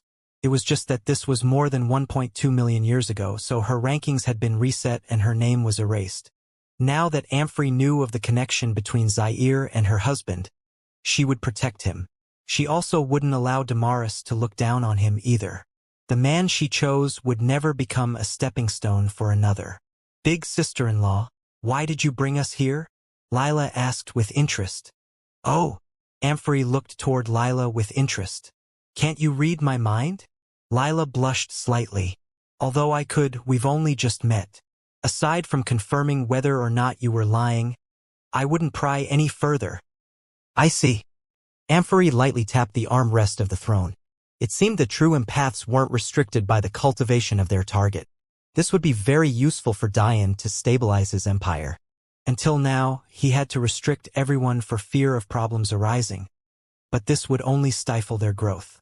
However, if he had someone he trusted like Lila by his side, he could give everyone freedom and then weed out traitors with her abilities. Originally, Amphory began, I only came to the Drago-Chilan lands to blow off some steam. However, now that I know about this conference, I cannot ignore it. I will go and you two will follow me. Little Zaire, your role is to establish a connection between Lord Husband's empire and the celestial beasts. Little Lila, your role is to see through the intentions of those who appear. You'll be my aid. As for me, Amphory's smile brightened the room once more. Consider me to be our strength. The celestial beasts. But Zaire hesitated. Even until now, he never made his celestial deer lineage clear. Only the upper echelon of the Demon Chilan clan was aware. Don't worry, this was always Lord Husband's intention. If it hadn't been, he wouldn't have appeared with those 4 beast babies at all. He wants to set a bloody precedent. An aura of crimson made the 3 in the hall shiver once more. Dian hadn't known about this conference. Had he would have made the same move Amphory was now making for him. His empire needed to debut into the world with a strong front. They had been too secretive until now. For old monsters who understood the way of the world, they'd be seen through soon enough. They needed the martial world to believe they were undefeatable until they truly were. It wasn't until weeks later that Dian felt he could finally collapse and catch his breath. By now, the second phase was only days away, yet he had wasted so much time fighting these damned apes. However, if Dian's plans were taken into account, it couldn't be said that this wasn't a useful use of his time. With how many benefits he had already gained from this mystical world, it was worth it. After a few hours of recuperating, something he was getting into the habit of doing naturally instead of relying on healing pills, he meticulously collected the few dozen beast corpses as he had done for the demon tigers. First, he separated out the blood into vats by their purity. Then he carefully dissected them of their skin and set aside their meat for consumption. Finally, he stored their bone and its marrow for future use. Once he was satisfied, Dian began searching around for treasures this tribe would have been hiding. He gained big from the blue flame demon tiger pride, so he hoped that his diamond-skinned ape tribe wouldn't disappoint him. Big brother, did we just do all of this for their treasures? Bybee asked. The view of a 3-year-old girl raising her eyebrows in a very adult-like manner was so adorable that Dian couldn't help but pick her up and pinch her cheeks. Truth be told, this made perfect sense. The treasures protected by prides and tribes of transcendent grade beasts were bound to be excellent. However, Bybee somehow felt that this wasn't Dian's true purpose. The blood of the demon tigers and diamond apes will be very useful to Sen and Sheer. Their combat abilities would definitely take a step up with them. Dian explained. It had to be said that the celestial beasts were the ancestors of almost all related species that fell under their purview. This made sense considering they were among the most ancient of beasts. Simply put, at some point in time, demon tigers branched from a diluted celestial tiger bloodline, while diamond apes branched from a diluted celestial ape bloodline. Essentially, all of their abilities are hidden somewhere within the potential of San and Sheer. If the bloodlines of his beast companions were at their peak, there would hardly be a point to doing this. A supreme grade beast ingesting the blood of a transcendent grade 1 would be next to useless. However, this wasn't the case right now. With his beast companions only having access to a small segment of their bloodline abilities, supplementing them with bloodlines at or near their current purity would only help them. If Dian gave them enough of these bloodlines, their celestial bloodline could evolve into something entirely new, maybe even surpassing the past. The only problem with Dian's plans was how difficult it was to find such bloodlines, especially for Lin Lin and Bybee. While cat and ape-like creatures weren't rare, the opposite was true of deer and turtle-like creatures. For deer, Dian could only think of Chilans. Their bloodlines are very similar, which was why the birth of Zaire from a demon Qilin and a celestial deer resulted in such a powerful evolution of his little brother's bloodlines. Truth be told, Dian would just have to go on a hunting spree in the Drago Qilin lands to help Baibi out. But helping Lin Lin was what was truly giving him a headache. Oh! The four beast babies understood and immediately became excited. As beasts, their innate instinct was to become more powerful, so their reaction was to be expected. Dian nodded. After we finish collecting everything there is to gain here, I'll go into a bit of a closed-door retreat to concoct some pills. After that, we'll use the tower to evolve Sheer and Sen's bloodlines. Sheer and Sen shook with excitement. Although their individual bloodlines were already powerful, the both of them lacked defense. By inheriting the Demon Tiger and Diamond Ape bloodlines respectively, they'd most definitely solve this problem. They'd likely be able to become kings of the peak transcendent grade after this. As expected, the Diamond Ape's tribal grounds weren't a disappointment. Firstly, the darkest trees had metal essence in their cores that Little Rain ate to his fill. By now, the little guys was closing in on the combat prowess of a pseudo-Dao expert despite his size being streamlined. Not long after letting Little Rain run free to his heart's content, Dian found a small forest of 24 or so trees hidden deep within the forest of metal. These are golden pulse fruits, Dian said with his eyes gleaming. The quality of these spiritual fruits was decided by the rings of light that hovered around them, known as pulses. During the first few dozen years of its life, these pulses would be black and of the practitioner grade. After a few hundred, the pulse would be bronze and of the master grade. After a few thousand, it would be silver and of the grandmaster grade. Finally, after tens of thousands of years, the pulse would become this golden color and transcend to the comet grade. Some of these are even 9 pulse fruits. Dian's smile grew wider. 9 pulses represented 90,000 years. This meant that some of these were close to breaking through to the next layer. The best part was that these pulse trees had matured over millions of years. This meant that any fruit it gave birth to would immediately be of the 1 golden pulse tier. There were 29 pulse fruits, several hundred 8 pulse, while the remaining several thousand ranged between the 1st and 7th pulses, with the 1st pulse being the most frequent. Still, these were heavenly treasures for body refinement that should have long since gone extinct. Dian took his time, uprooting every one of the 20+ or so trees. It was a labor-intensive task considering each stood at more than 10 meters tall and sunk to double that height into the ground. But Dian found it all to be worth it. After he was finished, he placed them all into his inner world. This process was much quicker considering he was the god of the space. With just a thought, it was as though the pulse trees had always been there. Dian was quite happy with this find. If he refined them into pills with appropriate boosters, a single 1 golden pulse fruit could add as much as 100,000 gene to the weight he was currently able to withstand. A 9 golden pulse fruit, when refined, could give him as much as 10 million gene. For any other human, their body would implode. But for Dian, who had a Titan diamond body, it was a heaven-sent treasure.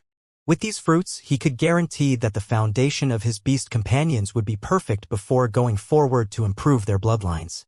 The best part was that these estimates were assuming just 100% purity of the pills.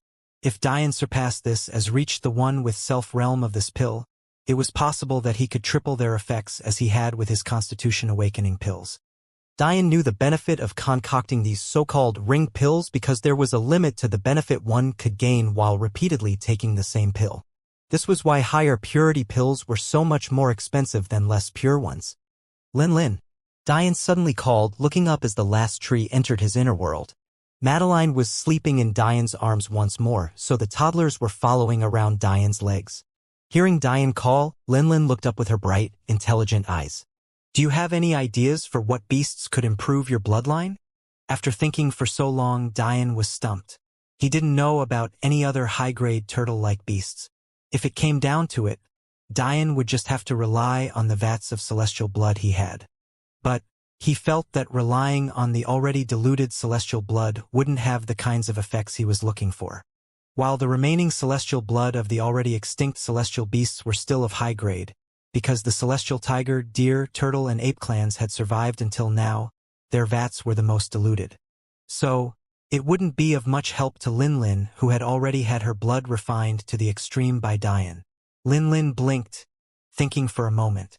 Many of the descendants of my ancestors are docile in nature, so were often among the first to suffer tragedies. I do know that the elves once had a world tortoise as a beast companion for their queen. However, that descendant of ours became a glorified transportation tool. They used him as an island and built their kingdom on his back. He likely died when the original ancient elves fell. Lin said slowly. I see. Diane rubbed the little girl's head. It's all right, I'll figure something out. If not here, then I'm sure my Constitution's world will have something capable of helping you. My celestial hamster clan is capable of refining our bloodline to higher grades by making use of materials that have high levels of ancient aura. Little Yang suddenly said. Ancient aura? Materials that have long and vast histories, especially when they aren't from our current era, have very dense historical path time will attach to them. This can passively help us strengthen ourselves.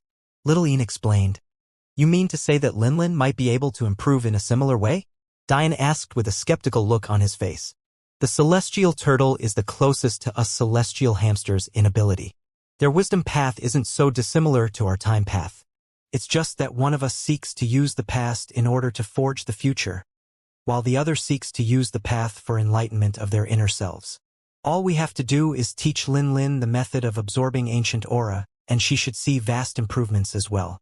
But she'll be limited in her capability because her time affinity isn't as high as ours. Diane nodded. Although the twins explained it like this could be a massive chance for Lin. The twins didn't see any drastic changes within themselves, but they were already within the peak supreme grade.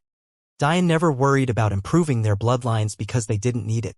However, if Lin used such a method from the transcendent grade, her improvements would be akin to leaps and bounds. Good. Settled then. I'll entrust Lin to you too. Diane smiled, continuing his way through the forest. Diane didn't end up finding anything more valuable than the pulse trees, but he was still content. For the next few days, Diane continued his way around the mystical world.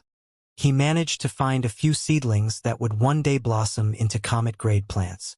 He believed that Eli would find a far better use for them than he would. Aside from that, he mostly relied on Little Rain to find precious minerals. With his luck, he found another deposit of timeless and spaceless stones. He suspected that Little Rain had seen how happy he got last time they found such deposits and went out of his way to find them again. He really was a good kid. Finally, the second phase began. From now on, it would no longer be safe to roam the ground.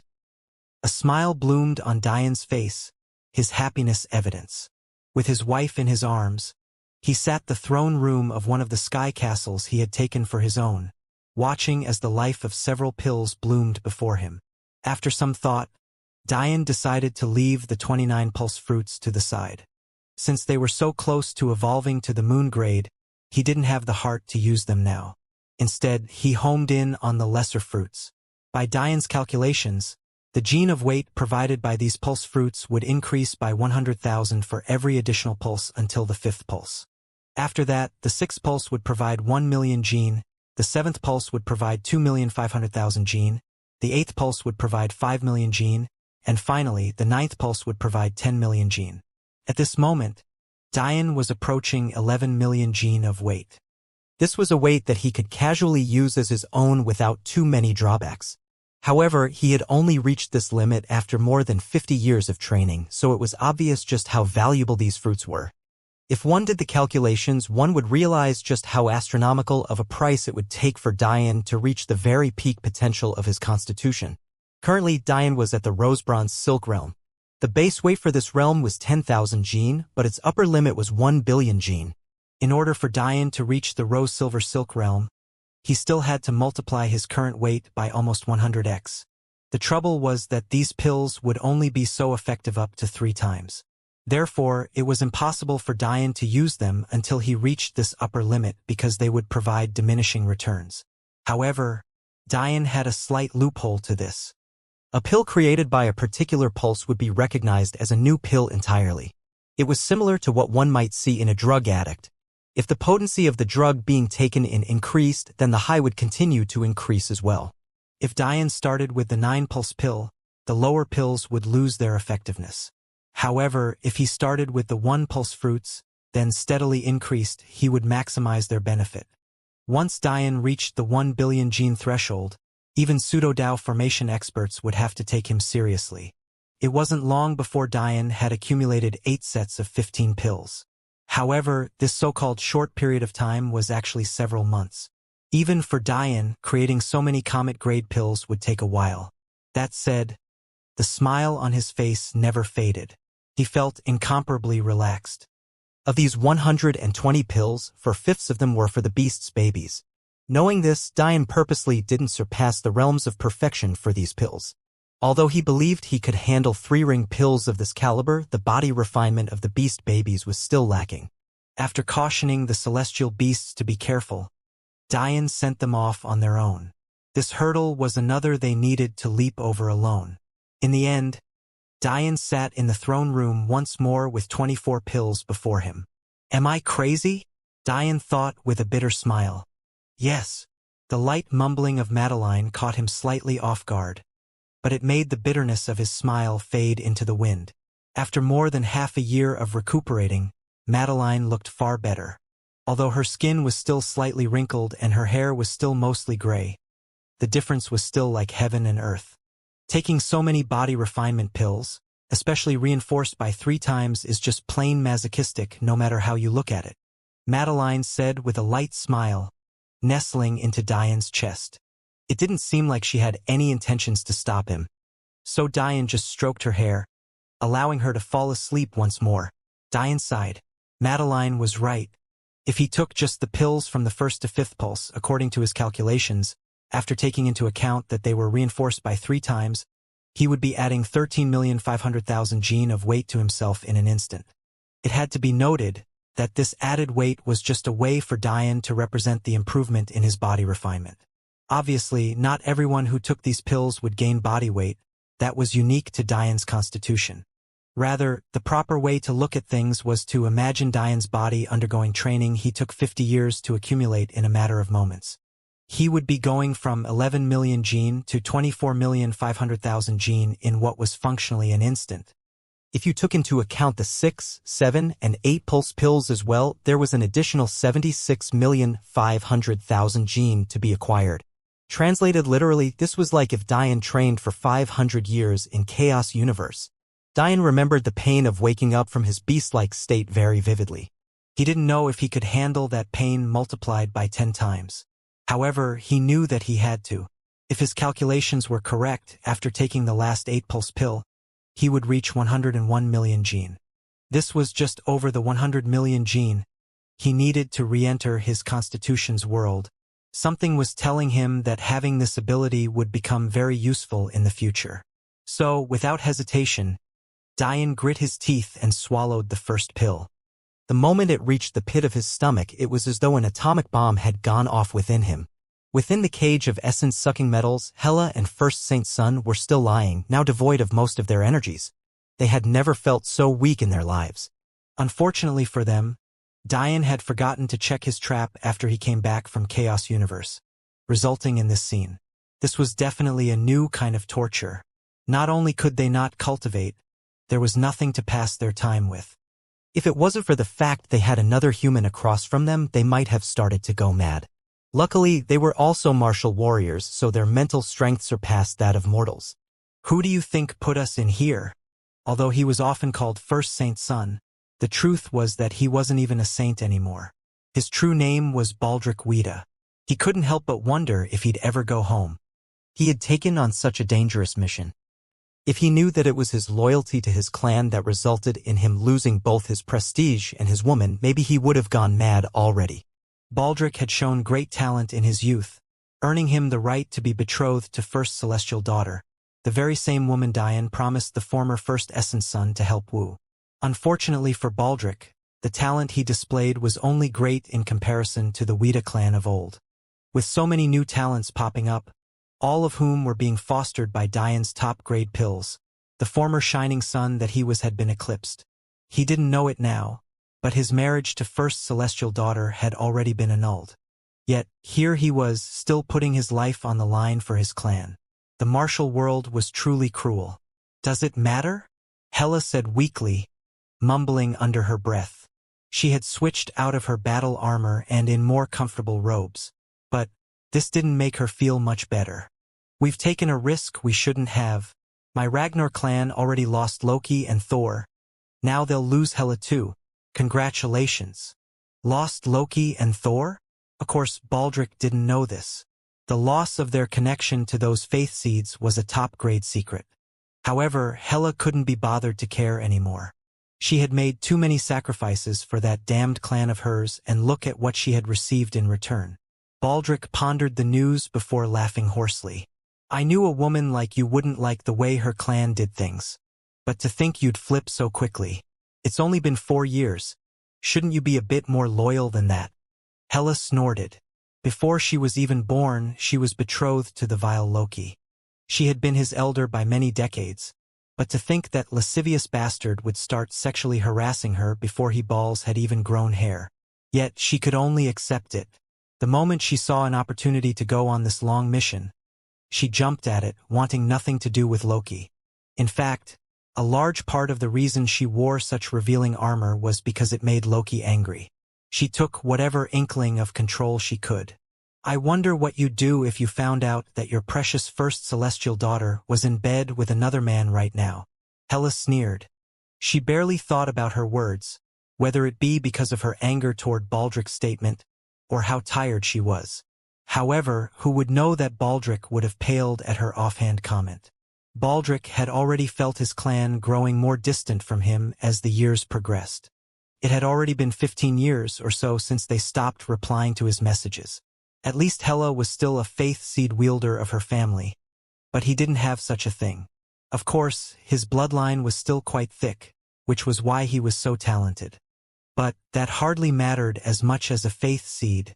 If the demon sage could be chased out of the Pakel clan in favor of a faith seed wielder, then what the hell did he count for? In the end, there was silence after Hela's words. One that lasted for another week. Do you think they'll just let us die here? Baldric suddenly asked. To think that 2 geniuses like them would flame out like this.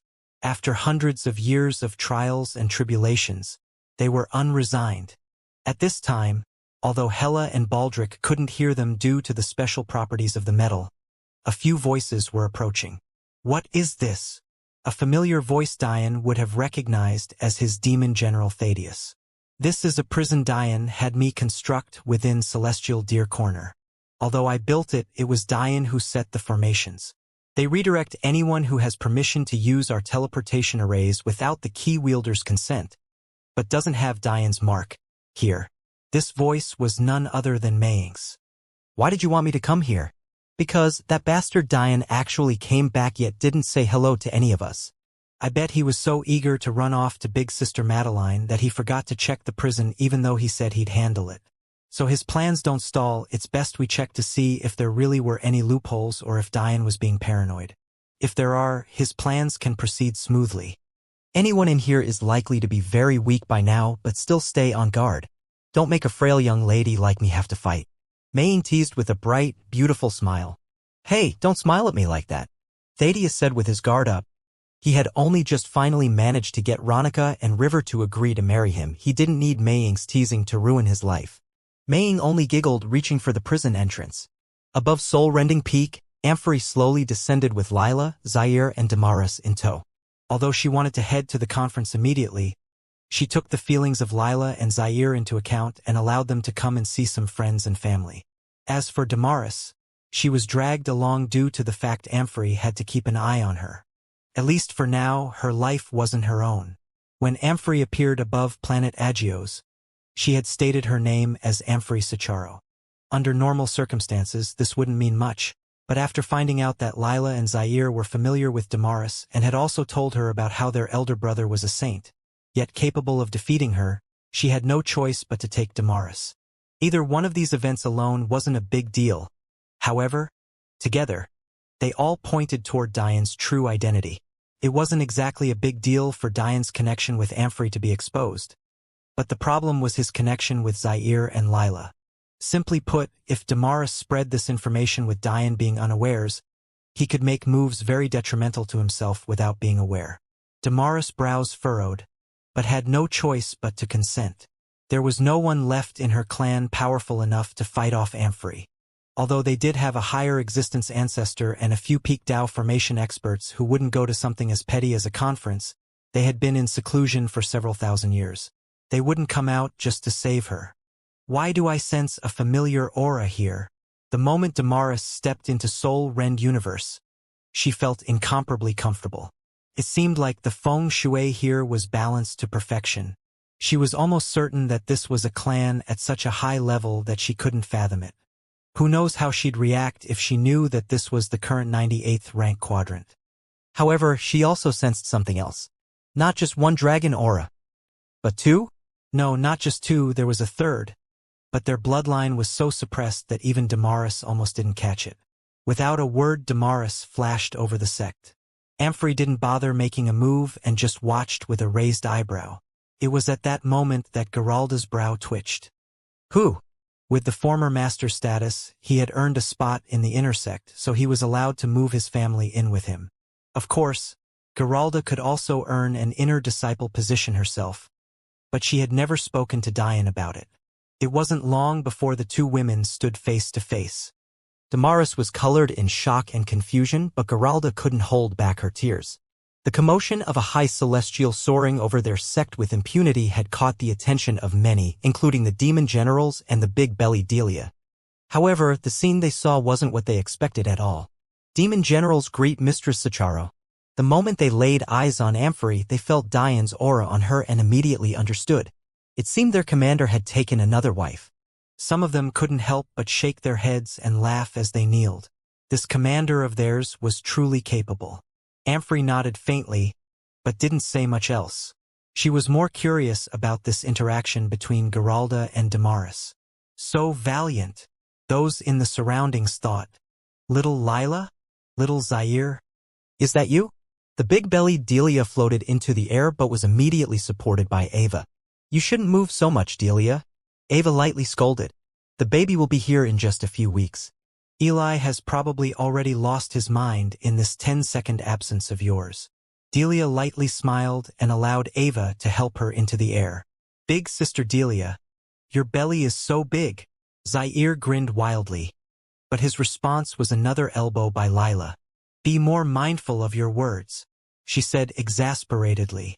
Delia giggled, taking these two youths into her arms like a loving mother. She hadn't seen them in so long. She could still remember when they were toddlers clinging to Diane's legs. Now look at them. It was obvious that her motherly aura was growing by the second as her day of labor approached. And you are. Delia blinked, looking toward Amphrey. She had heard the demon generals call her Mistress Sacharo, but she only knew 3 women who went by that name. Oh, you must be Amphrey. That bad guy found you yet actually didn't tell us. Delia smiled brightly. She was slightly off-put by Amphrey's valiant aura, but she could tell that this woman had no intention to harm her. Your child, Amphrey said lightly. He's very talented. Congratulations. Delia didn't understand the weight of these words coming from Amphrey's mouth, but Lila and Zaire did. This was a woman who reached the Middle Dao realm at 150 years old. Just how high were her standards? However, Delia only bitterly smiled at these words. She had been trying to keep the gender a secret as a last surprise for herself, but who knew that she'd run into such an expert in the final moments? Amphrey seemed to have sensed that she said something wrong and became slightly flustered. Lila giggled, taking her arm in hers. It's okay, it's just a little mistake. I'm sorry, Amphrey said stiffly. No, it's no problem. Delia waved her arms. She didn't want there to be a wall built up between her and her big brother's wife. However, before she could say more, the sobbing of 2 women covered the sect. Big sister, Damaris sobbed like a baby, causing Zaire to point and laugh to his heart's content. Unfortunately, that led to another elbow by Lila. We all thought you were dead. Damaris had never met this elder sister of hers. But dragons did have a strong sense of kin despite what the state of their quadrant said. This was obvious. Damaris was only 90 years or so old, but Violet, Geralda's daughter, was already over 200. Clearly, the matters of Geralda's disappearance had occurred before Damaris' birth, but that didn't mean that she hadn't heard about her valiant elder sister. Before Geralda was taken in by the Grand Templar sect, she had severed her connection with her key and allowed it to go back to the Crystal Dragon clan. It was for this reason that everyone thought her dead, and also how Damaris gained the key. Plus, much like infernal beasts, dragons didn't attach soul jades to their youth. But here she was. Geralda sighed. Having regained control of her emotions, she had taken her role as elder sister on and began to console Damaris. After understanding that this was all a misunderstanding, the demon generals left one by one, but Delia stayed. There's a matter happening in the Soul Palace that needs your help, little Lila. Your arrival couldn't have been timelier. She spoke with a warm smile. Like this, everyone went their separate ways. The demon generals went back to either training or their roles in the academies. Geralda went to introduce her little sister to her family, and Delia and Ava led Amphrey, Lila, and Zaire to the largest hall of their soul palace. You're Thor. A weak Hela tried to access what was happening. She had resigned herself to death, but suddenly she was pulled out and thrust into this scenario. At the moment, her and Baldric sat restrained. They could feel seals on their cultivation, but at the very least, they no longer felt like they were dying. Baldric was stunned himself because before him sat a young man who hadn't even been born when he left. He could tell immediately that this was his blood brother. But how did his younger brother have a deeper foundation and cultivation than himself? I'm not quite good enough to be fifth celestial son yet, big brother, but I will be soon. My name is Dravel. Dravel was none other than the young man who led the Weta geniuses to fight Dian after he awoke from his coma. But he ended up being sealed to do Dian's bidding. That said, over the years, Dravel had come to appreciate this role. If it hadn't been for Dian, how could he have entered the celestial realm so quickly? Comparing the Weta's pill concoction to Dian's was like comparing poison to heavenly medicine. Dian was simply on another level. He personally raised every single one of the 10 of them from back there to celestial in just 30 years. Well, everyone but Kaghen, who had purposely suppressed his cultivation for the sake of Dian's plan. That said, Kaghen had years of accumulation now. It likely wouldn't take him more than 10 or so years to clear the Saint Realm. Plus, with Abraham now having joined their ranks, a talent that would have far outshone them without Dian, their foundation could be said to be unshakable. Stop speaking nonsense, Baldric roared in anger. The title of Celestial Son and Daughter has always been reserved for high and peak Celestials. Even if you've entered the Celestial Realm, you still have hundreds if not thousands of years left to go to reach that level. Can you really measure me by your old standards, elder brother? Dravel asked in such a calm manner that Baldric froze entirely. It was at this moment that Delia led those three in. These two were once, and could still slightly, be considered core members of the Ragnar and Weta clans. Delia explained to Lila. They are privy to information Dian's spies aren't, so they are important pieces. Lila blinked, understanding her role. No problem, just leave it to me. With Lila here, there was no chance of them lying. All right, that's enough. Maying clapped. No one understood what Dian was thinking putting such a childish woman in charge of this. But this was their reality now. I'll let you two in on some information, Maying said lightly, enjoying her power a little too much. Not only are there plenty of Celestials here who are far more powerful than you two, there also happens to be a couple of Dao formation experts, one of which is standing behind you. Maying pointed toward Amphrey. She had been shocked to see such a powerful woman she had no recollection of entering, but she immediately used it to her advantage. Hela and Baldric shook in shock. Turning their heads toward Amphrey, they couldn't help but tremble. Even their elders didn't give them this much pressure. Currently, your quadrant is about to become embroiled in a bloody war, instigated by our Lord and Savior true God Sicharo. He's amazing, isn't he?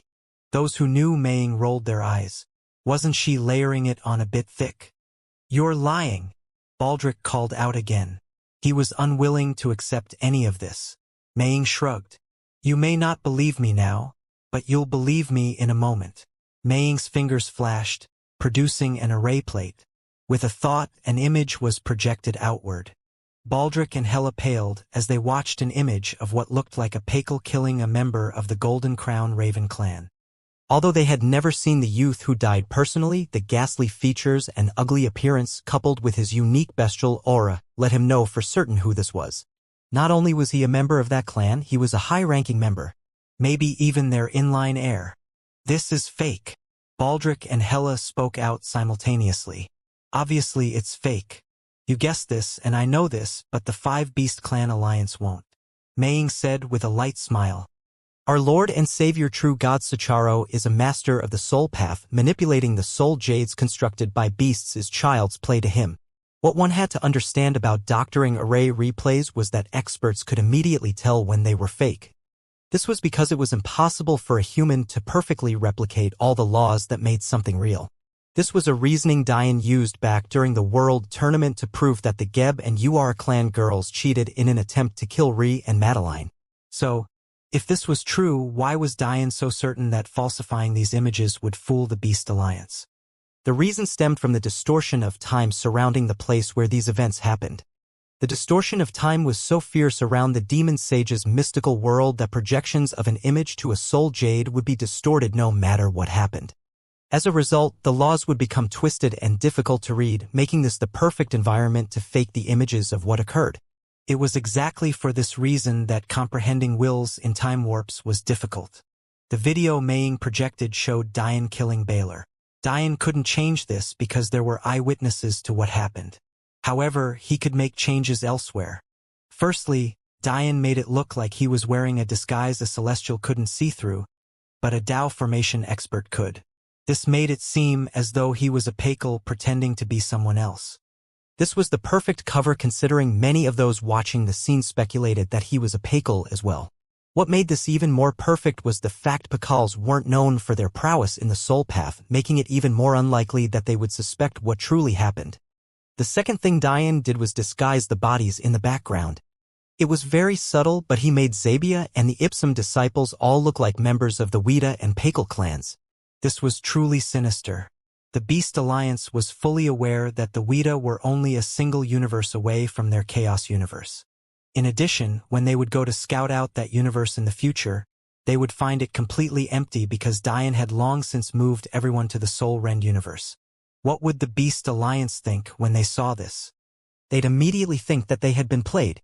All this time, the Weta were just one universe away from entering the Emperor God clan ranks, yet they couldn't defeat just one weak universe. Anyone would be suspicious at such a matter.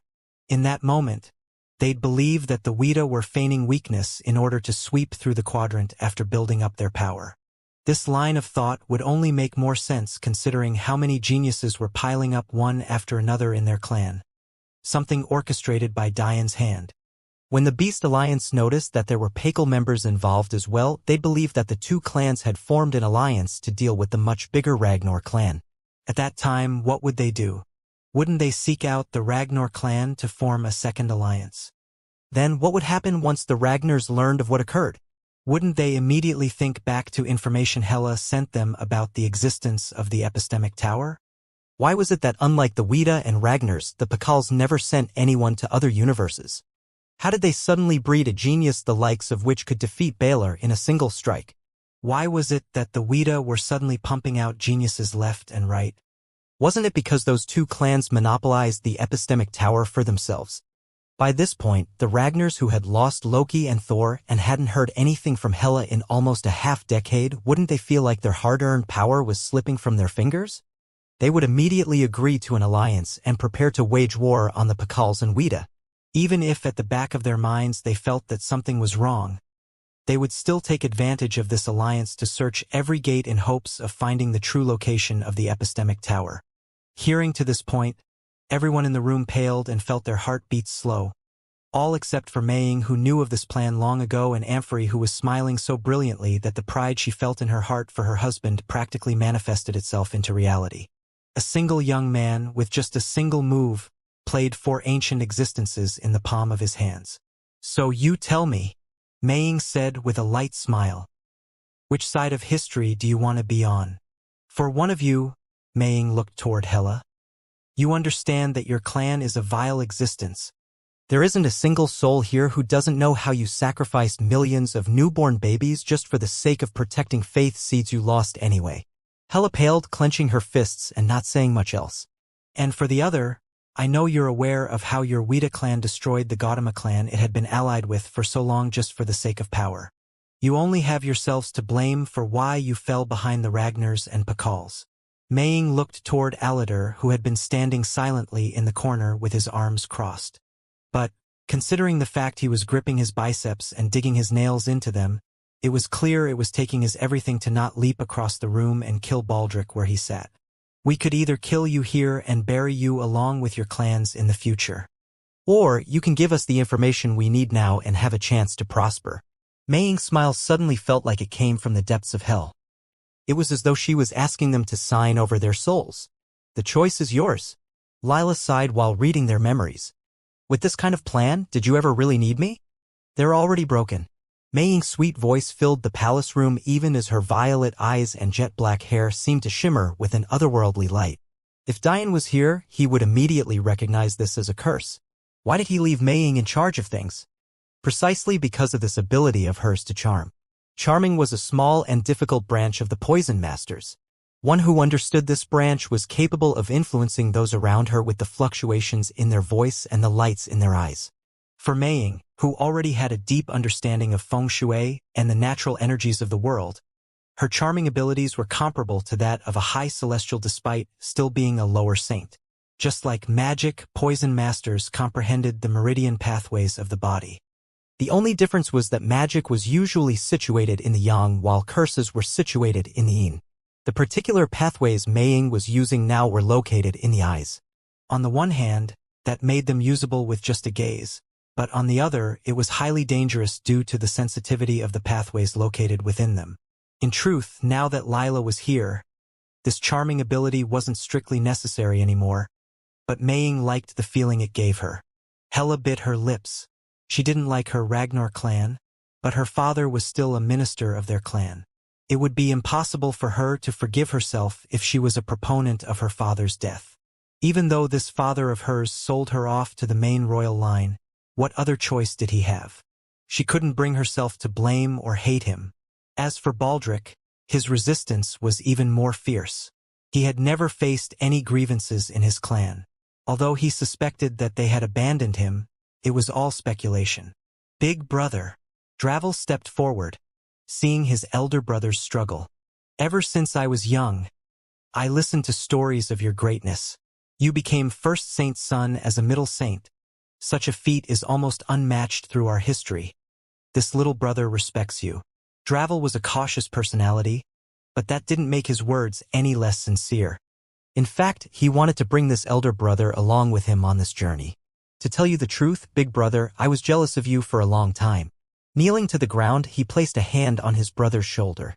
I never met you, but everything I did, even when I became such a young first essence son, was always compared to you. Even though mother and father tried to hide it, I could see the reflection of your image in their eyes whenever they looked at me. Baldric's furrowed brows eased a bit hearing this. However, big brother, you understand how cutthroat our family is, and you know how many children and wives our father has. This breeds talent. There's nothing wrong with that. Baldric said seriously. Maybe, Dravel said lightly. But shouldn't a family you gave up everything for, even to the point of risking your life for hundreds of years, reward you instead of spitting in your face? An uncomfortable and anxious feeling overwhelmed Baldric. What do you mean by that? What happened? Dravel sighed. Almost half a decade ago, father annulled your marriage to Nina. Baldric felt his world crumbling that moment those words resounded in his ear. Despite not having Dian's support, their first celestial sister, Nina, was still the most talented woman of their clan. Much like Abraham, her light was one that resources couldn't overcome. You! Baldric's eyes reddened. It's not what you think, elder brother. Dravel explained. She wasn't betrothed to me. About 15 or so years ago, another younger brother of ours was born. His name is Abraham. His talent is so dazzling that even with Lord True God Sacharo's support, I can't hope to outmatch him. If it wasn't for the decades of cultivation I have on him, he would have surpassed me long ago. A bitter chuckle escaped Baldric's lips. 15 years ago? Wasn't it the exact time he stopped receiving replies from his family? Dravel sighed once more. Our father wants to bring Abraham and Nina together in marriage. With their talent, he hopes to birth a child with the purest Weta bloodline seen in several 10,000 years. Do you see now, brother? This is the kind of family we are. We force siblings to fight over the title of first son and daughter as though power is what should decide the place of a child in a parent's heart. We are a family that backstabbed our own kin for the sake of power. We are the kind of family that tosses away those willing to give up their lives for the clan like elder brother. If we can toss away our own flesh and blood away so easily, how is this a clan worth protecting? Big brother, because you went on this important mission from the clan, you were privy to information even I don't have despite having been away from the clan for so long. Although you were treated like a successor for much of your life, I never got the opportunity because before I rose up, Abraham was born. However, although Abraham has fallen under the control of true God Sicharo, he is still too young for father to have trusted him with anything important just yet. Only you can help us now, Dravel said seriously. A bitter laugh escaped Baldric's lips. He felt like his whole world was crumbling down. Just what was the purpose of this life of his? The truth was that Baldric wouldn't be convinced so easily. Even with Mei Ying's charm, at most they received consent of his cooperation. As for Hela, she was in the same boat, not because she didn't want to act against her clan, but rather because she had reservations about her father and faith seed. You don't need to worry about your faith seed, the quiet Thor spoke. Dian is capable of breaking its lines of karma. Before Dian's coma and even afterward, Thor was forced to ignore the capabilities of his faith seed and keep it hidden deep within himself. However, this was only because Dian's soul was sealed, and thus he was unable to help Thor. Now that Dian's soul was unsealed and his soul had undergone a qualitative change, he was capable of far more than the Ragnar clan. With the help of a treasure of the 33 heavens, breaking the lines that shackled Thor was a simple matter. Then, can you guarantee my father's safety? Hela couldn't help but ask. We can only guarantee that we won't kill him personally. As for whether he survives the war's turmoil, that matter is up to his luck. Aladar, who had been silent until now, spoke up. With that, Hela and Baldric had no choice but to begin to speak. The Ragnar clan controls 28 universes. The control is very strict, so there aren't any major clans allowed to flourish outside of our family. Hours later, it became Baldric's turn. After Lila pointed out a few times he lied, could only continue with the truth, a bitter expression on his face. Damaris stood in a rage, her eyes burning with a fiery light. Her draconic aura made Marco Ricci and Violet involuntarily shrink backward. The only two who seemed unaffected were the small Ryu and Geralda, who smiled bitterly. Such a small Grand Templar sect dares to treat my elder sister this way. I'll destroy them. Damaris' roar covered the whole of Soul Planet. Although she said this on a whim, the reality was that she was truly capable of such a thing. Who in that small sect could match her strength? And you, aren't you too useless as a man to allow my sister to suffer such a thing? She should be a mighty Dao expert by now, but she's middling around this piece of shit place. Her husband isn't even a core disciple of the sect either. You're lucky I'm here and not my father, or else you would have been a pile of minced meat already. Damaris was like an enraged lioness. She really had half a mind to storm toward the Grand Templar sect right now and lay waste to them. Marco lowered his head, not daring to respond. As for Violet, she remained quiet. Honestly, she fully agreed with Damaris' words. She still didn't understand even until now why her mother had chosen such a useless man. However, her stance on the topic had softened after watching Delia's celestial advancement. Little sister, calm down. Although the Grand Templar sect is barely ranked in the 70s, there is something odd about them. I have a feeling that even you wouldn't be able to take them down so easily. At least for the sake of little Ryu, let the matter go for now, she said softly. Damaris' features softened. She kneeled beside her little nephew, stroking his blonde hair with a loving expression. This aunt of yours is sorry. Ryu's large watery eyes blinked, but he didn't say anything. He had been mute for all his life. Even his mother had never heard him say a word. But this only broke Damaris' heart more. What do you mean they're not normal? How many secrets could such a sect have? Taking her nephew in her arms, Damaris sat back down. Didn't that little bastard save you? Do you think I'm worse than him too? Geralda giggled at her little sister's potty mouth. You want to butt heads with true god Sicharo too? What did he do to offend you? Damaris snorted. I'll give him a good beating when I see him next. Daring to think he could defeat me as a saint, what gall. If Dian heard this, he might cough up blood in anger. Since when had he ever claimed such a thing? Wasn't it his younger sister and brother who had said those words? How could he be blamed? The Grand Templar sect has an uncanny ability to raise beasts, and they have a mystical world despite being such a weak sect. There's definitely something special about them. Elder sister, you've grown weak. What happened to true god Geralda? Scared of some little beasts and a measly mystical world. Geralda shrugged.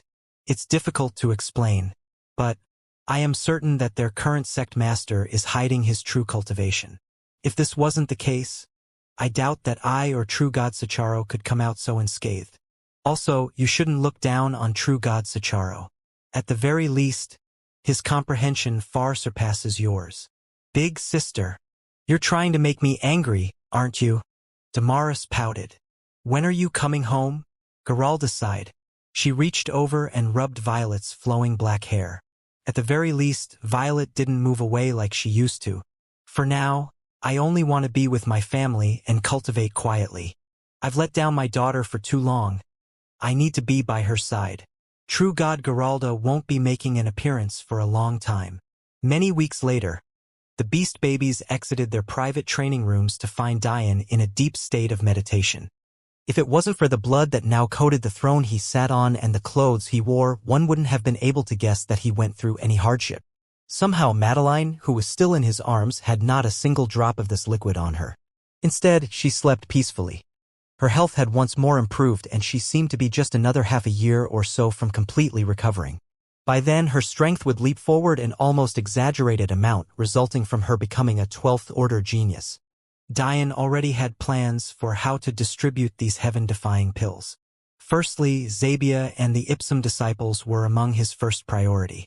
After training with the demon sage for hundreds of years, they were very close to breaking through to the Tao formation realm and only needed a small push. In as little as 10 years, Dian would gain 6 new pillars for his empire. With these pills, he could guarantee that the Ipsum disciples would become second-grade Tao experts, while Zabia, who was slated to break through as a first-grade genius, would reach a state of near perfection. Then there were, of course, his wives. Dian couldn't fathom the kind of strength Amphory would gain with one of these pills. Also, if Clara took one of these pills, her meridian grade would skyrocket. Even if it didn't breach the first grade immediately, it would definitely reach the second grade. With this, she'd finally be able to break through to the celestial realm. Dian wanted to provide a single pill to all of his demon generals as well, but that was unrealistic. There were now over 3,000 of them, but there were only 1,000 pills. So, Dian could only steal his heart and decide to start with the most talented of them. His 10 vice commanders, Galia, Gria, Helena, Kita, Malashira, Arhel, Jason, Ithiri, Kornos, and Celeborn were all false true gods. However, it needed to be noted that these 10 were chosen during Dian's first campaign. Back then, since Earth's Gate was an Essence Gate, he couldn't take the Saint Demon Generals with him. So, the current vice commanders were all the Essence Gatherers of back then. Aside from them, there were also another 10 that had been saints back then and were equally as talented. As such, those 20 false true gods would be the first priority. After that, Dian would play it by ear. Then there were his little brother and sister. He'd also likely leave some aside as rewards for the various sect disciples. All of this said, Dian knew he needed to be mindful of the timing he picked. This was because they'd likely be incapacitated for a few months, much like Madeline. It would be especially tragic if he handed them all out at once only for him to be left without any able-bodied backers. Doesn't Big Brother's presence seem a bit faint to you? Bybee suddenly asked. There's no need to worry. Little Yang and Ian appeared from thin air, appearing on either one of Dian's shoulders. What happened? Big Brother Dian entered his Constitution's world again. But this time he's gained more control. He only sent about 10% of himself in. Little Ian explained. The first time Dian entered his constitution's world, his entire body was forcibly sent in. Unfortunately, the rules inside the constitution world were different from the rules outside.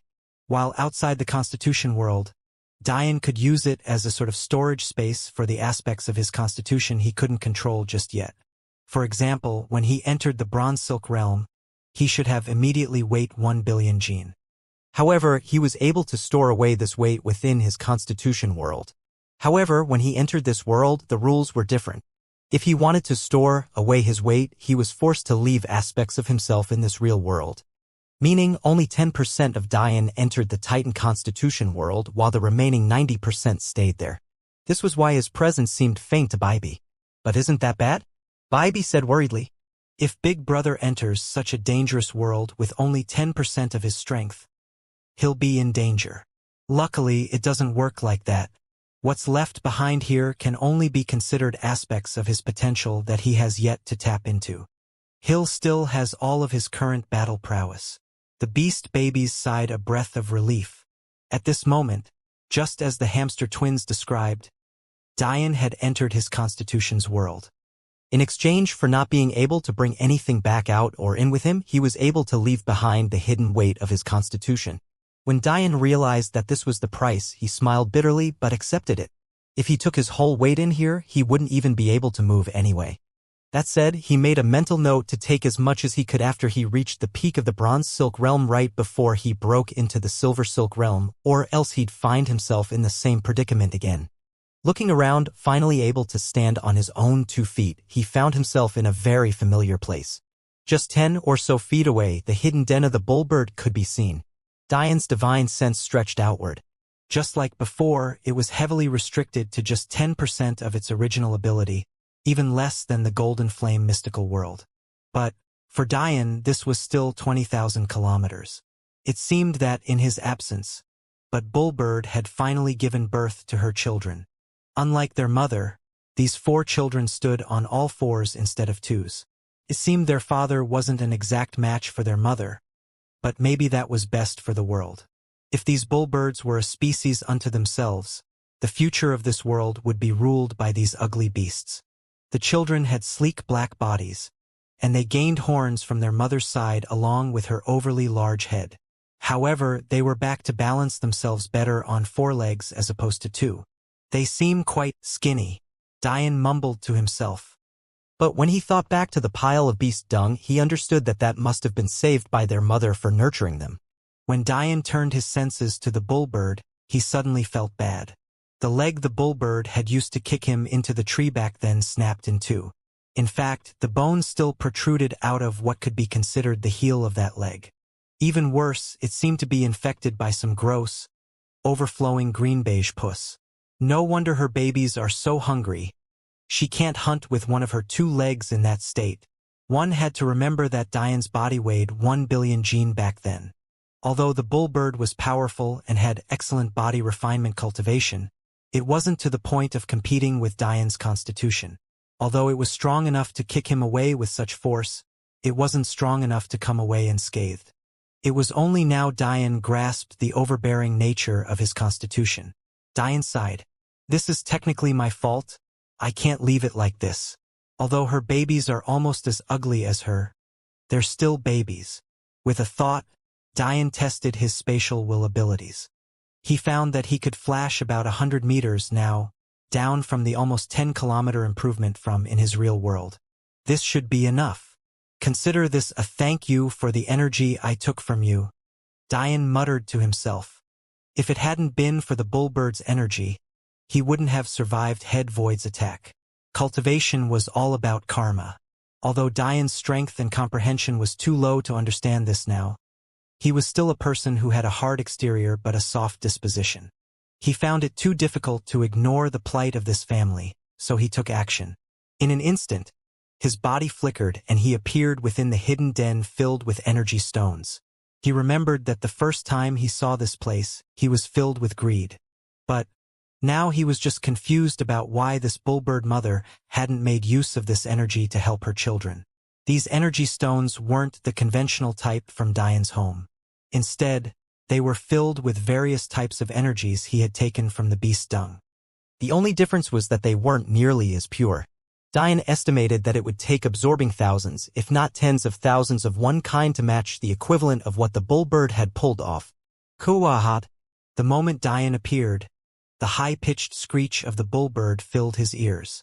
It tried to stand up and storm toward Diane, protecting its children to her back, but she stumbled and fell, a pained expression appearing on her large, furless and bull-like face. The injury to her leg became worse in an instant, the already protruding bone pushing out further as fresh blue blood began to mix in with the foul stench of pus. Diane sighed. It must be that these creatures aren't intelligent enough to cultivate a method of extracting the energy from these energy stones, so they can only do it by eating other beasts and refining them within their bodies by instinct. Suddenly Diane's brows furrowed. Even if these creatures don't understand this method, it has to be the case that some of them do. After all, this mother couldn't have grown so powerful on a whim.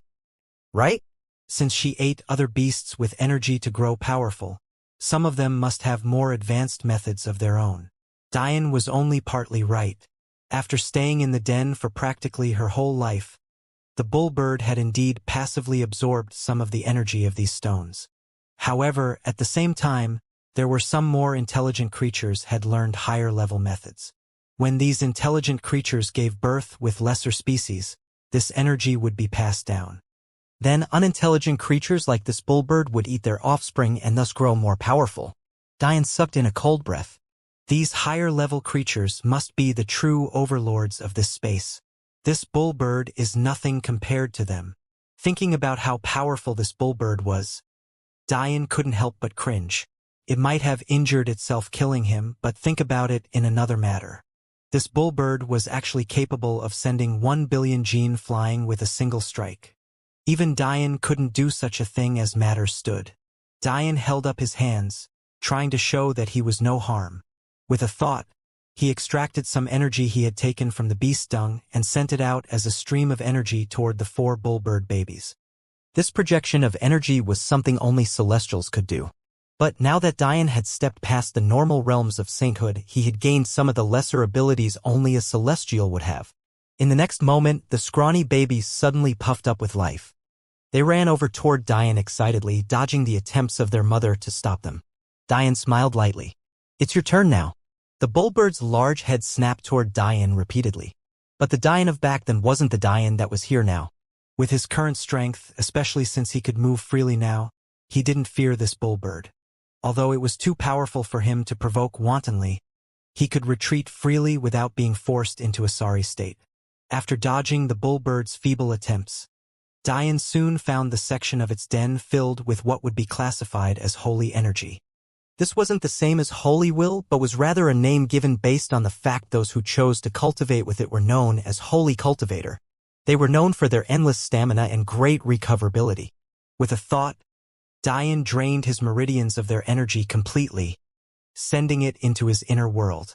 One should note that this wasn't Diane abandoning his cultivation. In the eyes of others, he still appeared to be a peak saint. It was just that his inner world and his meridians had perfect communication and interchangeability. Soon, Diane fell into a state of meditation, keeping his mind on alert in case the bullbird tried to crawl its way over to where he sat. A faint smile appeared on Diane's features. Holy-type energy was truly too comfortable. He could feel the hidden injuries from his body tempering disappearing with each passing moment. Although this energy was far less pure than what he received from the bullbird, its recovery abilities were uncanny. If Diane had to place a label on this holy-type energy, he would categorize it at the essence level. Yet, it was capable of healing his celestial body. This was how amazing these sorts of energies were. Diane could only imagine what saint-level holy-type energy would feel like. Actually, he didn't need to imagine. That should have been the level the bullbird's beast dung was at.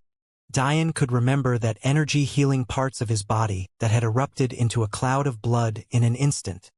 This world was truly a treasure trove. Although Diane couldn't take any objects out with him, energy that became one with him was a completely different matter. Not only could he use this world to heal himself when he was in dire straits, he would be able to load himself up on those amazing energies now. One had to also note that not just anyone with the Titan Diamond body could do this. For one, Simply reaching the Bronze Silk realm and gaining access to this world was bordering on impossible. Secondly, Diane's cultivation technique was the greatest ever created. While the cultivation techniques of others would struggle to respond to these new energy types, Diane was like a fish that had jumped into the ocean. He took practically no time at all to adjust. Hours later, Diane felt that his meridians had been filled to the brim once more. He had managed to do this 5 times over the span of time he had been here. It was just that he passed off the energy to his inner world because he realized that this healing energy also sped up the growth speed of the grass in his inner world. Although he couldn't bring in those spiritual plants he had planted in his inner world for now, he could make a good guess that their growth speed would increase as well. Diane shook his head. He felt that it was about time he was blessed with all of this luck. He had toiled in pain for too long. Standing up, he made his way to the still enraged bull bird. Diane couldn't help but applaud its tenacity. It had crawled almost 500 meters just using its large chin trying to make its way to Diane. "Thank you," Diane said sincerely, after he pushed the bullbird babies that had refused to leave his side toward their mother. He began sending steady streaming of energy toward her. In the end, the bullbird's enraged state was overwhelmed by a keen sense of calm. Pain that had overwhelmed it for years abruptly soothed themselves. Taking advantage of the situation, Diane quickly appeared to its side and snapped its broken bone back into place before dodging a sweeping kick the bullbird sent in response. Diane chuckled to himself. This bullbird really was too untrusting. But if he knew that he had squandered 10 years of her hard work, he'd have a little more sympathy for her. Half an hour later, the bullbird was finally healed completely.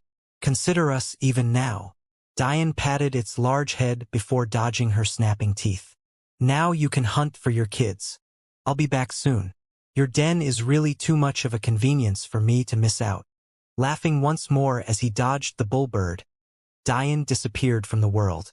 When Diane awoke, he found himself on his throne once more, Madeline still sleeping comfortably in his arms. He had another thought of helping her heal, but he fought off the urge again. After placing her within the tower for rest, he couldn't help but test out his body. His fists careened through the air, sending shock waves of booming strength forward before they enigmatically disappeared. This was one of the peak common grade techniques Diane had learned to the one with self-realm, vanishing fists. The strength behind them caused even him to raise an eyebrow. "This isn't my peak strength. My body actually feels fatigued after entering and exiting the world. It seems it takes a toll on me to stay in there for extended periods of time. As things stand now, I can last about 4 to 5 hours without too many problems.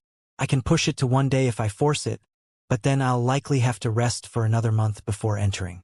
If I don't push myself, I can enter once a day without issue." Diane smiled, continuing to find the limits of his strength. He found that after he healed his hidden injuries, his upper limit had increased by another 5 million gene. Now, his peak weight was 106 million gene. His strength was absolutely devastating. "Good. It's time to head to the second phase sky castles." Looking down at himself, Diane shook his head. He was practically coated in his own blood. He really should do something about that. The nagging sound of Liliana's voice in his mind's eye only made things worse. "Can't you be as quiet as Red and Green?" Diane said, clearly annoyed. He had long since asked them for their names, but they both answered that they had forgotten long ago. So, he settled with referring to them by the color of their armors. "You stuffed me in here and never let me out. Madeline at least let me see the outside world. But all I get with you is this endless black. Are you trying to drive me insane?" Liliana's voice resounded in his mind. "I can always put you back into the torture sphere." "You scoundrel!" Diane couldn't be bothered to answer. Instead, he brought out a large vat. It looked like a massive porcelain pot of white, covered by a lid that weighed several 10 million gene. When Diane conquered his second sky castle, aside from the green armored guardian, most of the things he gained were absolutely useless to him. Many revolved around taking control of beasts much more powerful than yourself, but since he had Baibi, Sin, Sheer, and Lin Lin, he didn't plan on doing so. At least not yet. Because of this, he planned on handing off much of what he gained to Ri. But there were 2 things he set aside for himself that were extremely useful. The first was a beast-controlling formation compendium. This compendium gave detailed information about the best and most effective formations for absolute control over beasts, covering practically every common, earth and heaven-grade beast to ever exist. Beast tomes provided a breakdown of anatomy of beasts, but this compendium went even further, detailing their evolutions, weaknesses, even to the point of detailing their DNA and chemical makeup. All of this was then condensed down to singular formation, one per beast. This formation had an 80% likelihood of completely enslaving the beast it was targeted toward, irrelevant of cultivation. If you drew the blood of this beast and added it to the formation first, this percentage would grow to 95%. Of course, the only drawback of this book was that there were no beasts detailed above the heaven grade. It was also noted that these formations would drop to only 20% effectiveness if the beast in question was a king beast or if this beast followed the human path. Plus, there were high requirements for preparation. Other than that, it was practically perfect. It had to be said that this compendium was on a completely different level than Diane's usual use of the seal. Although the seal was a treasure of the 33 heavens, Diane had very minor understanding of the seal path. However, this compendium was written by a higher existence who gave her life to the seal path. If Diane coupled the seal with the formations noted in the compendium, although he wouldn't be able to increase the 80% and 95% threshold, he could increase the likelihood of enslaving a king or human path beast from 20% to 50%. This sort of beast compendium could deal a devastating blow to the 5-clan beast alliance of Diane's home quadrant. So, Diane immediately set it aside, slowly making plans for the future. The second treasure he found that was of use was none other than this large vat. This vat was filled with dragon saliva. Although this sounds disgusting, it was an absolute treasure. In fact, since the cultivation of the dragons this came from were so high, there were next to no impurities to be found. So, instead of a foul stench, the saliva gave off a soothing fragrance that smelled like a fresh spring just after a light rain. There were two major uses for this dragon saliva. The first was incredibly important: the beast babies. After beasts evolve their bloodlines, they undergo a period of instability. This saliva was not only able to instantly end this period, it was also able to perfect the fusion and ignore any rejection the original blood might experience with the new one. This would cause a qualitative improvement in the beast's strength. However, obviously, this wasn't why Diane would use it. He had already given the beast babies an adequate portion each, and they should be out of their training anytime now. Instead, his use lied in this saliva's more mysterious origin. Dragon saliva didn't refer to the spittle within their mouth, but rather the mucus that coated their throats and vocal cords. In the ancient era, the scariest magic to exist was tied to dragon tongue that relied on these very portions of the body. If one thought back to the dragon transformation technique of the Vizirian clan, the very same technique Diane stole during his second trial, the later portions referred to tempering one's vocal cords. Doing this would allow one to speak dragon tongue, an ancient magic that shook even the most powerful higher existences. The use of this magic was lost to the dragons now, but during the time before this mystical world was created, it was still very much prevalent. Whenever dragons used dragon tongue, ancient magic and its mysteries would accumulate in their throats, causing a qualitative change in the saliva over extended periods of time. This vat here was filled with that very same mucus. It was the richest source of cultivation energy possible in the martial world, and it was incomparably gentle. Using this saliva, Diane could propel himself to the peak of the Saint Realm and fill his 117th meridian completely. A few days later, Diane exhaled a hot breath. The air around him trembled, almost as though it was pulling toward his will. That space wanted to leave the constraints of heavenly laws and recognize Diane as its true master. Diane's eyes opened with a flash, a beam of energy shooting outward and surprisingly causing a crack in the wall of the sky castle. The saliva at the top of this vat is already so tyrannical and effective. What is the dragon saliva at the bottom like? From the method of dragon saliva extraction, Diane understood, a dragon would be killed and then dissected. Their throat would be taken out and opened. In that case, the newest and freshest saliva would be on the outside. These portions spent the least amount of time being tempered by dragon tongue. Obviously, then, the deeper layers of saliva had been tempered for the longest time. Right now, Dian was only capable of skimming some off of the top. The deeper portions were still beyond his ability to handle for now. Still, Dian could tell that the deepest portions would help celestial cultivation at most. This made sense though. A first-phase castle wouldn't have anything too groundbreaking. The star-grade pills of the alchemy castle was obviously an exception since it was actually meant to be a trap. Almost as though it was planned, the moment Dian's eyes opened, the beast babies walked out from their cultivation. They had stepped out before because they were worried about Dian, but now it seemed they were on a completely different level to before. If it wasn't for the fact all of them but Sin were in their adorable toddler forms, they'd look like imposing experts. Shear's black eyes flickered with a deep blue occasionally that gave off a dangerous light. Sen's massive body pulsated with an illusory royal armor. It seemed to follow his breath, appearing and disappearing with his every inhale and exhale. Bibi might have had the least improvement, but from her aura, Dian could tell that she too had stepped into the king realm. Finally, there was Lin Lin, who Dian found it difficult to see through completely. Her eyes contained a depth that didn't match her cute, chubby face. Dian smiled lightly. It seems you're all prepared. The second phase is probably a mess by now already. This is a matter of life and death for them. Without gaining a key to the third phase, they can only die on the grounds below. We have many enemies, all of them with ill intentions. But I plan on wiping them all out. Are you with me? Dian's presence shattered the space around him. He had a feeling that if he summons his projection of his inner world now, its effects would be devastating. Shear's small face grinned with an evil light. I haven't killed enough yet, big brother. I can feel my slaughter heart awakening. If someone from the mortal world saw Shear now, they'd immediately think that she was a horror movie antagonist.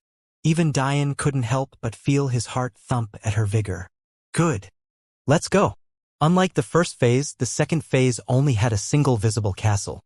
According to Madeline, it was supposed to have several invisible castles, just like the first phase, but Dian had no intention of going to them.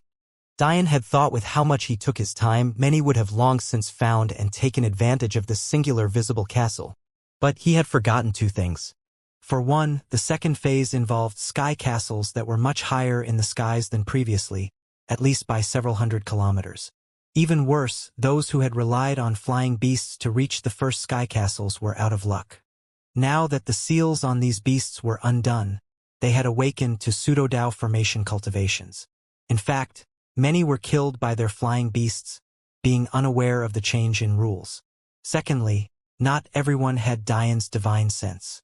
How difficult was it to find a single castle several hundred kilometers in the sky, within a world that was 500,000 kilometers from start to end? Too difficult. So, even while Dian wasted months taking his time and still finding that castle almost immediately, others spent months struggling to find methods of flying safely into the skies, all while avoiding the dangerous beasts below and the winged beasts of the skies. More than a few would be angered by the ease of Dian's experience compared to theirs. Currently, many stood in the air using various means. Those of the Sapientia guilds used defensive formations they either created themselves or that came from array plates. Some of the better ones among them used their beast master abilities to tame those wild pseudo-Dao formation beasts, giving them an advantage unto themselves. Surprisingly, those of the Golden Crow sect didn't have any problems standing in the air. Their golden flames ignored the laws of this mystical world, allowing them to soar into the skies with ease. This was a matter that made sharp individuals narrow their eyes.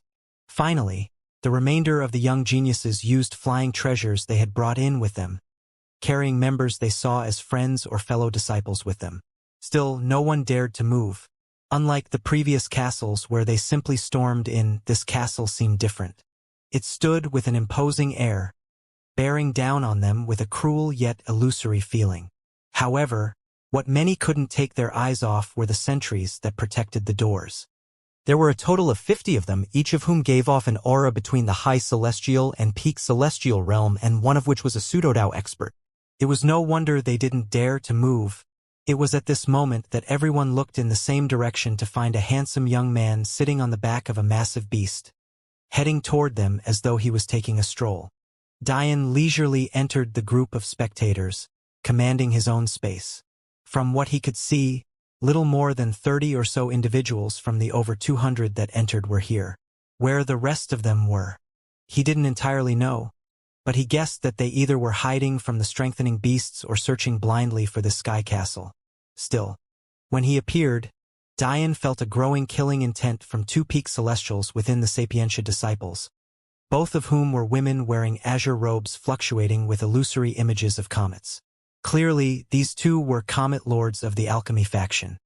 If Diane remembered correctly, Wilder was a white-robed genius of the weapons, runic veins, and alchemy masters. So he was under the purview of these peak celestials. It seemed that even when he revealed his Moon Lord status, some still hid some animosity toward him. The injured Wilder was nowhere to be seen, but Blythe was here.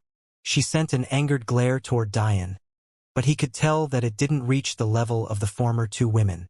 Clearly, although this girl was a little prickly, she wasn't quick to wish death upon people unlike her counterparts.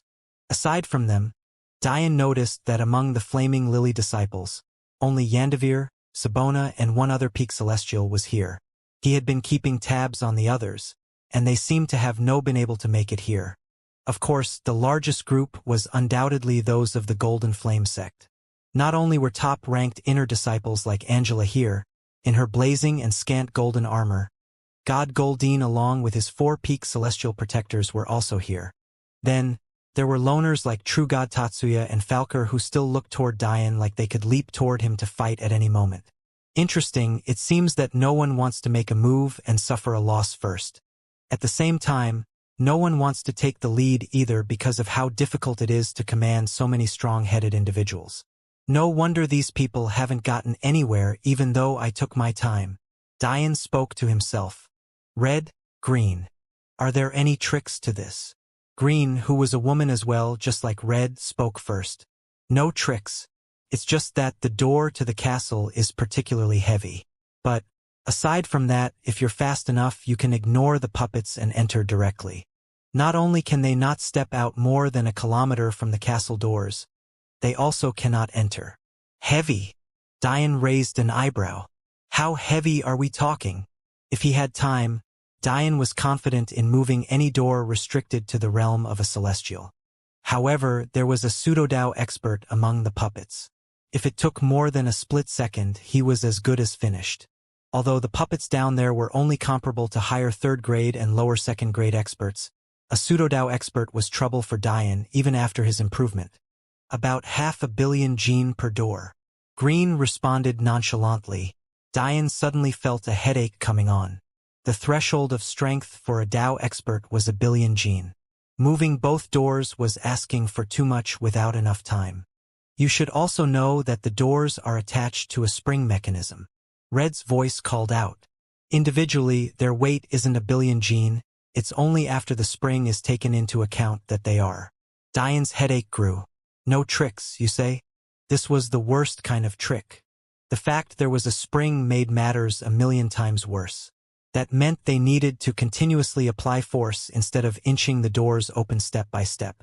It was near impossible for one person to do this alone. Not at their cultivation realm, anyway. Suddenly Diane's eyes flashed with an idea. He had planned on using the 2nd phase to clear his enemies and enter the 3rd phase calmly.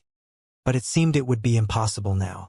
With the lingering thought that this world might not be so simple as it seems, he had wanted to focus his entire mind on potential tricks the Lord Creator might play. Unfortunately, nothing in the martial world allowed everything to go according to plan. God Goldine cleared his throat. I know that everyone here is a genius in their own right, but standing here isn't very productive. I believe that we should. Diane ignored the annoying, uppity speech that rung in his ears. With a thought, the beast babies disappeared into his inner world, and he flashed before Sabona, Yandavir, and the 3rd peak celestial. It wasn't long before he explained himself. Though the 3rd peak celestial, a disciple named Kali, didn't agree, Yandavir and Sabona did, disappearing into Diane's tower.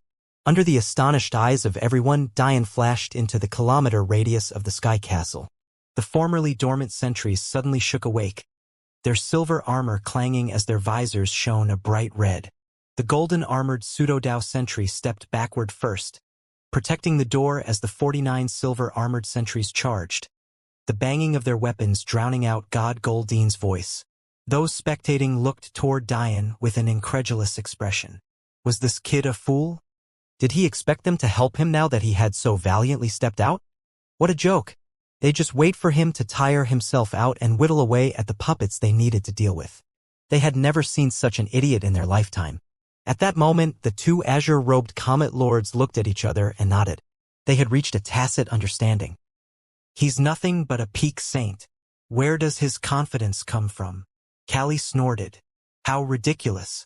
Lingering dissatisfaction from how Diane berated her and the other flaming lily sect disciples months ago was bearing its fruit now. She didn't appreciate Diane's arrogant attitude despite his handsome face. If anything, the fact he was so attractive only made her dislike him more. Diane smiled lightly as he saw the 49 celestial sentries charging toward him. Anyone below the first grade is nothing to me. His body began to sway in an enigmatic manner. It was almost as though he became illusory at time, disappearing into the wind without presence. At first, those spectating had expected an immediate struggle to break out. Although Diane had defeated Comet Lord Wilder in a single blow, there were multiple factors to consider. First of all, he had the support of his beast companions. Beast companions he had clearly put away in some sort of hidden space. Secondly, he used an attack that took several seconds to complete. Such a technique in a battle between celestials was completely useless. Even a saint wouldn't allow you so much to charge a technique. And lastly, Wilder was simply not that powerful. Although Wilder was a first-grade genius, he was just of the first order. In addition, he had leaped into the skies to attack Diane in a world where flight was restricted. His movement were inherently handicapped. To top all of this off, he had only just recently broken into the middle celestial realm. He would struggle against even one high celestial second-grade puppet, let alone the peak celestial second-grade puppets here. However, this destruction of a true god they were expecting didn't happen. Diane's body slipped into and out of existence with such an ease that they felt a chill in their hearts. He looked so at ease, yet the movements he was executing proved how powerful his divine sense was. Not a single matter slipped his recognition. Diane found that his spatial control was even further dampened within the range of the sky castle. In fact, he could only move a single meter in any direction. But that was more than enough. Whenever he felt himself falling from the skies, he would flash upward. His control was so precise that from a spectator's view, it seemed that he was gliding across a see-through floor instead of the empty skies he was. After decades of refining his energy manipulation in Chaos Universe, he had reached otherworldly levels. Could it be that he's flying? How? That should be impossible here for anyone who... 7th-ranked inner disciple Egan Goldine began muttering to himself, but his last words were cut off as he received the glares of the Golden Crow disciples around him. 1st-ranked inner disciple Louis Goldine looked toward Diane with interest. As an inner disciple, he had yet to break into the celestial realm, so he treated Diane as a rival. He had yet to realize that he was delusional. He isn't flying, he's using incredibly precise control of his spatial will and his movement techniques to make it seem like he is, he said, somewhat breathlessly. He had never seen something so beautiful. What is the point of that? Egan's face twisted in disdain. Ever since he shouldered the responsibility of losing so many key towers in the campaign against Madeline and Aladar, he had hated Diane to the core. 2nd-ranked inner disciple Megan Goldine looked toward her cousin in contempt. Would it kill you to not sound stupid for a single second? Puppets are simple creatures and don't have the flexible thinking of humans. Since they're fighting in the skies, true God Sacharo would be placed at a disadvantage if he was attacked from front, back, above, and below.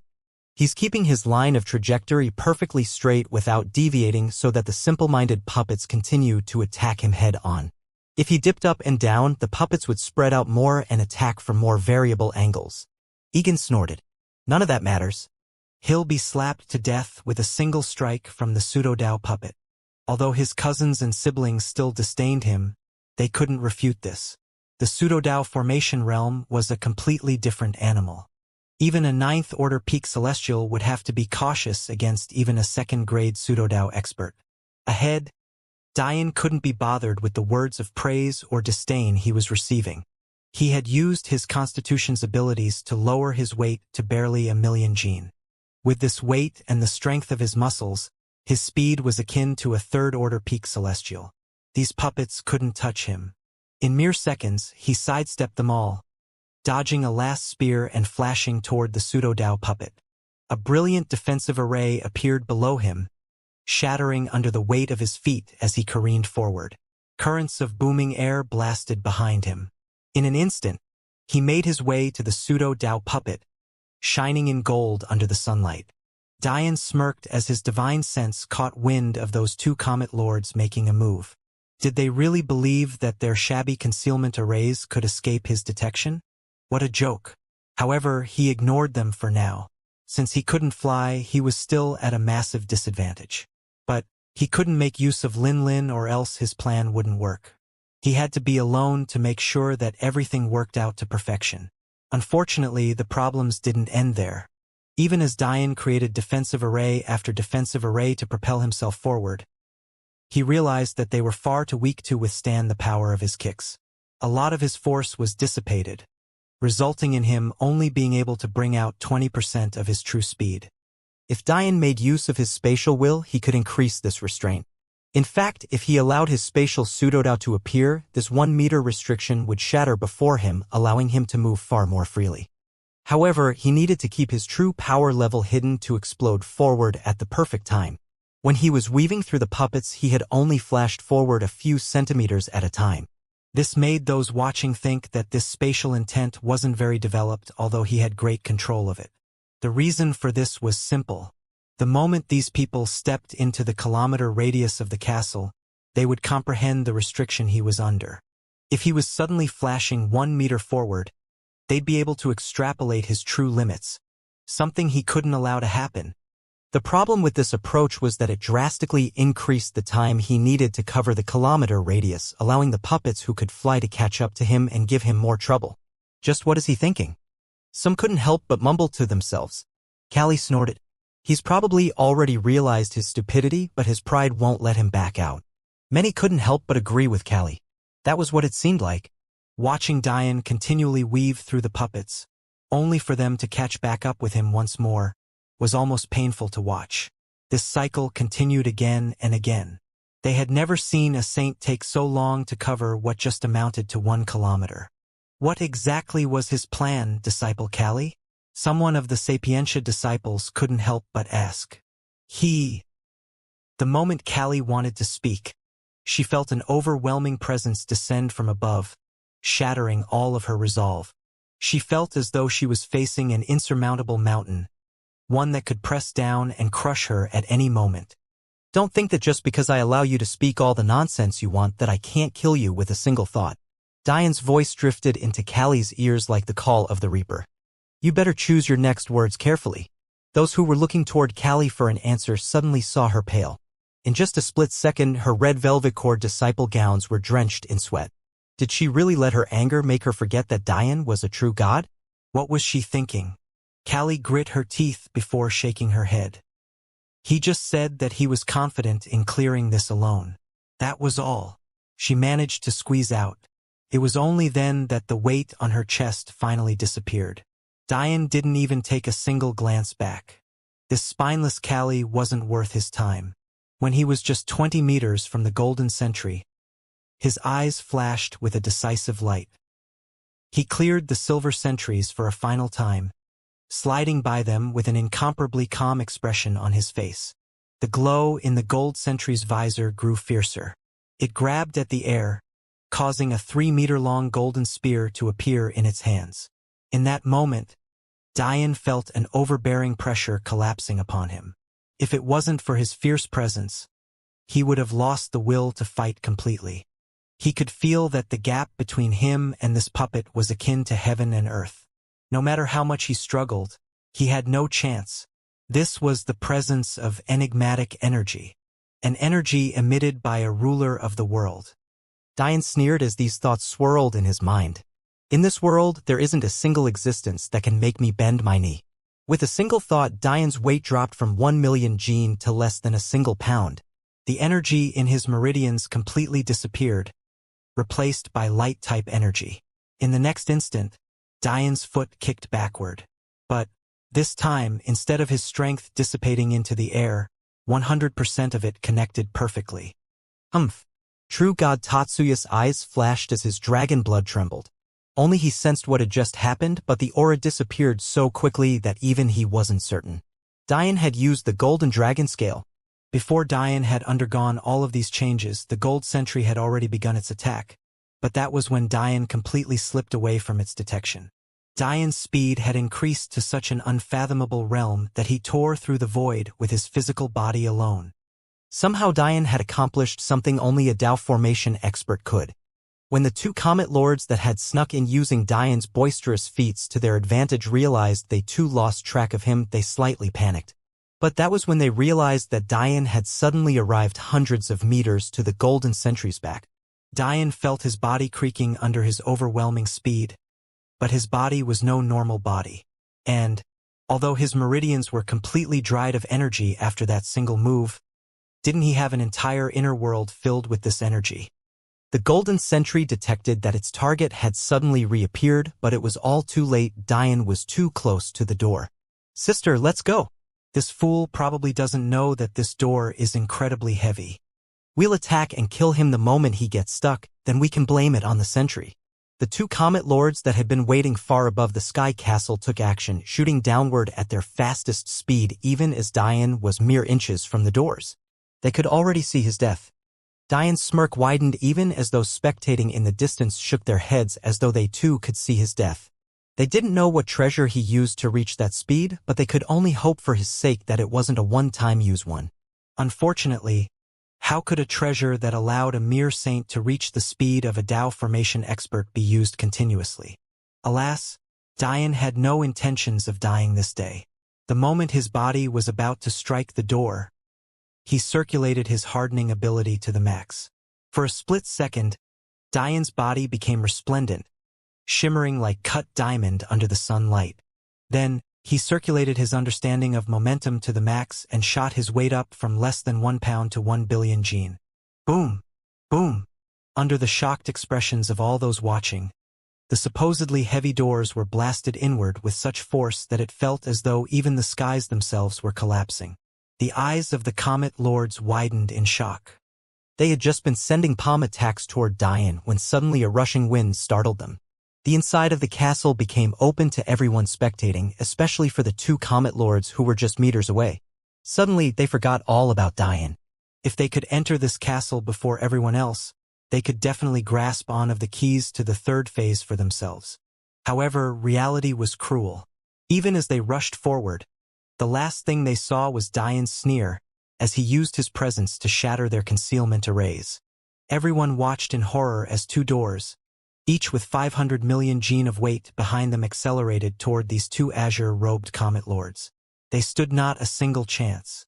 The moment the doors slammed into them, they erupted into nothing but a cloud of meat paste. A violent wind knocked Dian flying once more as the doors closed behind him. Those who had been spectating could only watch with bitter expressions on their faces. None more bitter than Callie, who only had to have said yes to take part in what Yandavir and Sabona were taking part in. The title of true god really is well earned. Some couldn't help but mutter to themselves.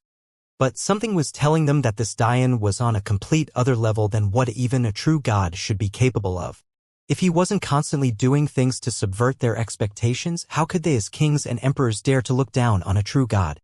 Yet time and time again he shocked them. Within the sky castle, Dian coughed violently, wincing as he popped his shoulder back into place and released the beast babies along with Yandavir and Sabona. A shocked gasp left Sabona's lips. He really did it. Even Yandavir's normally bland expression twinkled slightly in surprise.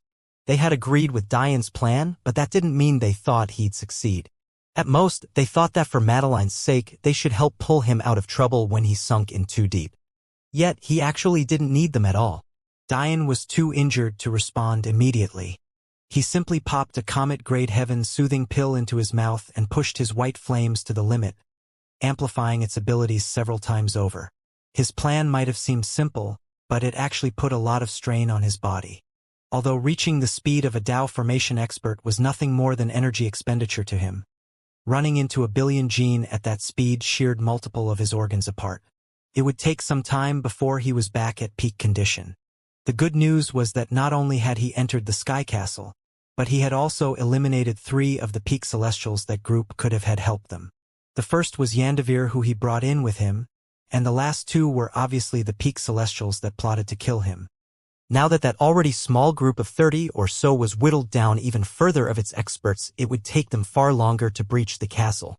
If Diane had to guess, they'd likely err on the side of waiting until more people found the Sky Castle before attacking. This could take anywhere from days to weeks, and even then, it would be a massive trial to make it through all the puppets, especially the pseudo-Dao one. "Where is Madeline?" Sabona couldn't help ask. Diane coughed, spitting out a glob of blood before standing up. He felt much better now. "She's in secluded training right now," Diane said absent-mindedly. He looked around, realizing that they were in a foyer between 2 large doors. It seemed that after the large double doors that guarded the castle, there was a second set of doors directly behind them that required the key from the first phase. "Don't lie to me. I heard people talking about how she was very injured." Sabona waved her massive red hammer around. Diane found it adorable that what looked like a little girl was brandishing a weapon twice her size. The truth was that months ago, Diane was forced to carry Madeline around because her situation was still unstable and sometimes took a turn for the worst. But by now, Madeline was out of the woods. She was very injured, and now she's in secluded training. Diane didn't even bother to attempt and concoct a good story. "Let's go." With a thought, his 6-sided key appeared in his hand and flew toward the second set of doors. Unlike the previous heavy set, these doors opened with remarkable ease. In fact, they didn't even stop Yandavir and Sabona from entering as well, despite the fact they didn't have to use their keys. It seemed that 1 key was enough to allow an entire group entry. Sabona pouted. "I fought so hard for my key, and it turns out I don't even need it. This Lord Creator is too." However, her words froze as she saw the space they entered, greed replacing her previous pout. Below them was a ground of solid marble. It shone with interlaced lines of pearly white, grays, and sparse flecks of black. But the room had no walls or even a ceiling to speak of. Instead, it was replaced by an expanse of space. Stars twinkled in the distance, shining down with a faint light. It was even possible to see moons of various colors and streaking asteroids and comets. It was almost as though this slab of marble had been ejected from a planet and was now floating aimlessly. If it wasn't for the fact that there was another set of identical double doors at the end of the marble slab, they'd really believe that this was the case as well. This said, none of these matters were what made Sabona's eyes light up with greed. While some of what hovered in this night sky were stars, there were also orbs of shimmering lights as well. Within these orbs of light, outstanding treasures floated, completely trapped. The best part was, judging by the auras of these treasures, even the worst of them were peak comet-grade spiritual treasures, while the best of them were peak planet-grade supreme treasures. Diane turned an interested eye to the floating orbs. Truth be told, he had relied on himself for most of his fighting prowess, mostly because spiritual-grade treasures were almost glorified ornaments in the hands of anyone below the celestial realm. Diane even remembered that he had wore a domineering battle Chongpao to his first campaign that he had never worn since, simply due to the fact it wasn't worth it. It had looked quite cool to wear a white leather Chongpao, laced with silver and gold. But not only was it heavy, restricting Diane's movements, its defensive and offensive capabilities were locked to him, since he didn't even have an ounce of energy cultivation at the time. However, now matters were different. Not only was he very close to breaking through to the celestial realm, he had even gained some abilities of celestials before even entering their level. In just a few more months, his cultivation would completely stabilize at the peak of the 18th order, and he would be able to accomplish things practically no other saint could. When that time came, such spiritual grade treasures would be highly beneficial to him. Also, his treasures of the 33 heavens would take a massive leap in their abilities as well. For Diane, whose cultivation path was innately slow, the best way to explosively increase his combat prowess in as little time as possible would be to rely on these treasures. Of course, he also remembered his master's rule that he couldn't use them until he breached the first innate level of his weapons master will. He was sure that she'd forgive him for breaking this rule in life and death situations. "This room shouldn't be so simple, right?" Diane directed this question toward Red and Green. "Lord Creator never gives out anything without taking something back." Red explained, The better the treasure, the further from this floor they are. You have to send out a rope of energy to pull them down, but the amount of energy needed is dependent on how far the treasure is. Also, the treasure can pull back as well. If your feet leave this marbled floor, you'll lose its support and you could end up drifting aimlessly until the mystical world closes and you're forced out. I see, Diane thought to himself. If it hadn't been for those Marshall Saint pills, Diane would have been out of luck in the second phase. Without the abilities of a celestial, it was impossible to project energy out from oneself without a medium like wills and intents or a weapon. Only celestials and above could project their actual energy to influence the world around them. This may seem like a useless ability, but it was quite helpful. It not only gave celestials most deft control on their techniques, it could also be used as a sort of telekinesis. Stories of cultivators grasping their enemies from afar and crushing them all stemmed from this ability. Sibona stamped her feet angrily when she realized this reality. This damn Lord Creator!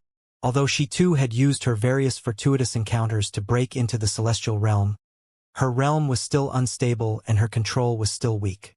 By her calculations, to take even the weakest treasure here would take the energy pool and control of a first-grade higher celestial. This was too hateful. Diane smiled lightly but said nothing. He had helped them enough. Although Diane's saint energy couldn't compare to celestial energy, his depth of energy was unmatched. He could rely on his control and stamina to reach the treasures he wanted as long as he took his time. Senior Sister Yandavir, are there any treasures here that you must have? Diane asked lightly. He didn't want to start any unnecessary fights that could be avoided. He had to help out his beast companions as well as Madeline, so he wanted Yandavir to pick first. The quiet Yandavir sent a glance toward Diane before pointing toward a lower moon-grade protective vest. From Diane's senses, he could tell that it improved energy recovery and was also a great defensive treasure. But most of all, its energy recovery ability was linked to its hidden strength of improving energy flow. By his estimations, it could increase the speed of a cultivator by almost 20%. Diane nodded and said no more. Sibona pouted and sat down in a huff. Eventually, she focused on one of the weaker treasures, deciding that she should at least try her best. I want that one, she said defiantly, pointing toward a small book with wings printed on its cover. Diane looked over in interest. He remembered that he had trouble fusing his movement skills with his wings. If that book was a movement technique that involved its user have this natural flight ability, it could be very helpful to him. Looking at Sibona's red mercury wings, he could guess why she wanted it as well. How about this? If you fail, I'll help you get the book and you can let me take a look at it for a few hours. You? Sibona's brow furrowed. No matter how she looked at it, Diane was still a peak saint. His abilities here should be even worse than hers. But after seeing him do so many heaven-defying things, she just nodded subconsciously. Diane smiled. It's settled then. After this, Diane's eyes focused on a golden treasure in the distance. Since he was so good at offending people, he definitely needed a faster mode of transportation. Ha! A light roar escaped Diane's lips, his aura releasing to an entirely new level. The odd inner world trembled under his might. Not only did his divine sense spread to its limits, his presence unleashed its full strength. Did these floating treasures dare pull back against an emperor? Yandavir and Sibona's pupils contracted into pinholes. They couldn't understand how a mere celestial had such momentum. This was on a completely different level. Only the beast babies hopped around excitedly. If Diane could take these treasures easily, that meant they could get what they wanted too. Diane's aura pressed down on the golden treasure in the distance. Its protective barrier trembled under his might, almost shattering in an instant. Pressing his two fingers together, Diane's arm gained the presence of a weapon. With a single stroke, he shot it forward, causing an arc of light to pierce forward. That's not celestial or saint energy. It's spear chi? Yandavir's eyes showed doubt. Could it be his weapon has reached the 7th intent level? But that's impossible. Not only did celestial energy have special properties, but so did celestial level intents, referring to the 7th, 8th, and 9th intent levels. This was why Lilith's sword had the ability to seal space when she fought Diane. If it hadn't been for the fact her soul was injured, Diane would have suffered a loss fighting her. However, the reason Yandavir was so shocked was because mastering a weapon will to the celestial realm was a completely different sort of feat. It was near impossible. Following a weapon path needed a depth of insight that a saint simply couldn't bring to the table. There was no such thing as a weapon's abyssal core. The closest thing to one would be battle scars left behind by absolute experts, but those were far more difficult to glean results from than abyssal cores. As a result, those who comprehended weapons could only rely on themselves. This made the path far more difficult. It was no wonder Yandavir didn't believe her senses. Eventually, she shook her head. Even if he has, a will isn't enough. If it was, Sabona would have just used her fire intent. However, the next moment shocked her even more. The spear attacks began to stack upon one another. This wasn't Diane sending out more strength, but it seemed to be stemming from an innate comprehension of resonance and momentum fused with the spear chi. This is true weapon will. Yandavir, a woman known for her stoic expressions, had never shown so much emotion in her life. Is he even human? Diane had long since comprehended true weapon will thanks to his tribulation. The true weapon will of the spear was able to layer its attacks, multiplying its destructive force. There was another matter that Yandavir didn't pick up on either. Both Clara and Diane had the ability to use their divine senses range to increase the range of their wills. If Diane wanted, he could start a fire 200,000 kilometers from himself, simply relying on his fire will. This was the majesty of the secrets of the Tao of Array alchemy. Although the strength of the will decreased the further from Diane it was formed, in this sort of situation this was irrelevant. Diane was able to slowly add more spear chi the further his attack traveled. So, instead of weakening, his spear only increased in strength. Coupling this with its true weapon will ability made it seem like Diane's chi was immortal and inexhaustible. Even without this, Diane could easily send an attack out dozens of miles. However, with it, he wouldn't tire even if it was hundreds of miles. This trial should have been tough. Not only could the orbs of light fight back, they could also dodge their lines of energy. But, not only did Diane make it so that the orb didn't dare to move under his presence, he made use of various other abilities to instantly pierce an orb several hundred miles away. The orb shot toward Diane with a tiss sound, unable to resist the pull of his arm under his presence. In an instant, the orb of light reached his palm, shattering under his force and allowing a small golden boat to float just about his hand. Wow! Sabona, who was much less reserved than Yandavir, breathed out, looking toward Diane with praise clear in her eyes. Diane smiled, although his face was slightly pale. That maneuver had taken about 70% of his stamina. However, this could only be expected. He had linked thousands of spear chis to shoot across hundreds of miles, then used his striking chain energy manipulation technique to pull them all back at once. It was definitely draining, but his reward was a 6th-stage supreme-grade treasure. The Demon Sage Tower was a decent transportation treasure, but it wasn't designed to be one. It was a war machine. It was meant to be stored within a true transportation treasure, then appear on the battlefield as a headquarters. Plus, Diane was reluctant to use it as a transportation treasure because its efficiency was terrible. It burned through energy stones without reserve, yet the speed that he received in return was pitiful. This was most likely because it was meant to be powered by energy stones of the immortal plane and not the mortal plane. However, this golden yacht was different. Although its defensive abilities fell way short of the Demon Sage Tower, its speed and offensive abilities far outstripped it. To make matters even better, it had the ability to use its formations to cultivate, allowing it to match the speed of a lower Tao expert, even if Diane didn't give it any energy stones. Still, the moment Diane sent his senses into it, he realized that he had underestimated a supreme-grade treasure far too much. What he saw made him suck in a cold breath. This golden yacht is amazing, Diane mumbled to himself. When Diane first learned about manifestations, he was greatly intrigued by them. Due to the fact the soul was the basis of communication between the body and the heavens, manifestations were able to amplify this connection, thus giving its users great benefits. Back then, Diane had met many individuals capable of forcibly raising their will comprehensions through their manifestations. In fact, he was one of them. But as time passed, this ability became less and less prevalent until eventually Diane and those around him couldn't grasp it anymore.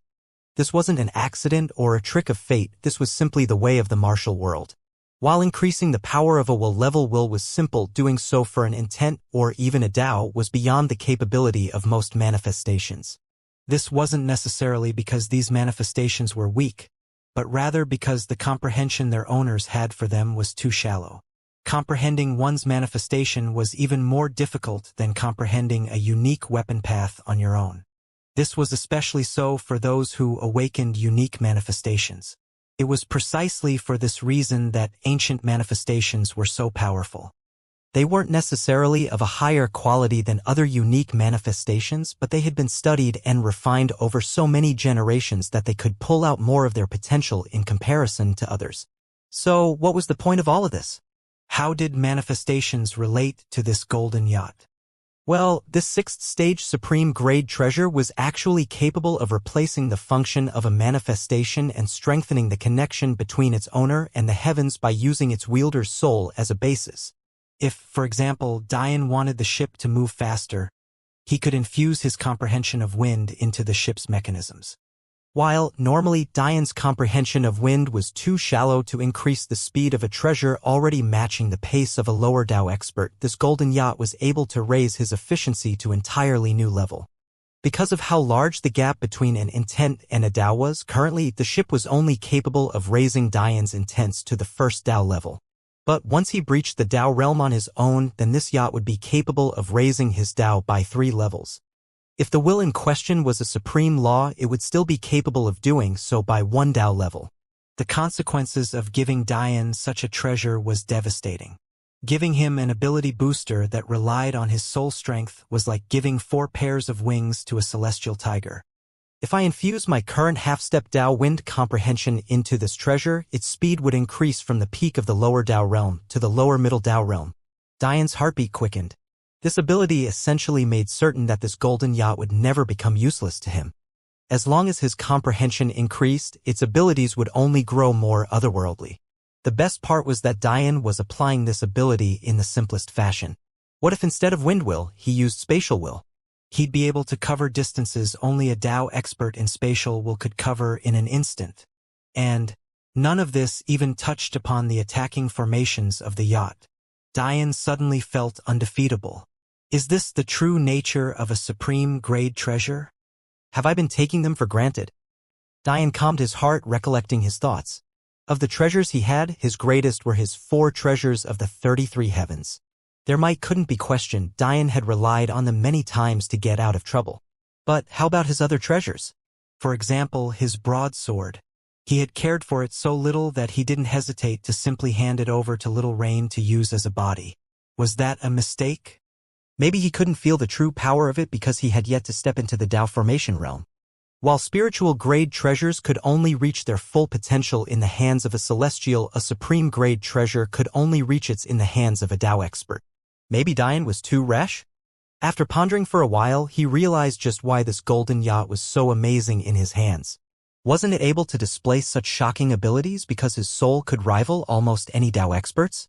If, for example, Dian gave this treasure to any other peak saint, or even if he gave it to another peak celestial, at most all they could do was benefit from its lower Tao realm speed. Only Dian had a soul so powerful that he could make use of formations only a Tao expert had the stamina to sustain. Any other person of his generation would barely be able to use this treasure to its fullest power for a few seconds, but Dian felt like he could use it for half a day without breaking a sweat. Finally, Dian understood.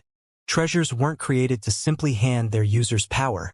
The use of treasures was meant to supplement, not make up for. The same way he could use this golden yacht well because he was powerful, was the same way he couldn't make use of his other treasures well because he was too weak.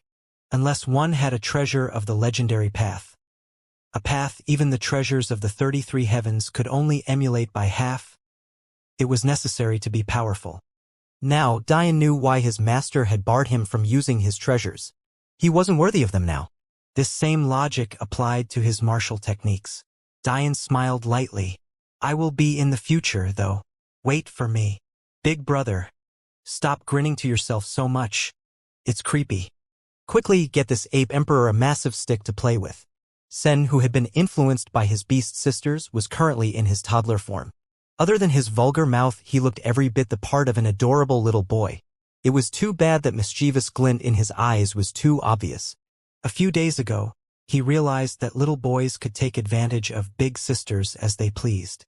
He had been abusing his powers to harass Yandavir and the female spirits in Diane's mental realm ever since.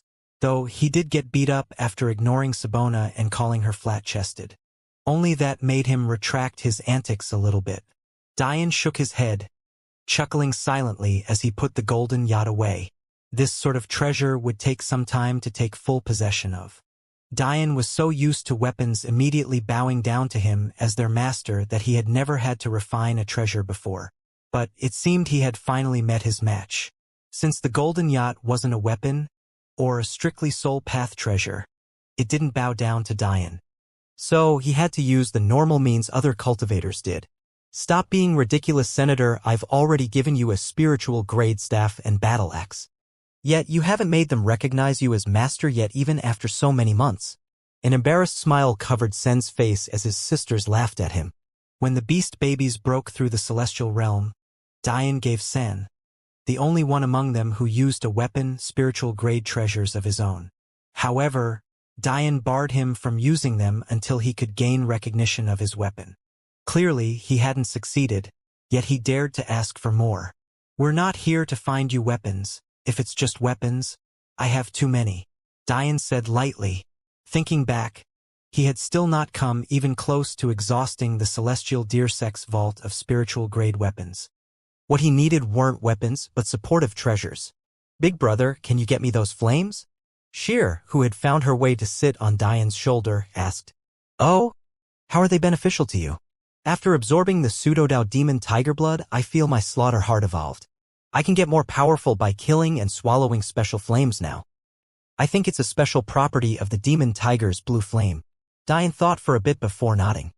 "All right, but these flames were very powerful Dao flames. You aren't ready to absorb them. I'll collect them for you, but you'll need to start with celestial flames first. Only absorb the higher-ranked ones once you're preparing to enter the Dao realm." Sheer smiled brightly before nodding. "And how about you too?" Diane hadn't been able to give Sheer, Baibi, and Linlin any presents for their breakthroughs because their needs were more complicated than Sen's. So, he thought he'd use this opportunity to make it up to them. "I want that staff," Baibi pointed excitedly. Although Diane had many staffs capable of amplifying soul strength, those capable of amplifying the energy path were rarer. For Baibi, who was trying to become a magic master, this was incredibly important to her. While soul staffs were constructed with special crystals, magic staffs were constructed with aged wood that had lived through many epochs. The staff Baibi pointed to was a first-stage supreme treasure constructed with ancient willow. Whether it be the lightning willow, the ancient willow, or other willow-type spiritual trees, they all shared the property of cultivating with the energy around them. Diane's mask was constructed with lightning willow that evolved with tribulation lightning. This ancient willow staff Baibi wanted likely matured atop a natural spiritual vein, causing the tree to evolve and forge meridians and meridian paths of its own. It was the dream of any magic master. "Good, I'll get it for you then. And how about you, Linlin?" Diane knew that Linlin currently needed ancient aura to cultivate, but he didn't lack objects with this, especially when you consider his treasures of the 33 heavens. So he thought that Linlin might want something else. Linlin's large black eyes blinked adorably as she scanned the skies. In the end, her eyes landed on a massive shield constructed with 81 hexagonal parts coming together to form a massive, almost translucent hexagon shield. In her eyes, it was incomparably beautiful, glistening with silver and crystals. This treasure was actually a third-stage supreme grade one.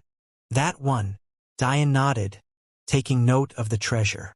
Watching Diane interact with his beast companions, Yandavir and Sabona couldn't help but feel an odd welling up of emotions. It was difficult to match this image of Diane with his domineering arrogance. Were they really the same person? At the same time, Sun sulked in a corner, trying to cry but finding no tears to do so. All right, I'll get you a great armor. But I'll get you all armor. As things stand now, I won't feel reassured unless you're all protected properly." Like this, an endless cycle began of Diane completely draining his stamina while collecting amazing treasures. Finally, He focused on a book that floated even further away than his golden yacht. Not only did it contain a strong musical Diane couldn't match, it contained strong vicissitudes of creation. This would be perfect for Madeline. Away from the golden flame mystical world, even as Diane collecting treasure after treasure and those geniuses stuck outside fought the fight of their lives against the silver and gold armored puppets, a different sort of disaster was occurring in the soul-rend quadrant. Well, to everyone else it was a happy occasion, but to Eli, who was losing his mind, and Delia, who was screaming out in pain, it was a nightmare of terrible proportions. Delia's pained whimpers sometimes erupted into all-out rage, as though she was angered by the heavens for putting her in so much pain. She was a mighty celestial realm expert, yet she felt as though a fly could knock her over at this very moment. To her side, Ava and the Vice Commander Kita stood. Kita was the very same Vice Commander who helped treat Diane after he was poisoned just before the World Tournament all those years ago. Her soul strength was great, but so were her medical abilities. She became one of the better candidates to help Delia through what wouldn't be a normal labor. At that moment, Mia and Bella rushed into the room panting. One held a new stack of warm towels while the other lugged around a bucket of water. They had all decided that the birth should be done in a basin of water, but Kita insisted that water be swapped out every few minutes. This was because they were relying on spiritual plants from the demon sage's mystical world to improve its healing abilities. The basin wasn't normal either. Ree had passed on the visor made of a portion of the Holy Ark, making this likely the most expensive tub in the martial world. After a few days forging, Clara was able to fuse the visor's properties in with various Grandmaster minerals capable of holding life essence. Still, despite all this, the process was still very painful. Kita quickly used her comprehension of water will to empty the basin of its bloodied liquids before using the water Mia brought over to refill it. They all sighed a collective breath of relief as Delia's screams died down to whimpers once more. Bella handed the warm towels to Kita before ducking out with her twin sister. They had no place there, it was just that they wanted to make themselves feel useful. Unfortunately, Diane had been so wrapped up in Amphrey's reappearance that he not only forgot about Baldric and Hela, but he also forgot about his promise to show Mia and Bella the world. They could feel their condition getting worse by the day, and it was already difficult to just stand, but they didn't breathe a word of complaint. They had lived a good life for the last few years, there was no need to dampen the cheery atmosphere with their problems. The two sisters smiled knowing smiles at one another when they saw the sweat-matted Eli leaning against the wall of the hallway. They could tell that every time he heard Delia's scream, it was as though he was in pain himself. "It'll be okay, big brother Eli. Big sister Delia is very strong." Mia smiled lightly, patting Eli's shoulder. Eli snapped out of his own world, looking at the two sisters with pity. "I swear I'll find a medicine to cure you too." He didn't know why, but he felt very protective of these two girls. He almost took them as his own adoptive daughters. In truth, their plight was similar to his own. What Eli wanted to do the most in this world was cultivate so that he could protect his wife, child, and friends, yet he was cursed to never do so. As for these two young girls, weren't they similar? Some unknown force had cursed them, and now they likely had less than 5 years to live. In fact, Eli felt like he was selfish in comparing himself to them. At least he would be able to live by the side of those he loved. But these two would never be allowed such a life. He could tell by how they tried to keep distant from everyone that they too understood this. It wasn't that they were jealous of them, but their hearts were so pure that they didn't want others to mourn their deaths. The eyes of the two sisters watered at these words. They wanted to speak, but they found it difficult. Eli had never promised them this before because he truly didn't believe he could find a solution. But now that he had, the two sisters believed that he would try his absolute beast. In the martial world, who could possibly be a better choice than a young man who seemed capable of creating any spiritual plant? "Big brother Bella started. But, before she could finish, Soul Planet shook as the wail of a newly born baby boy shook its very foundations. Eli stood up abruptly, his eyes shining bright as he stretched to his over 7-foot-tall height. His child, he was born. He rushed forward, grabbing the delicate hands of Bella and Mia, and he hurried down the hallway. But never in his life did he expect that he would not get to see his child. In that moment, two nonchalant young men suddenly appeared from nowhere. It didn't seem like their speed was so fast that their eyes couldn't keep up, nor did it seem that they walked through space. In fact, Mia and Bella couldn't sense an ounce of cultivation or pressure from these two young men. "See," the black-robed young man spoke. "Didn't I tell you that all we had to do was wait? Eventually, our newly born brother would have a child whose auspicious signs at birth would point us directly here. Don't talk me down with your lazy nonsense. If it wasn't for you, we could have gotten him 10, even 20 or 30 years ago. If you don't shut up, I'll make sure to report everything from the last 40 years to the unblemished one." A red-robed young man answered back, slapping the young man who spoke first in the back of the head. The black-robed young man silenced himself immediately, looking toward Eli with an amiable smile instead. "Brother, you've suffered here. We've come to take you away." The red-robed young man smiled, ignoring Mia and Bella. "Who are you two?" The twin sisters took defensive position, protecting Eli to their back. Looking at each other in tacit understanding, they immediately sent two palms forward. Who would have known that the two young men wouldn't even bother to react? Instead, both their heads burst into a shower of blood, the rain of brain matter, flesh and crimson splattering along the walls, ceilings, and floors. However, before the two sisters could feel horror at their first kills, the blood surged back upward, reforming their heads as though nothing had happened. Everything went back to normal as though they had never attacked in the first place. In fact, the two continued to ignore the two sisters. Mia and Bella couldn't believe their eyes. They had been right. These two young men didn't have an ounce of cultivation. With their essence gatherer strength, killing them was as easy as flipping over a hand. Or so they thought. How did their heads reform as though nothing had happened? "See what your nonsense gets us?" the red-robed young man berated. "If we had found him as a child like we were supposed to, would we have to deal with all of this?" "Don't blame me," the black-robed young man said weakly. "How was it my fault that he was born in a universe so weak that my abilities hardly worked?" "How am I supposed to manipulate spatial energy if there's barely any energy to speak of?" "You tell me?" "Instead, why don't you be more useful, huh?" Clearly the black-robed young man was fed up. They seemed to be two individuals of equal status, yet the red-robed young man spoke like he was superior. Anyone would be angered by such a thing. "I know who you two are," Eli said softly. "But I don't need to go with you. I can live a good life here. I have friends and I have family. Do you really want to take me away?" "You're becoming the very same villains you claim to protect me from." Unlike the twin sisters, the young men didn't ignore Eli. Instead, they looked toward him with a mixture of understanding and pity. "Little brother, your worldview is too shallow. For one, although this universe is pretty good, I've already scanned everyone here." The red-robed young man explained lightly. "The strongest individual is a mere middle celestial. Even if I include those beasts hiding in that mystical world, there are too few high Dao experts among them, and considering their status, they won't come out easily. Aside from them, there's only a single second-grade Dao expert who's reaching the end of his life." "How can a nation without a single peak Dao expert, let alone a higher existence, protect you?"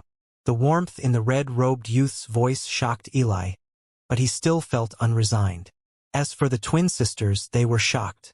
What did this young man mean by scan? How could he cover such a large area with his senses? Not to mention see through the cultivations of those far above him? It didn't make any sense. He's always been soft-hearted, so he'll try to reason with you using your premise, the black-robe youth said just as warmly. But there was a difference in his tone. He was akin to a seasoned elder diligently guiding a youth. "But I can't do the same in good conscience. For now, these people are your friends and family, but who knows what will happen? Who knows if they're not already using you like a prop? You have to understand that us Heaven's children are far beyond even what star-grade treasures can provide. Even a treasure of the 33 heavens would have to bow down to us. We can be considered the only true legendary path treasures in existence. You cannot stay here." A complex light flashed in the red-robed youth's eyes, but he didn't refute the words of the black-robed youth. A pain light crossed Eli's eyes. "They would never treat me like that," he said weakly, but he knew saying so was useless. They'd never believe him. "At least let me take my wife and child. I can't leave them here." The two youths looked at each other. "You can take your child, But your wife isn't one of us. She cannot come. Eli felt his heart shattering. How could he do that to Delia? She had just given birth. How could he leave and take their child with him? She'd lose 2 pillars in her life instantly. Without even needing to hear it, the 2 young men understood his decision. Pushing down their own complex emotions, they simultaneously took a step forward. It was at this moment that the demon generals realized that something was wrong and began surging into the palace and hallways, of which Kita was the fastest. But it was already too late. You can't take Big Brother Eli away. The 2 sisters tried to send out another attack, but it was useless. They suddenly felt deadly spatial energy circulate around them. If they took even 1 step forward, they would lose their lives. The 2 young men reached Eli's side, each placing a hand on his shoulder before slowly fading out of existence. No! The 2 sisters ignored the energy, diving forward to try and grab Eli from them. However, none of it mattered. Mia's anguished cry rang as she lost an arm and a leg to the tyrannical spatial energy. Her sister, Bella, wasn't any better off, losing both of her legs in an instant. The last thing they saw before they lost consciousness were the astonished gazes of the 2 robed young men. They clearly hadn't expected these 2 young women to put their lives on the line like this despite sensing the danger of the black-robed young man's spatial control. However, when they saw Diane's concealment array on the twin sisters shatter, they snorted with disdain. The terrible, ghastly disease of the 2 sisters became clear to energy. Their flesh was rotting and blackened, their muscles were atrophied, and their once beautiful, delicate features became coated in infested pus. They were like living corpses. See, little brother? These 2 were only willing to put their lives on the line for you because you're their only hope to survive. If it wasn't for the fact they die without your abilities, why would they risk themselves for you like this? Somehow, those final words before they disappeared hurt Mia and Bella more than the loss of their limbs. They felt their hearts collapsed, a hollow feeling gouging their chests with a suffocating sinking feeling. Within the second phase Sky Castle, Diane was completely oblivious to what had occurred. He simply continued to help the beast babies retrieve the treasures they wanted. Days later, they were happily hugging their treasures with bright smiles on their faces. This was especially so for Sen, who wore Valiant Peak Spiritual Grade Golden Battle Armor in his toddler form. It was oddly domineering and adorable at the same time. As expected, retrieving the booklet he wanted to gift Madeline was by far the most difficult. It took 70% of his stamina to take the golden yacht, yet he surprisingly failed 3 times before he succeeded in taking the musical booklet. Each time, his mental energy was drained completely, leaving him incapacitated for hours. Even Sabona felt bad and tried to get him to give up. In the end, Diane had no choice but to reveal his half-step Dao Spear Chi. He didn't completely trust Yandavir and Sabona, but he felt that he'd be able to put up countermeasures in case they ever decided to betray him. That said, Baibi's vote of confidence in them let him feel a bit more reassured. Without suppressing his will level, Diane was able to shoot his spear chi further and force it to last longer. In the end, he retrieved the booklet after using little more than 50% of his stamina. Creation law. Diane mumbled to himself as he gave the booklet a cursory glance. Creation wasn't a type of will, but it was rather a path of sorts, just like the sovereign path of Diane's weapon wills or the immortal path of Lilith's sword will. This creation path was always chosen by those most powerful in music will because it allowed the most flexibility. The so-called composers of music will made use of the creation path to depict mighty images with their music. They could then use these images to attack. Madeline, as of now, could already compose Earth-grade music, giving her compositions the strength of a normal Earth-grade technique. This showed the depth of her comprehension. However, each further step was like ascending the heavens. Although Diane wasn't certain, he was sure that Amphrey likely followed this path as well. In fact, she was almost definitely far more powerful than Madeline in it. This book would likely greatly benefit them both. What Diane still hadn't fully comprehended was that this creation path was very useful to him as well. After all, his innate flames both followed this path. While on the outside, it seemed that they had multiple characteristics, each of those abilities stemmed from a single characteristic. It was just that this characteristic was so domineering that it manifested itself in a myriad of different ways. This was why Dian's flame evolved as his soul did. In fact, since the last time he unleashed his flames fully, his soul strength had doubled. It was likely that there were already more abilities he had yet to discover. Dian put this technique away, placing it beside where Madeline was currently sound asleep. These days, she only awoke for brief half-hour stints before falling asleep for days, but maybe she could use those few dispersed times to comprehend something. At this moment, Sabona was looking toward the 4 beast babies with a jealous expression. She had already tried retrieving the winged book multiple times already, but she continued to fail. "Can you help me?" she said softly, clearly not used to asking others for such a thing. Dian only smiled, sending out a stream of spear chi with a single thought. A moment later, the book had landed in his hands.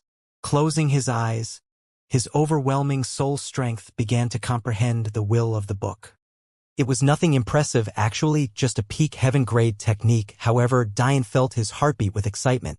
With a thought, Dian stealthily communicated with the soul tome, transferring his comprehension of the technique's will into it. In an instant, the soul tome filled a blank path page with a brilliant array, just finishing it as Dian tossed the booklet to Sabona. Sabona blinked with a hint of confusion in her eyes. "I thought you said a few hours?" "You can look through it some more if you want." Dian smiled. "There's no need, I've memorized it already. I'll slowly comprehend it later." "This?" Sabona smiled sweetly. "He seems like a big bad guy, but he's actually so nice." Clearly, Sabona thought that Dian only pretended to need this technique so that she'd feel less bad about asking for help. After all, Dian obviously didn't have wings. She felt stupid for not thinking of that before. Sabona was simple-minded and straightforward, much like her dwarf ancestors. So she had decided to accept Dian as a friend, a matter she took very seriously. Dian partly realized that he had been misunderstood, but he only shook his head. Although he had never used the ability before, it was always prevalent in his mind that the soul tome allowed him to instantly master techniques to their great perfection stages based on his soul strength. Now that he had a peak celestial soul, he could master peak heaven-grade techniques instantly if he so chose. The only reason Dian had not used this ability was because if he relied on the soul tome to reach great perfection, then taking the last step to the one with self-realm would become twice as difficult. After all, the heavens never gave anything for free. For weak techniques like common grade ones, this trade-off wasn't worth it. However, it was worth it for techniques that took longer to master. After Dian completely mastered all of the peak common grade techniques he would begin taking advantage of the soul tome for when he had to repeat this feat with earth and heaven grade techniques. By then, he'd bask in the true might of a treasure of the 33 heavens. Dian sat down in meditation, recovering his strength while allowing Yandavir to fish out the second treasure she had her eye on. It seemed to be a whip, which was odd considering Dian could tell Yandavir used a sword with his instincts. However, he didn't mind it. Since they were taking this time to wait for her, it was a good time for the beast babies to become acclimated with their own new treasures and for him to ponder the peak heaven-grade technique Silent Wings. Although he could comprehend the technique instantly using the soul tome, Dian didn't do so. He hadn't taken the technique because he wanted to use it. Rather, he wanted to glean insight from it. "This is actually a peak heaven-grade technique?" Sabona's excited voice almost broke his concentration. Hearing a legatee candidate of the 4th ranked quadrant become excited about a mere heaven-grade technique made Dian realize just how blessed he was. It wasn't that the Flaming Lily sect didn't have heaven-grade techniques, because they did. The problem was that they were incredibly scarce. The entire sect wouldn't have more than a dozen heaven-grade techniques, only 2 of which were of the peak heaven grade, and they only had 1 incomplete divine grade technique. The Golden Crow sect was better off since they claimed the first-place rank among their 4 sects. However, even they only had 2 complete lower divine grade techniques and maybe 2 dozen heaven grade techniques. This sort of thing put the might of the Celestial Deer sect into perspective. Dian had a near-endless selection of techniques to choose from, and it was entirely due to the ancestors of his sect. This made Dian resolve even more firmly to pay them back properly for their help. Shaking his head, Dian delved back into his selfless state, but his reaction made Yandavir and Sabona even more certain that the clan he came from was unfathomable. So that's how it is. After a half an hour, Dian grasped what he hadn't understood. Unlike Sabona, whose wings were artificial, Diane's wings were real. Although they could appear and disappear, they were functionally a part of his body. As such, his wings had meridian paths of their own, meridian paths he had been completely ignoring. This wasn't entirely Diane's fault. When he was first getting used to his wings, he was thrust into a situation where his energy cultivation was suddenly sealed. To make matters worse, even before that, Diane's energy cultivating talent was incredibly poor. He could already barely sense the meridian paths within his normal body, let alone the paths within a new appendage he wasn't used to. With all of these things culminating into one, Diane ended up relying on the muscles in his back to move his wings. This was effective in that it worked, but it limited the potential of his abilities to less than 1%. Not only did Diane's wings have meridian paths he ignored, they also have blood vessel paths he hardly circulated either. A sudden enlightenment came over Diane. He almost couldn't stop himself from allowing his wings to appear immediately. One had to understand that meridian paths and meridians weren't the same thing. So, just because Diane's wings had novel meridian paths, didn't mean he suddenly gained even more meridians. Instead, what the addition of these meridian paths meant was that Diane could logically store more energy when his wings appeared. However, considering Diane had his inner world, this additional energy was near negligible. What Diane was even more excited about was the fact these new meridian paths represented magic circles normal humans couldn't create. One had to remember that magic masters used the patterns found in meridian pathways to glean understanding and cast powerful magic. However, not only had Diane gained an additional 9 meridians from the Marshal St. Pill, his wings now gave him the ability to comprehend magic limited to the angels. This wasn't all either. With his meridian pathways came additional blood vessels. Weren't these blood vessels what runic vein masters relied on? This meant that Diane could use himself as a test subject and compile a beast tome for angels. Just what kind of hidden and powerful runic vein patterns were the secret behind the strength of the angel race? Diane blood boiled just thinking about it. The sheer level of insight and strength he had gained in this one mystical world was akin to a lifetime of blessings. Diane felt that even if he never found another treasure before his death, he had no right to feel any malcontent. All I have to do to maximize my speed with my wings is to circulate the comprehension I have of my moving techniques along the meridian paths of my wings.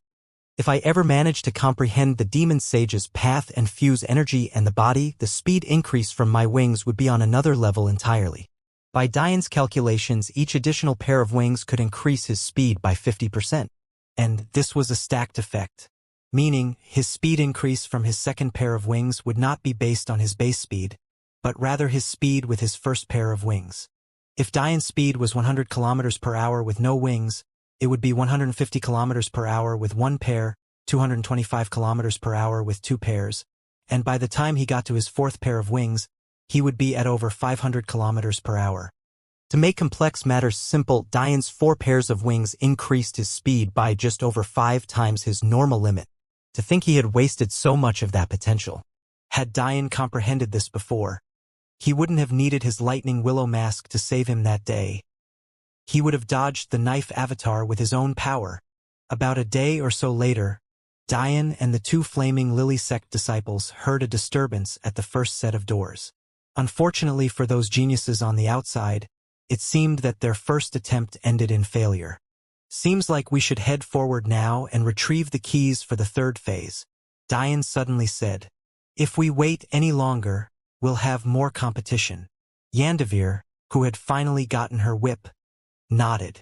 Now that they were all in peak condition, it was best that they moved on quickly. Soon, the group of 7 made their way to the doors on the other side of the marble platform. After opening them, they were greeted with another set of rising stairs that seemed to go up forever. Diane found this eerily reminiscent of the first phase. In fact, it led to a throne room with a ceiling several dozen meters high, lined with massive pillars and armored statues just like before. The only difference was that instead of silver armor, all of these knights wore black armor with a flickering flame of silver coming out of the top of their helmets. On the throne, a similarly dressed guardian sat, however. Its aura was more imposing. Not only was its flame golden instead, its black armor had accents of this gold, making it seem like its entire body was breathing fire. This is the first time I've seen such an amusing method of entering my sky castle. A deep, baritone voice shook the room. Although I'm not a fan of tricks, I cannot say that you've broken any rules. However, you'll find out soon why it was in your best interest to work with others. There's no such thing as a dead genius, and there's also no shortcuts in cultivation. You fail to understand both of these concepts, and you even have the audacity to steal from the Lord Creator. I have to say, you're quite bold indeed. Diane's eyes narrowed. He felt far more pressure from this guardian than he felt from Red and Green. In fact, the weight on his chest was even heavier than when he just managed to slip by the attack of the pseudodao puppet. It can't be that this guardian is even stronger than the golden armored puppet, could it?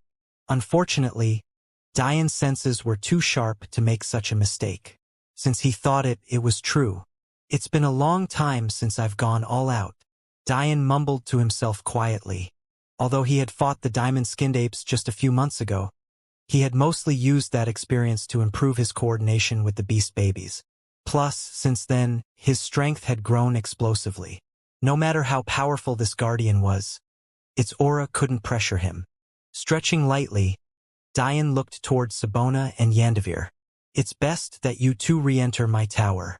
We have no experience fighting together, so doing so now would make things inconvenient. The two disciples looked toward Diane, trying to force down their doubts. What did he mean you stole from the Lord Creator? Yandavir suddenly asked a question that hit the nail on the head. Diane shrugged. I took something that probably made the old ghost angry. But he can only blame himself for being inadequate. At Diane's words, the hoarse laughter of the black-armored guardian shook the massive throne room. To still display such arrogance before him, it seemed that his trial taker was insistent on death. To blame oneself for being inadequate. Good words. I'll make you regret them. Yandavir gave Diane a deep look. Which one of these Dianes was the real one? The kind one that didn't speak a word of complaint even when she delayed them for days trying to retrieve her whip? Or the one that stood before her now, turning his nose up at the world? She couldn't understand it. Be careful, Yandavir said softly. Remember that I'm still a peak celestial. I can help you at a crucial time. Diane smiled, sending both Sabona and Yandavir into the Demon Sage Tower. He looked toward the still reclining black-armored guardian, a calm smile on his face. My fists are itching, San said with a massive grin on his face. Despite the immaturity in his voice, there was no mistaking his battle intent. Even after so long, I still have cultivated an undefeatable spirit or even battle intent. Diane thought to himself absent-mindedly. How odd. Diane was truly an unfortunate soul. In order to forge battle intent and then evolve it into an undefeatable spirit, one needed to first find challenging opponents you then overcame despite the odds. He had done this multiple times already. The issue was that he was missing one key component. Not once did he ever believe he was going to lose, because Diane never spared a thought toward defeat. His spirit never grew through being tempered since to him, there was no challenge whatsoever. He never needed to forge an undefeatable spirit because he never considered the word defeat to begin with. It was an irony of all ironies. To be unable to form an undefeatable spirit because you already felt that you were undefeatable. The heavens must be laughing at his plight from above. Diane removed his crisp white shirt, revealing a body tempered to the absolute extreme. Every line of muscle was refined, and even their individual fibers moved about beneath his bronzed skin like steel cords intertwining one another. The beast babies exploded to their true forms, facing forward as 13 keys appeared to float above the black-armored guardian's head. In that moment, the one dormant silver flame knights shook awake, each taking a step forward until 50 peak celestials stood before Diane and his 4 celestial beasts. Wings of black bloomed from Diane's back, giving him a demonic aura that was unmistakable. His presence was whole and suffocating, oppressing all corners with an undeniable, pervasive momentum. I guess we'll see which of us is inadequate. A turbid breath left Diane's lips as his eyes reddened. The castle hall became filled with an uncontrolled bestial might. In that moment, the 50 puppets seemed to sink into the ground they stood on, the creaking of their armor overwhelming the once quiet atmosphere. Such presence will definitely affect the flow of energy within the puppets. The black-armored guardian thought to itself. It seems that I've underestimated this man a bit too much. To think he would have comprehended Titan will to such a level despite being so young. And Emperor presence as well. He does have the capital to be arrogant. Unfortunately, this is nothing before Lord Creator. The four beast babies inexplicably plopped themselves down, cross-legged, as though they were preparing to watch a show. San even pulled out a ripe celestial fruit, munching away at its dense energy with a happy expression on his face. It was then Dian moved. Even without using light-type energy and lowering his weight, Dian's speed was already comparable to a third-order peak celestial. His body was too powerful, and his wind and spatial intents were too profound. However, this speed was nothing compared to him now. Before the current Dian, mere third and second grade peak celestial puppets were nothing. Dian's black wings only flapped a single time, yet he had already appeared the first puppet. Speed backed by the weight of his body gave him an unfathomable moment. Vanishing fists. A seemingly ordinary fist flew through the air, almost as though it was a ragged ship sailing the turbulent seas. Not only was its presence in sharp contrast to its owner, but it even seemed weak and feeble. This sort of display was met by the silver flame puppet's fist. But that was when something completely unexpected happened. Boom! The ground beneath Dian's planting foot shattered as the puppet flew backward into a swarm of silver flame knights. A flash of silver light radiated from Dian's body, reflecting his attacker's prowess back and doubling his own power.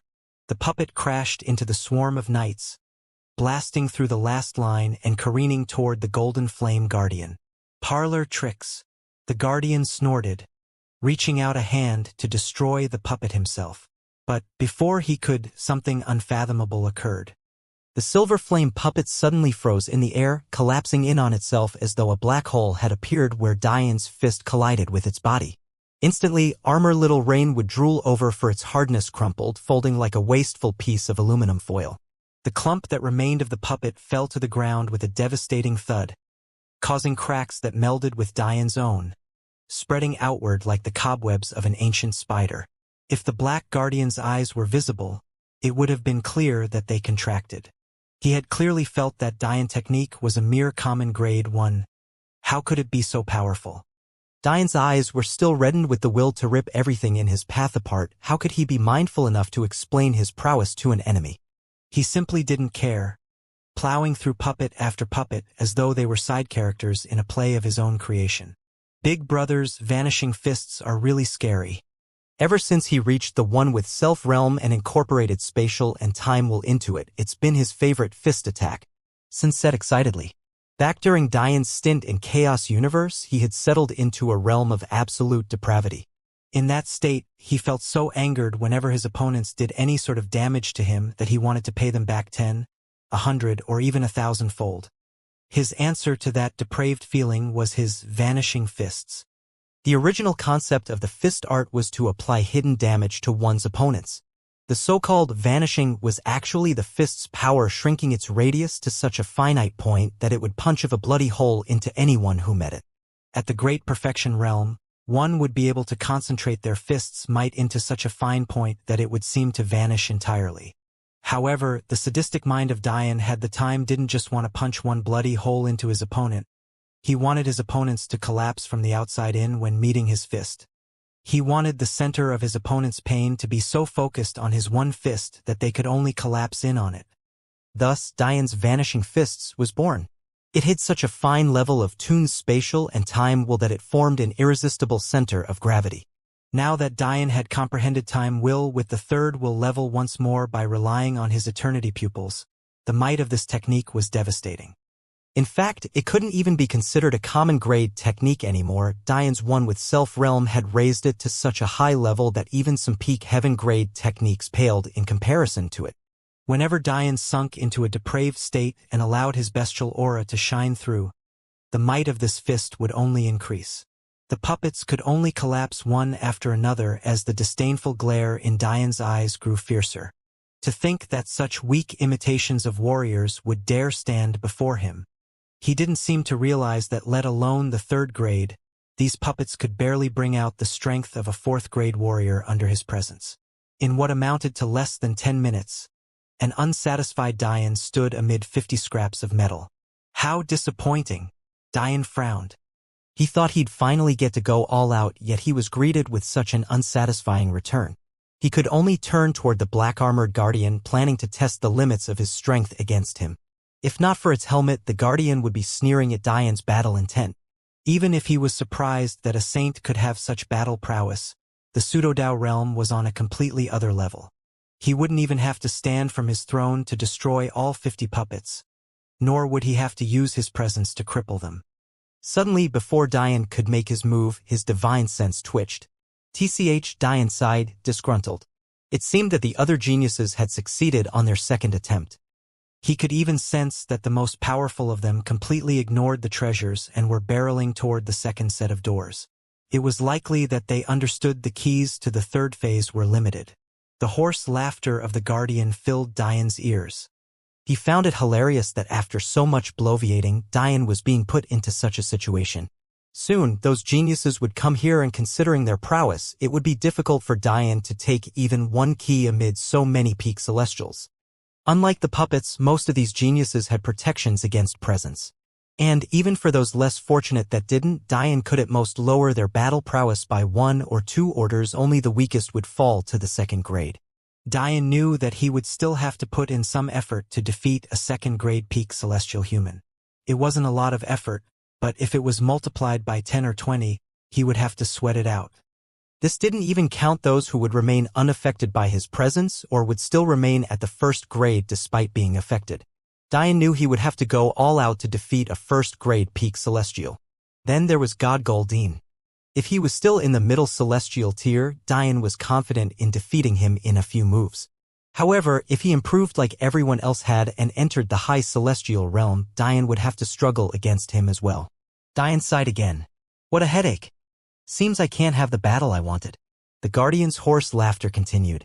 Don't worry, you'll have all the battling you can take. Diane smirked. Such a stupid creation could only be formed by an equally stupid Lord Creator. To think that you're such a fool. What did you say? Diane didn't bother to answer. With a thought, the excited little Rain appeared, his miniature Diane form flickering with an illusory light as he looked around happily. Just tie him down for a few seconds, little Rain. Afterward, all 50 of these are for you. Really? Really? MHM. Diane nodded. The guardian's expression changed under its visor, but it was too late. Thousands of crystalline chains powered toward it. They were so numerous that they were completely impossible to dodge. In the end, even the golden flame that sat atop its head became hidden from view as it was wrapped in a cocoon of chains. Diane smiled lightly, jumping up from his place and snatching all 13 keys. He thought about leaving one behind to force his enemies to fight amongst each other, but he decided against it. After deducting the time he wasted from the year time frame between phases, there were still another 6 months until the third phase started. With so much time, they would definitely have too much time to heal. There was something fishy going on with the Golden Crow disciples. He felt that they were above the laws of this world for some reason. So, Diane didn't believe such a simple trick would work against them. Instead, he preferred to have everything in his palms. He'd play with them to death if he had to. With a thought, Diane, little Rain and the beast babies disappeared into the tower that had shrunken down to its smallest size. Even a Dao expert would have trouble spotting them. Diane chuckled as he watched the Black Guardian destroy his throne in a rage. You got the keys already? A questioning voice sounded behind Diane. Before, Diane had purposely lowered the shields on the tower so that Yandavir and Sabona couldn't see what happened outside. So, when Diane appeared before them less than half an hour after he sent them in, they couldn't help but be surprised. Diane grinned, allowing 2 keys to float to each one of them. Sabona and Yandavir were speechless. The worst part was that Diane didn't have a single injury on him. Aside from his shirtless body glistening with a thin sheen of sweat, there was nothing that said he had just undergone an intense battle. At first, they thought he relied on the beast babies. But when they saw the 4 of them in their toddler forms happily munching away at snacks that made their hearts hurt, they would only throw that idea away. All right, Diane clapped. Time to go. The Demon Sage Tower stealthily flew over the heads of the geniuses that ran into the throne room. By the time they realized what had happened and enraged roars shook the castle, Diane was long gone. Long after Diane had left, the geniuses stood in the castle hall with ugly expressions on their faces. Because all of the keys were gone, not only would they not be able to enter the third phase, but the second phase had closed too, barring them from contending for any of the remaining treasures here. Deep-seated rage burned in their eyes. They were all geniuses, used to living with their noses angled high. When had they ever suffered such a loss? Even in the face of true gods, especially not those so far below their cultivation level, they wouldn't suffer such a devastating blow. Callie's regret was only further multiplied at this point. She had thought that she could console herself by making some small gains here. She had even gone all out against those puppets outside. Yet this was the result. She got nothing, all because she was foolish enough to look down on a true god. True god Tatsuya suddenly started laughing. His body was bloodied and mangled in many places, but his eyes burned like eternal embers. This level of injury could only be expected. Despite being a true god, they did have to fight against a pseudo-Dao puppet, after all. But to think that they would get nothing. Unfortunately for them, the black-armored guardian was forced into hibernation just seconds after Diane took the last key, so none of them comprehended the kind of prowess he had. Plus, the wounds the hall had suffered from the battle had healed. All of them believed that Diane had simply strolled in, taken the keys, then left. This only made them angrier. Good. Good. God Goldine mumbled to himself. A sinister and horrid aura emanated from him as the flames that coated his golden hair flickered wildly. He had been entrusted with an incredibly important mission, but to think he would have failed so miserably. The sovereign flame wasn't ranked first in offensive power, nor was it some magical alchemic flame, but it held a value that was unimaginable. Simply put, if God Goldine knew that this mystical world would open in his lifetime, even in the face of his shrinking potential, he would have never broken into the celestial realm before getting his hands on it. Months passed at a blinding speed. Well, they did for Diane anyway. For the other geniuses, it was mind-numbingly slow. Some only wanted these events to hurry and come to an end. After all, it was impossible to find any more treasures on the ground with so many pseudo-Dao beasts running around, and they had already lost out on the second phase. Many could only give up and be content with the gains they already had while they hid. For another, slight majority group, they had already begun looking for the third phase castle. They didn't care what they had to do. They'd force True God Sacharo to cough up the keys he took. Diane, however, couldn't be bothered to care. During the first 4 months, he only focused on stabilizing his cultivation. Making use of his silver mirror constitution, he tempered and increased the density of his energy. By the end, due to his additional 9 meridians, he had more than 20 times the energy another regular peak saint would have, even if they filled their 108th meridian. Of course, this didn't include his inner world. By the end of that 4th month, Diane felt that he could break into the celestial realm whenever he wanted, but he didn't do so. Something was nagging him at the back of his mind, telling him it wasn't time yet. Whenever he thought of breaking through, he'd get an unbearable itch in his eyes. After this happened repeatedly, he began to tie this to his eternity pupils. Could it be that the lines of karma he could see when they activated were guiding him toward a better path? Diane had no way of knowing that this was not even half the story. His eternity's balanced constitution might have been pushed to an otherworldly level due to him stacking 3 of them. However, he wasn't at the point of being all-seeing. These things simply tied back to Evangeline in a way he had no chance of grasping. After discarding the idea of breaking through for maybe the millionth time, Diane could only sigh to himself.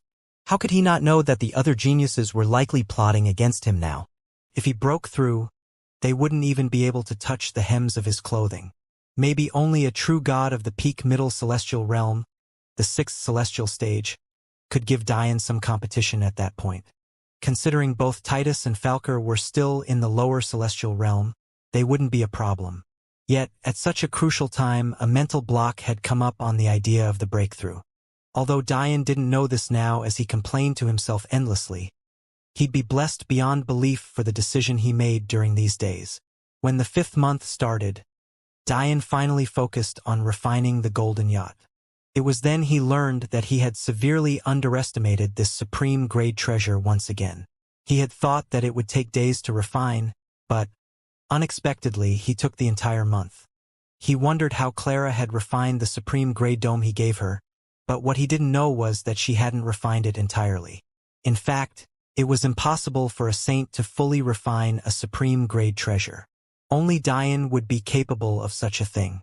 By the end, he felt completely drained of energy and fell into a deep sleep. When he awoke, he found that half of the 6th month had already passed. But he was pleasantly surprised to find himself slightly drooling on Madeline's lap. Madeline giggled lightly. You finally woke up. Seeing the wife he had spent so many years worrying about awake and in such high spirits, Diane couldn't help but push himself up and grab onto her hips. Hold on, Madeline said in mock resistance. As Diane's lips kissed along her neck, Yandavir and Sabona will hear. Diane grinned, purposely not putting up a concealment array. Let them hear then. Soon, the demon sage tower was filled with the sound of pleasurable moans, Liliana's groaning, and the faint blushes of innocent ears. Diane breathed in Madeline's heavenly fragrance. Without a care for his image, he firmly planted his head between her soft mounds, wrapping his arms around her body and smiling a content smile. A grown man acting like a child. How pitiful. Liliana's disdainful snort came from Diane's mind. It seemed her insulting abilities had skyrocketed in recent months. After using Diane as a test subject, she had graduated from the school of scoundrel and evil. Truth be told, she wasn't entirely wrong. Diane played every bit the part of a child currently. His arms and legs wrapped around Madeline's naked body like some sort of overgrown koala bear even as he used her chest as a pillow. In fact, Madeline even stroked his short, goldish-brown hair as though she was coaxing a baby. However, Diane didn't seem to care about Liliana's words. He was in a heavenly paradise he rarely got to enjoy. Madeline sighed, a sweet smile on her face. You've thoroughly embarrassed me now in front of junior and senior sister. How can I face them in the future? Diane grinned. Proudly. The wife of a Sacharo should display no other character. Hearing these words, Madeline's smile only grew sweeter. There seemed to be an endless halo of light shimmering around her uncontrollably.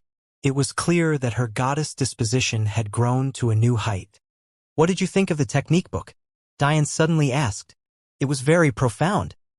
Madeline said softly. It wasn't an actual technique, but it contains several small worlds that project images so real I can barely fathom them. I feel like this book is more valuable than even a mystic grade technique. Small realms were worlds too restricted in their creation to be counted as mystical worlds. A true domain that only a Tao formation expert could comprehend would be categorized as a small realm. The pseudo-domains that celestials comprehend, however, fall short of this categorization. Every page contains a new image, Madeline continues. If one meditates on it for extended periods of time, it's possible to hear a profound melody. Diane raised an eyebrow. Then why do you not categorize it as a technique? He found Madeline's words a bit confusing, mostly because he hadn't looked into the book himself. From what his wife described, each page was a result of an expert composer.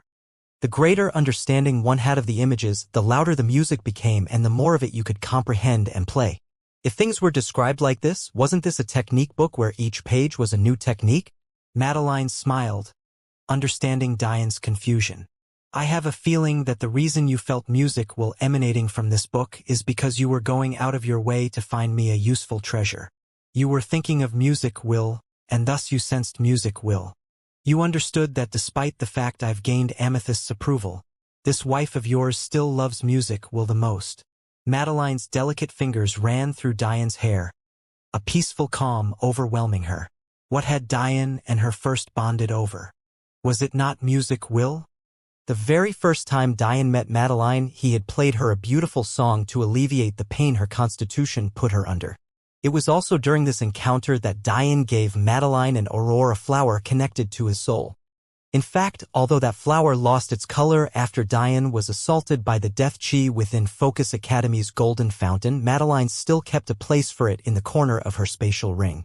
This is the magic of this book. It's able to feel the will of its observer and create based on this will. When I don't seek to improve my music will, but instead my fire will, the images change and I suddenly see seas of fire and blazing suns. In fact, my fire will reach the 9th intent level just a few days ago. However, at the same time, someone who has not touched upon the creation path will only sense that this book is ordinary beyond belief. Diane's brows furrowed. If this book was as Madeline described, its worth was unimaginable. Even enigmatic stones wouldn't be enough to buy it. It was then that Diane understood why the demon sage said that some things couldn't be bought with money and could only be traded for. But when did I touch upon the creation path? Diane fell into deep thought. As far as he was aware, all of his will paths followed a single lane, the sovereign path. He had never once deviated from it ever since he comprehended it thanks to Ri and her mother's cave. However, despite this, Diane believed in Madeline's analysis. It wasn't that he didn't think his wife could ever be wrong, but if she felt doubt in her analysis, she would have said so. The fact she didn't meant that she was 100% confident. If she was 100% confident, he was 100% confident. Simply put, something within him followed the creation path, or else he too would have found this book to be ordinary. Could it be something related to your manifestation? Madeline slowly nudged Diane in the right direction. Suddenly, a wave of enlightenment overwhelmed Diane. His manifestation. He had been lamenting about not being able to increase his strength anymore. But didn't he have the heaven's selfless breath tea leaves? His manifestation. Aside from his domineering humanoid spirit, he had 6 halos. His weapon's pagoda, his all-seeing eye, his sovereign crown, his heavenly lightning, his flame of chaos, and his flame of purity. Which of them followed the creation path? Diane couldn't help but wonder. What if they all did? Within the master bedroom of the Demon Sage Tower, one could find an image of a man sleeping in the nude with his wife nowhere to be seen. However, the image Diane saw was vastly different. Having sent a projection of himself into his inner world, he sat comfortably with Madeline on his lap as he carefully prepared the heaven's selfless breath tea leaves. Although he couldn't physically enter his inner world himself, he was a god here. Creating endless clones was as easy as simply thinking it. Whether it be the weather or even the softness of the ground, he controlled it all. In fact, this control had skyrocketed after he ate the Marshall St. pill. Madeline rested her head on Diane's shoulder, wearing a thin, short silk gown that left little to the imagination. She watched Diane prepare the tea with an interested expression on her face. "Where did you learn the Tao of tea?" she asked curiously. Diane smiled. "I wouldn't call it a Tao just yet, but the Evangeline character I spoke to you about before followed this path to a great length. I picked up a few tricks from her, but I'm sure she'd want to kill me if she saw how I was ruining these tea leaves now." Madeline giggled. "Ah, you mean your rapist." Diane's face turned red, but he thickened his skin with a cough. When he had told his wives what happened, not wanting to hide anything from them, who knew that Clara would start laughing uncontrollably about how he had been date raped. Since when was such a thing a laughing matter? Now his innocent Madeline had begun to make fun of him too. Was there no justice in this world? The soft peck of Madeline's lips to his cheeks made him feel better, though. "I'll teach that woman a lesson one day," Diane said through slightly gritted teeth. "First I need to climb to the 3rd floor of the Demon Sage Tower." Diane felt that he could already conquer the 2nd floor, but the 3rd was still beyond him at the moment. He suspected he would need to reach at least 500 million gene of weight before he could take its trial with any confidence. As he spoke, his hands never stopped. Although his Tao of tea was unrefined and clumsy, he made use of his soul strength to forcibly limit the leakage of spirituality. By the time he finished, his tea would be about the equivalent of a 60% pure pill, which was good enough for his needs now. Unfortunately, even while being a god here, it still wasn't to the point of manipulating these planet-grade tea leaves at will. So he could only settle for this.